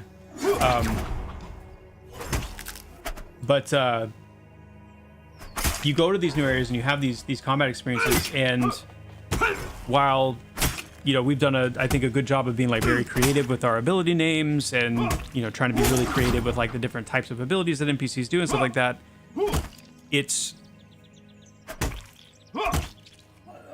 I think there's some magic being lost in the complexity, and there's a certain magic in simplicity, especially when there's some recognizability to it. And so what I'm wanting to call out here is, like, you have, obviously this is a rogue NPC.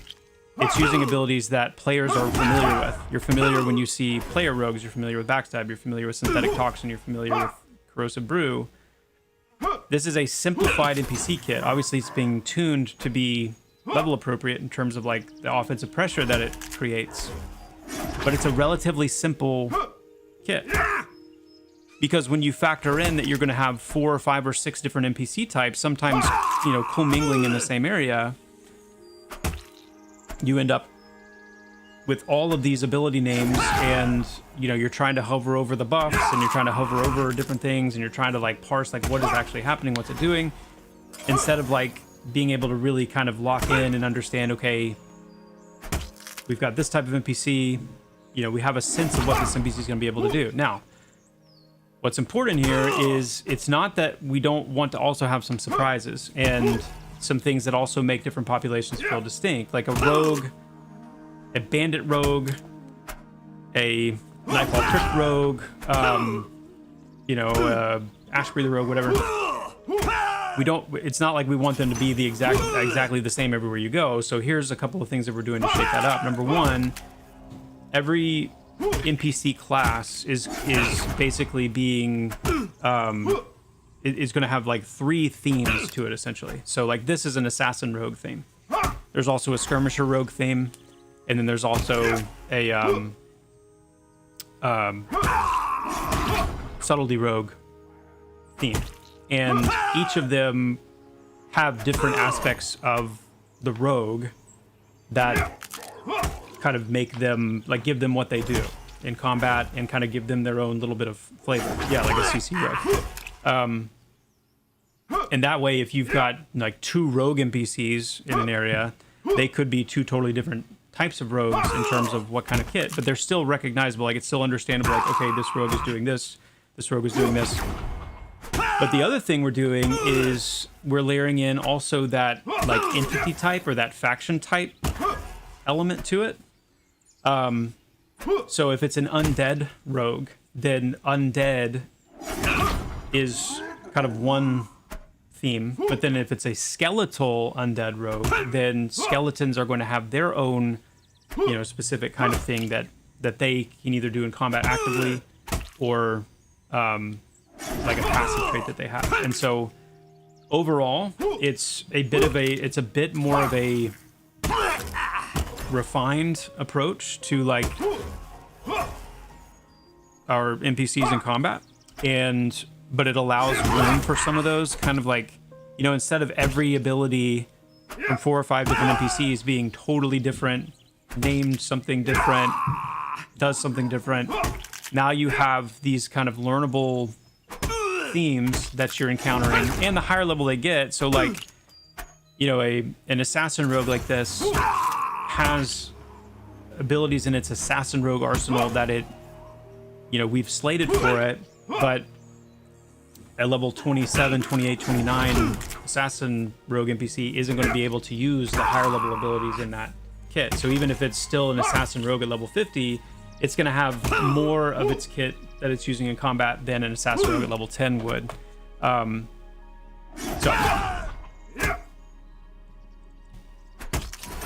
this is what I was talking about earlier with going back to retail WoW yesterday. It was just a glob of 10 mobs hitting the tank with no way of knowing much of what was going on. Yeah, chaotic while healing bars, because a lot of the rest of it was an overlap of players and NPC models in a 5-player group. Yeah, which honestly, I mean, you know, to be fair, like, I think you just described a lot of how Pantheon can feel right now, sometimes in combat with all the different things going on. But yeah, I think this is going to be, for clarity's sake, it's going to be really helpful. I mean, even just as I've been testing with this NPC and kind of watching it attack and engage, like it's refreshing to have, you know, it's got a certain amount of things that it's doing that are... Oh, yes, Ursney, I'm so glad you mentioned that, because I'm talking about like common NPCs. When we get to like minor bosses, major bosses, and like things like that, yes, like they will absolutely have a much more complicated kit. Yeah. This is really just more about like what the common NPCs are like throughout the game in various places.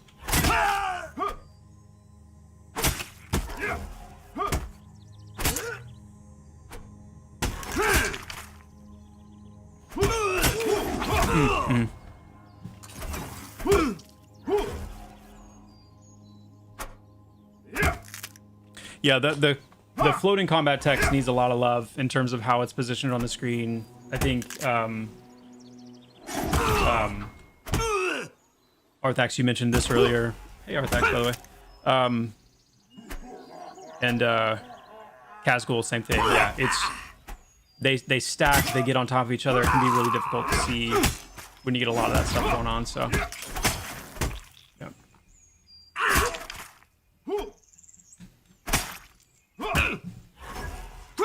Okay. So that guy's kit's looking pretty good now that we got backstab fixed. Let's see.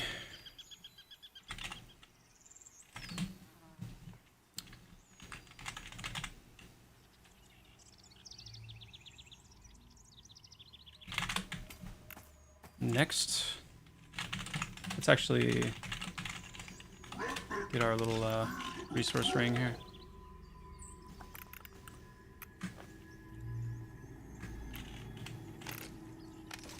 Ring of infinite resources.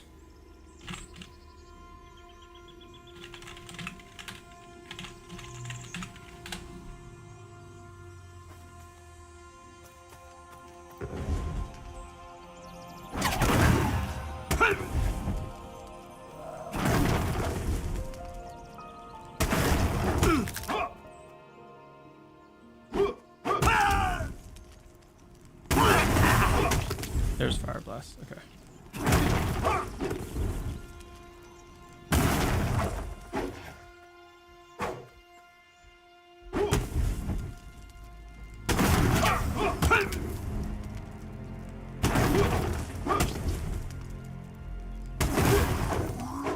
Come on, Unity, you can load these visual effects.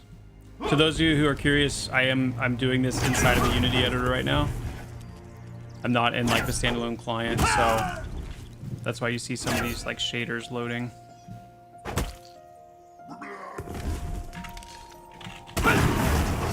Reduce my level a little bit here.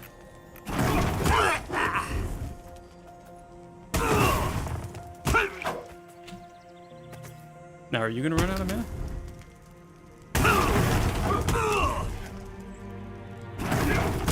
Oof.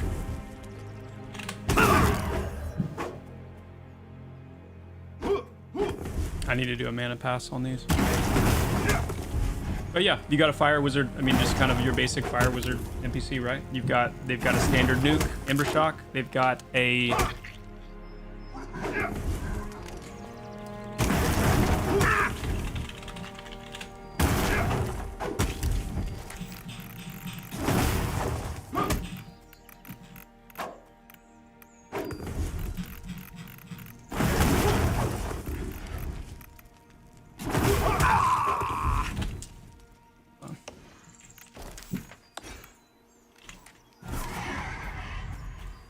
so they have a standard DD like that. They have a bolt, and then they have that instant cast that they can only use in melee range. Is their projectile not doing a...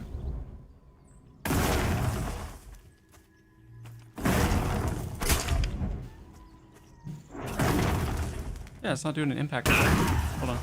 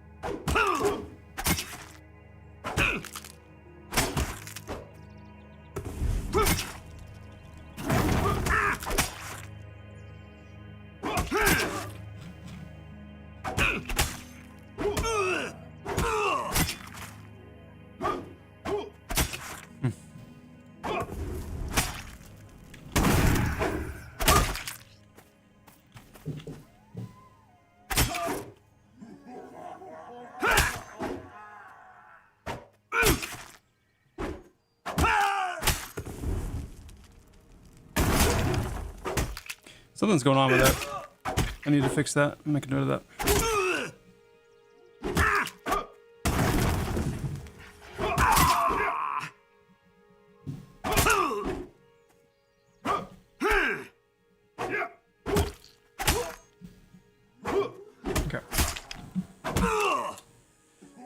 Since one-and-done quests and repetitive dailies eventually hit a point of diminishing returns, what is the long-term strategy for building a sticky gameplay loop that keeps players coming back? I'm curious since I know WoW and other current MMOs rely on this.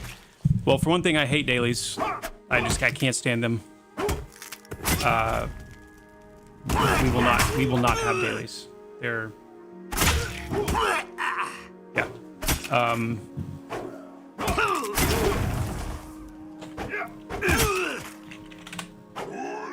So as far as like what's going to keep players coming back, I mean, that's such a tough question because that's, if we knew the answer to that, then, you know, that's a big deal because obviously that's what you want is you want longevity, you want retention, you want all that stuff.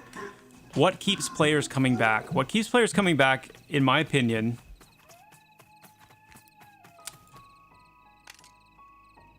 is a couple of things. One of them is you build a world that people enjoy being in.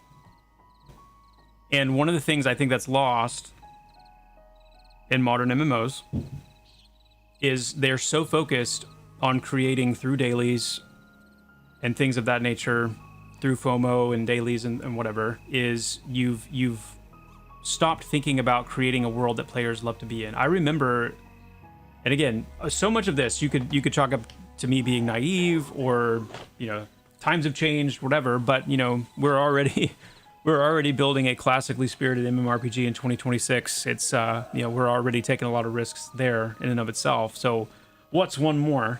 But I am banking on the fact that when I used to play EverQuest, I used to just enjoy literally being logged in and nothing else. Something about being logged in, something about being in the world. And part of that is because I came to know the world, I came to understand the world, it became something that felt like more of a, I want to say like a home, because that's weird and I don't mean it that way. It's not a home, but it has some of the same vibe. It has some of that same vibe as a home has, where it feels familiar, feels, yeah, comforting. There's something satisfying. There's something where you can kind of let your guard down and you can just kind of like be in it. And the risk we're taking is banking on the fact that even as gamers have changed and even as life has changed, that there's still room to not log in and immediately be queuing up and immediately be, you know, carting off and huffing off to that, you know, experience grind or whatever. So that's number one.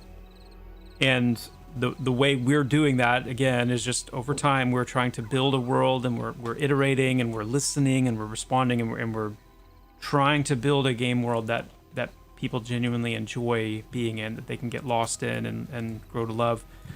I think another thing that keeps players logging in is the social component, and this one is also tied to number one, if we're going to number them. Even if you play these games to solo, your connection with other players and your sense of kind of sharing a space with other players, and it not being, again, the modern MMORPGs have done so much to compartmentalize their population. You're queued up in this instant of, you know, activity over here. You're queuing up for this instanced activity over here. You're kind of flying out to these hubs. There's no tension. There's no immersion. There's no friction. There's no, like, it, and you're just in and out. And I heard, I didn't expect to hear it from Shroud, but I heard Shroud, you know, it was with, I think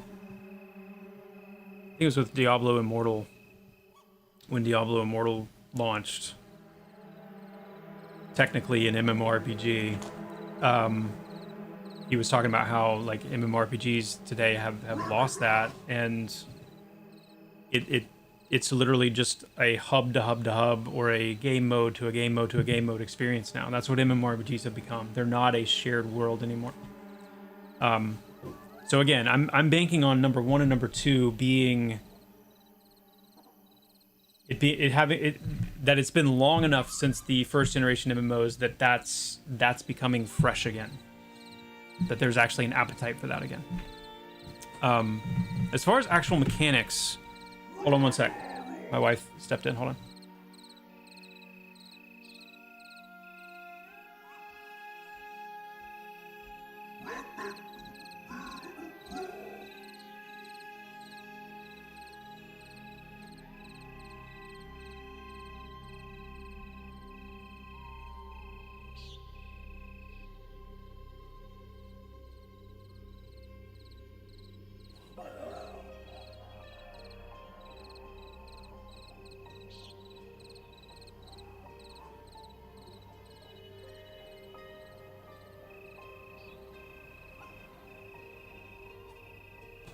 Okay, I'm back.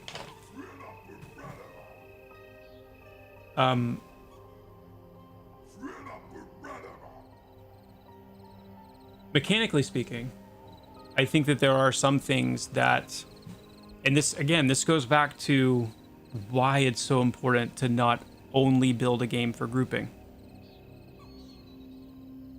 Where grouping's like the only thing that you can do, because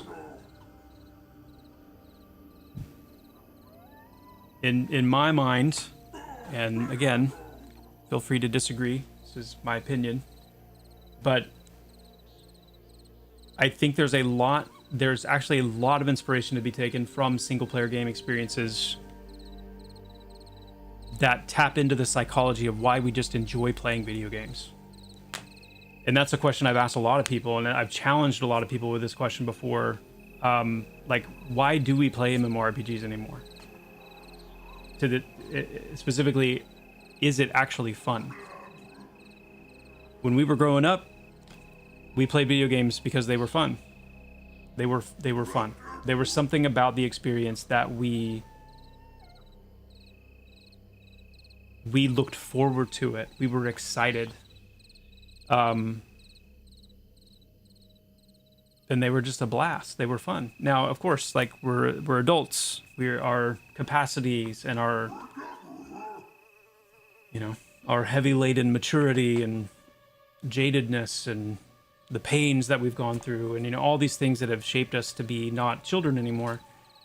They're there, but at the heart of it, it's like when you log in to play an MMO, what are you doing? Have you kind of just tapped into the machine of FOMO and a drive to kind of keep up with some kind of phantom, sense of I just need to progress? Or are you actually having fun? We're trying to capture, I think, a deeper sense of what that fun can be, and part of that is really capturing the immersion, the immersiveness, the really kind of sinking into. So mechanically, that means there can't just be vertical progression. There has to be things that, like exploration. There has to be senses of discovery. So are there things that you can find in the world that are surprising, that are delightfully surprising, that are kind of incidental finds to things that you're doing? That's a huge part of it. Things like the climbing system that we have, things like what we're doing with swimming and underwater, provide these kind of landscapes for players that go beyond just what they've gotten used to as just kind of that point A, point B, point C vertical progression, and into like when you log in, what could I do today? What could I do today? Having more options of things to genuinely do that involve engaging the game world and becoming more and more familiar with it and starting to love it more and more and more. So that horizontal progression is a big part of it. We do eventually plan to have things like achievements. We plan to have things like hold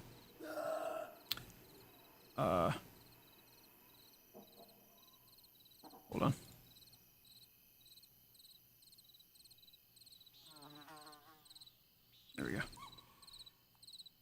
achievements, things that you can, discover and find and loot, things that you can interact with, that you might find on the ground, that you might find, kind of rummaging through a bandit camp, like the perception system. So I don't know how many of you are familiar. I think you saw like a little taste of it earlier.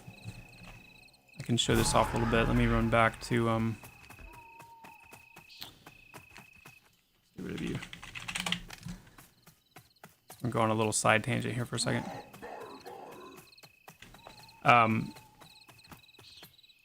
What you're about to see as we're running through this area is just an example of like right there. So this little message, a voice again, are they yelling or weeping? There was actually a message that preceded that earlier on that said something about hearing a voice kind of careening off the walls of the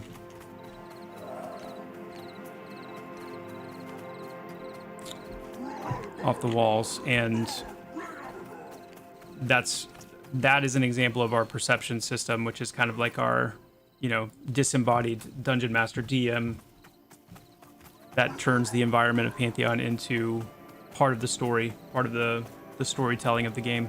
And there you go. I hear the echo of wailing careening off the valley walls.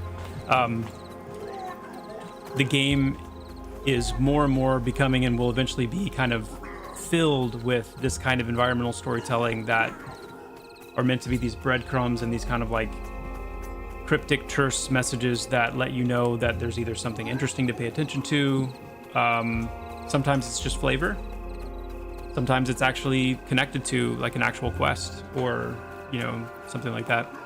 And we want to get to the point with the game where there's enough critical mass of that kind of content where every time you set out that you're interested in like what you might discover. That can lead to secrets, that can lead to access to new areas, it can lead to, totally unexpected like dialogue lines and stuff that you can have. We have a very first implementation of mounts and taming in the game, and so like the ability, we wanted a system where we had a highly collectible mounts system that wasn't just like going and buying them from a vendor, but that they actually are part of the ecosystem. And so as you're running around through the world and you see a horse or eventually a wolf or a bear or any number of other things as we develop them that can be tamed, that there's not only like an aesthetic cosmetic side to that where you want to collect different looking and better looking and whatever mounts, but there's also like a kind of a Pokemon style, if you will, like stat rolling system underneath where you're looking for the best rolls that you can get, and you go out kind of hunting and taming to see if you can get the best rolls. So like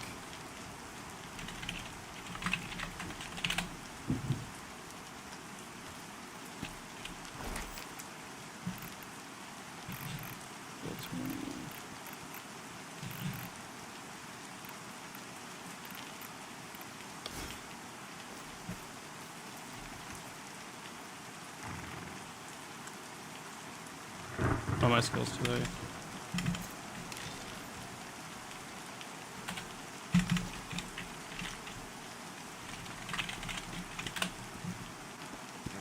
There we go.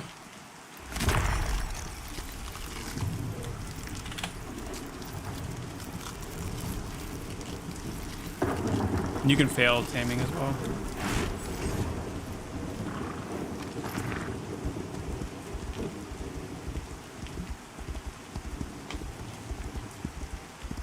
I have unlimited resources.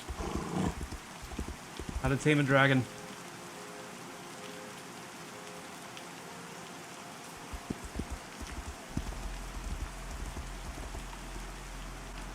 Yes, there will be traits that make them different, and reasons why you would want, a different mount in a different environment.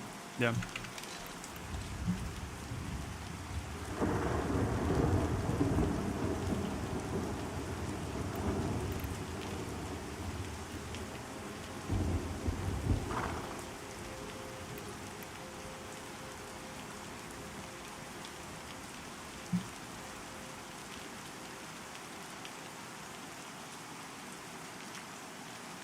Does that... That's probably because I... Huh? What happened there? This is definitely not Mythic Mount speed. I know that. What? Hold on. Hold on. Hold on a second.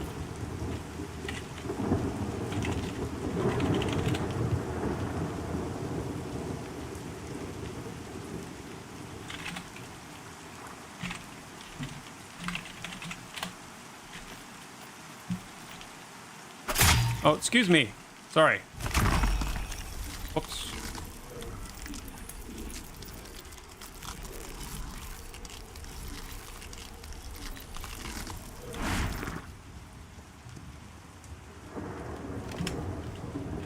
I need to be higher level.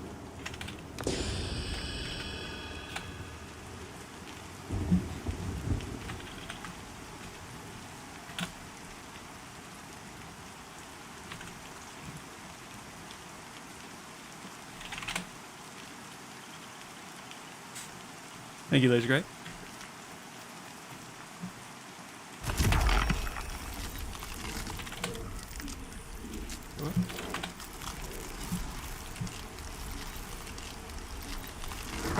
So anyway, I went really long answering that question, and I apologize, but there's a lot to it. Yeah, those mount stats were very good. I'm very curious now as to like what's going on there. Let me actually take it back to the stable.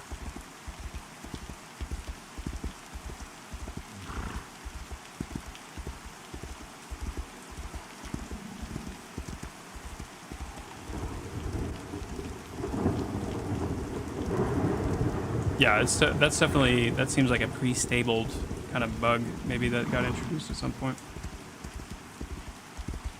No, this is not a mythic mount. No, absolutely not. There are no mythic mounts in the game right now. Rare is the highest. So there's common, uncommon, and rare. That's the only thing that exists at the moment. We don't have epic, legendary, or mythic. And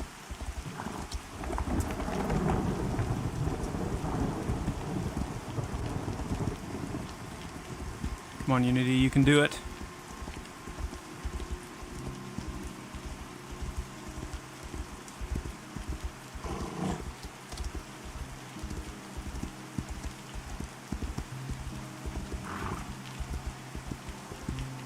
I get what you're trying to say, but in reality, it's not how people work. Ever since WoW added their solo shuffle and solo queue into dungeons, raids, 40% less groups. Wait a second, though. Does that mean that are you talking about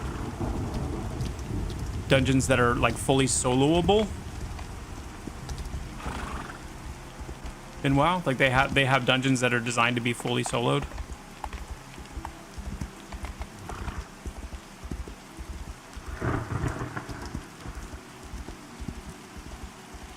Yes, there will be food and bait for all mounts, yeah.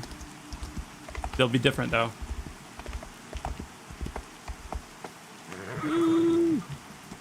You just make those move around like fireflies, though, and that'll be great. Wait, where am I? Oh, no. I got turned around. Where am I? Don't panic. Chat, don't panic.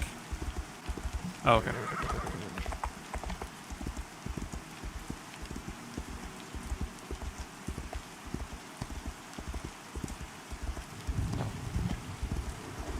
I don't think I can. Oh, maybe I can.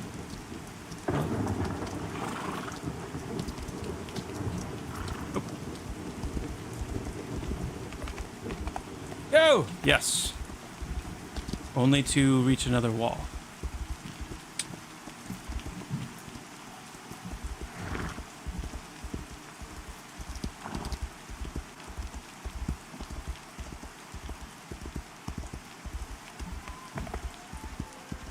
You play with NPCs rather than grouping with others. Well, but see, that's a really, really big difference, though, because when I talk about soloing or think about soloing in Pantheon, I don't... That's what I mean by going far enough to cater to and literally design and build systems around soloing. What I'm talking about is organic soloing in the sense that, like, if you can solo something, that's okay. But we're not we're not creating the game so that you can.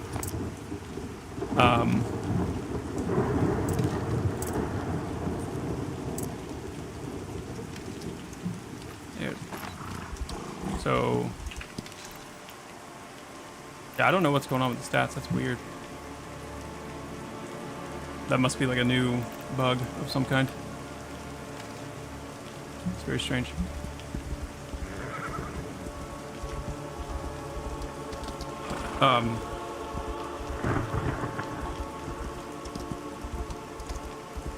You know, I'm thinking about, you know, I use the example, my own personal example of my Necromancer and EQ on green, or teal, I guess it was before it was combined. But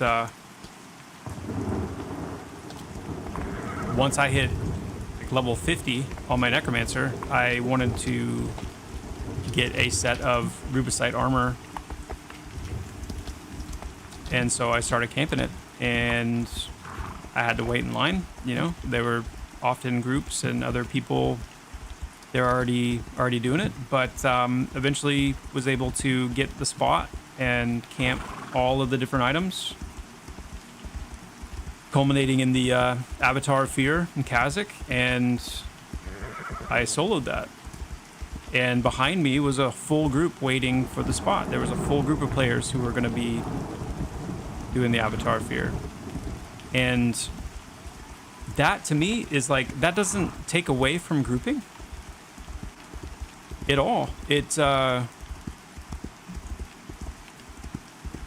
fact, one of the things I remember enjoying so much about EQ was like how much I could, again, going back to my Necromancer, like I remember hearing whispers of this island of gargoyles in the Ocean of Tears, and getting, you know, hints about how to find it and where it was in relation to the docks. And I remember the day I finally swam, like terrified to swim through the ocean, swam out to the Gargoyle Island, bound myself there on my Necromancer, and like found it for the first time, and actually, you know, spent some time out there killing gargoyles. And it's like, that would have been really fun to do in a group too. But there was something about that kind of just being able to explore into the world and find a place to just kind of carve out. No one else was there. I don't know that I could have convinced anybody even to go with me. That's the thing. It's like, if you can't even find people or convince people to go somewhere, you're just not supposed to do it, I guess. Like, that's what I don't want to see. Is like, I want to have as much freedom as I had in EQ to explore the world, for it to open up to me as I explore, as I get stronger, as I get more skilled, more knowledgeable. That's what I want. I felt that so hard, you know, playing the game recently and running past like the bandit camp in Avenger's Pass. Like, I can't fight there, even if I'm, you know, over leveled for it. And I remember like riding by there on my I think it was my rogue. My rogue was like level 18.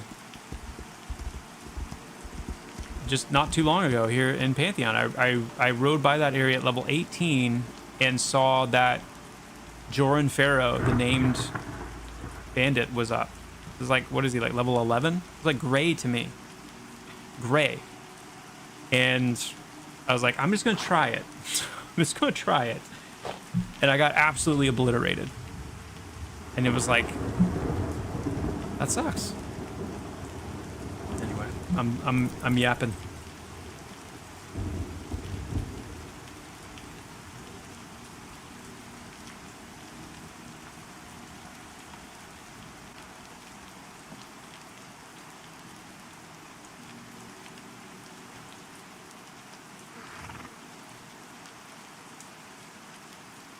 Your boat trips will feel like Sea of Thieves. I mean, I don't know if they'll feel quite as good as Sea of Thieves does, because that whole game is built around, like, you know, ocean travel and exploring. But I think it's going to be cooler than you guys probably are anticipating. I think there's going to be some cool things that you probably aren't expecting us to do.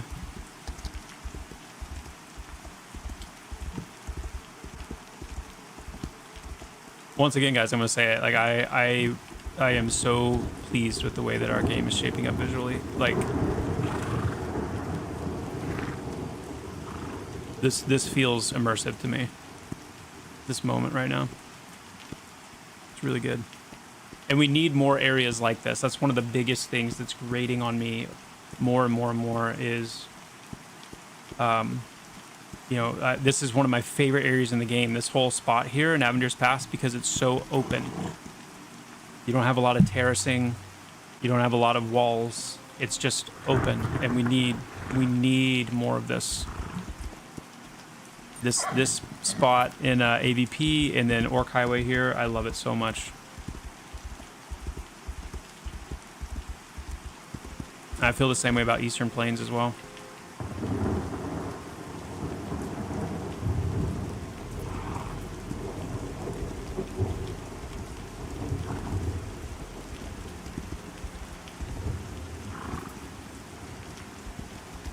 No, and Jay, to be really clear, like I do understand where you're coming from, and I understand the some of the concern, and there's certainly been plenty of examples where things have been slippery slopes, and that's why I always say, like, think of EverQuest as the true north here. Like there is an example of how this was done and done well, and that's kind of our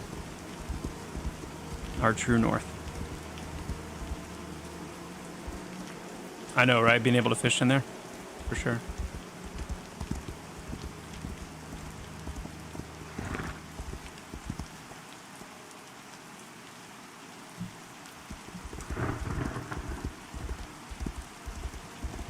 Oh, yes, 100% on ambient, non-interactable animals. We talk about that quite often, actually.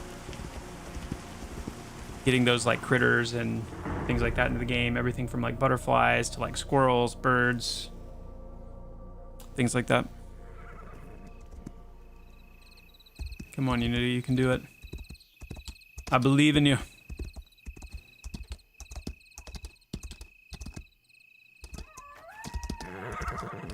Oi, you there! What brings you to the authority?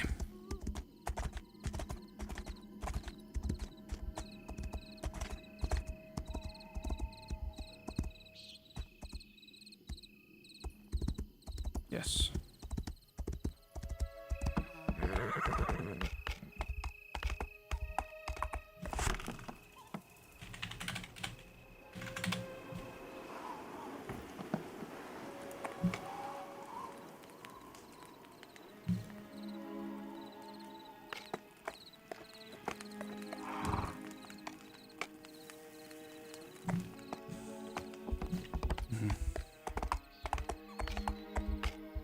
The horsetail, I know.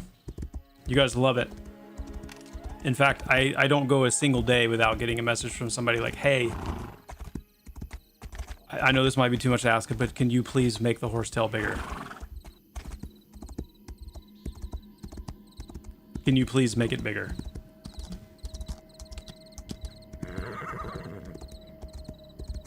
I know.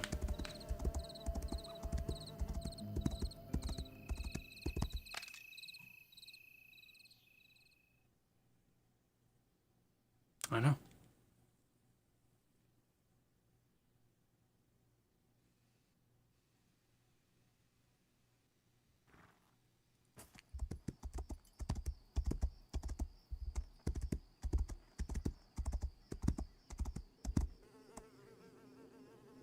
Jobs is Phil from PVL, still planning on helping you with Bard. I wish I could describe to you how much of a yes the answer to that question is. Anytime I talk to him about anything, it always goes there. Win. Like, he's worse than you guys. Win Bard. That's all. That is all he wants to talk about. So yes, he is. Yes, he is.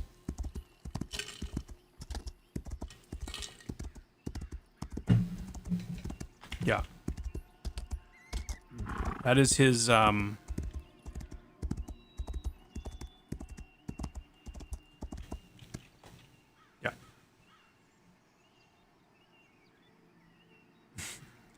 Yeah, if you guys could just, please, like, rev it up a little bit. You know, I would love nothing more than hearing more questions about when the Bard is coming. You know, can't wait. I honestly, I cannot wait to start talking and showing and being with you guys in Body of Dakar as well. Just this new zone. Like, I am so eager. I mean, even Nightfall Crypt, like it's really difficult when there's new stuff coming to not want to just like. Oh yeah, I forgot. Like the fog in here is still really intense.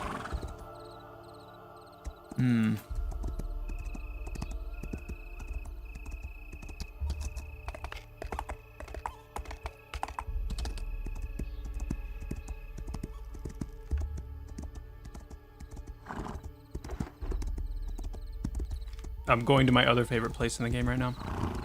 How many times have you guys, by the way, been down to the Dead Shoals?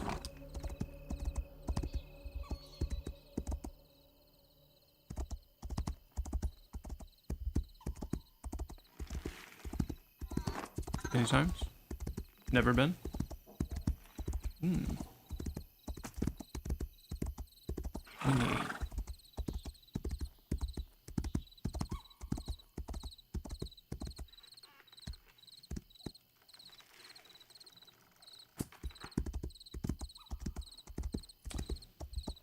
I can say with almost 100% certainty, Kazgul, that we're not going to have flight paths or anything like flight paths.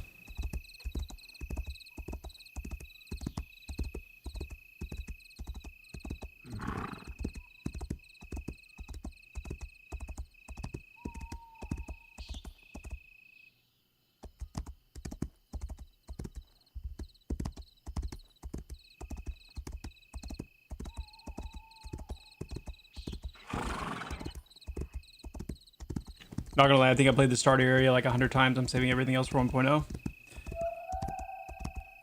I respect it.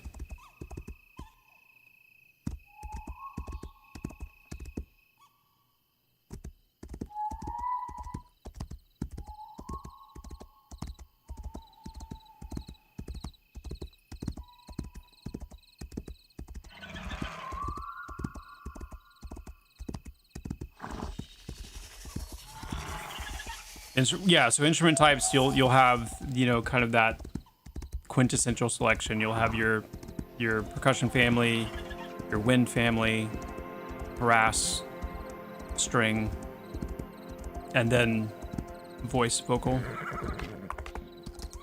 Singing, in other words.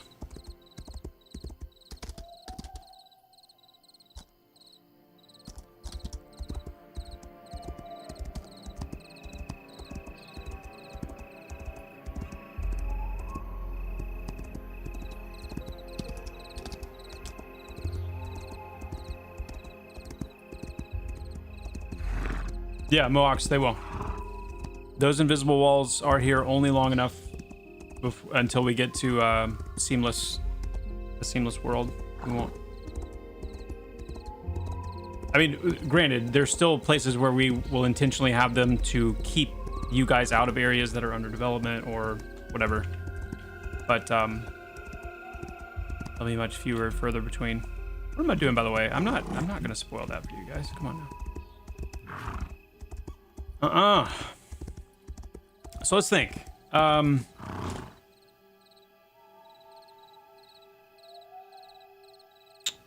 to think. This might be a good time to call it a day.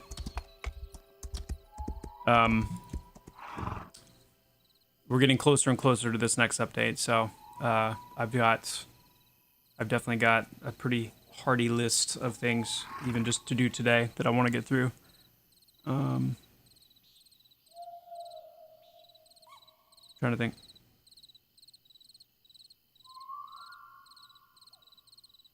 Yeah. I am, though, this week, I am going to try to make a Friday stream that I hopefully, I just want to devote to, like, just playing the game. So stay tuned for that. What's in the next update? Next update is Nightfall Crypt and the Summoner revamp. Hey, Joppa, I've played the Summoner to 15 plus 3 times recently. 1 normal leveling with Titan only, 1 group only leveling, and 1 with just Fury or Zephyr solo in order to get a better feel for the current class. From what you have been showing us the past few streams, I love the direction it's headed. Thanks to you and the team for the hard work on the class. Super excited to try for the February update. Sick. That's awesome, French. Yeah, I think you will be very, very, very pleased. Very pleased. You say extra stream every week. I know. Yeah, it comes from a good place because the truth is, like, I would love to stream daily. And so it comes from a very hopeful place, a place of desire to stream again. Let's do a quick recap before I shut it down. So we spent a lot of time looking at Summoner today, kind of looking at the tuning, the balance, the progression, a little bit of a taste of like how you guys will progress as you level up and whatnot. We found quite a few things that needed some tweaks or things that weren't working properly, and fixed those. So that's good. We took a quick look at the a couple of the NPCs coming up for Nightfall Crypt, and it was an opportunity to talk through what to expect in terms of kind of like how the common NPCs are going to be developing, and as we get closer to the spring update, really kind of simplifying, refining the NPC kits to be more recognizable, but still having that room for some of the wildcard stuff based on what kind of entity type they are, their faction, things like that. And then of course bosses and things would be kind of a separate class where, or like a separate case where we'll be a lot more creative and intricate in their kits. Another cool thing that happened today, in case you weren't around in the beginning, so got to have a very brief connect with Armagon TV. So if you've heard of Scars of Honor, it's a new indie MMO that's in development. Got to connect with him. He reached out he'd love to do kind of like a, I don't know. I think he messaged me, so I need to read it, but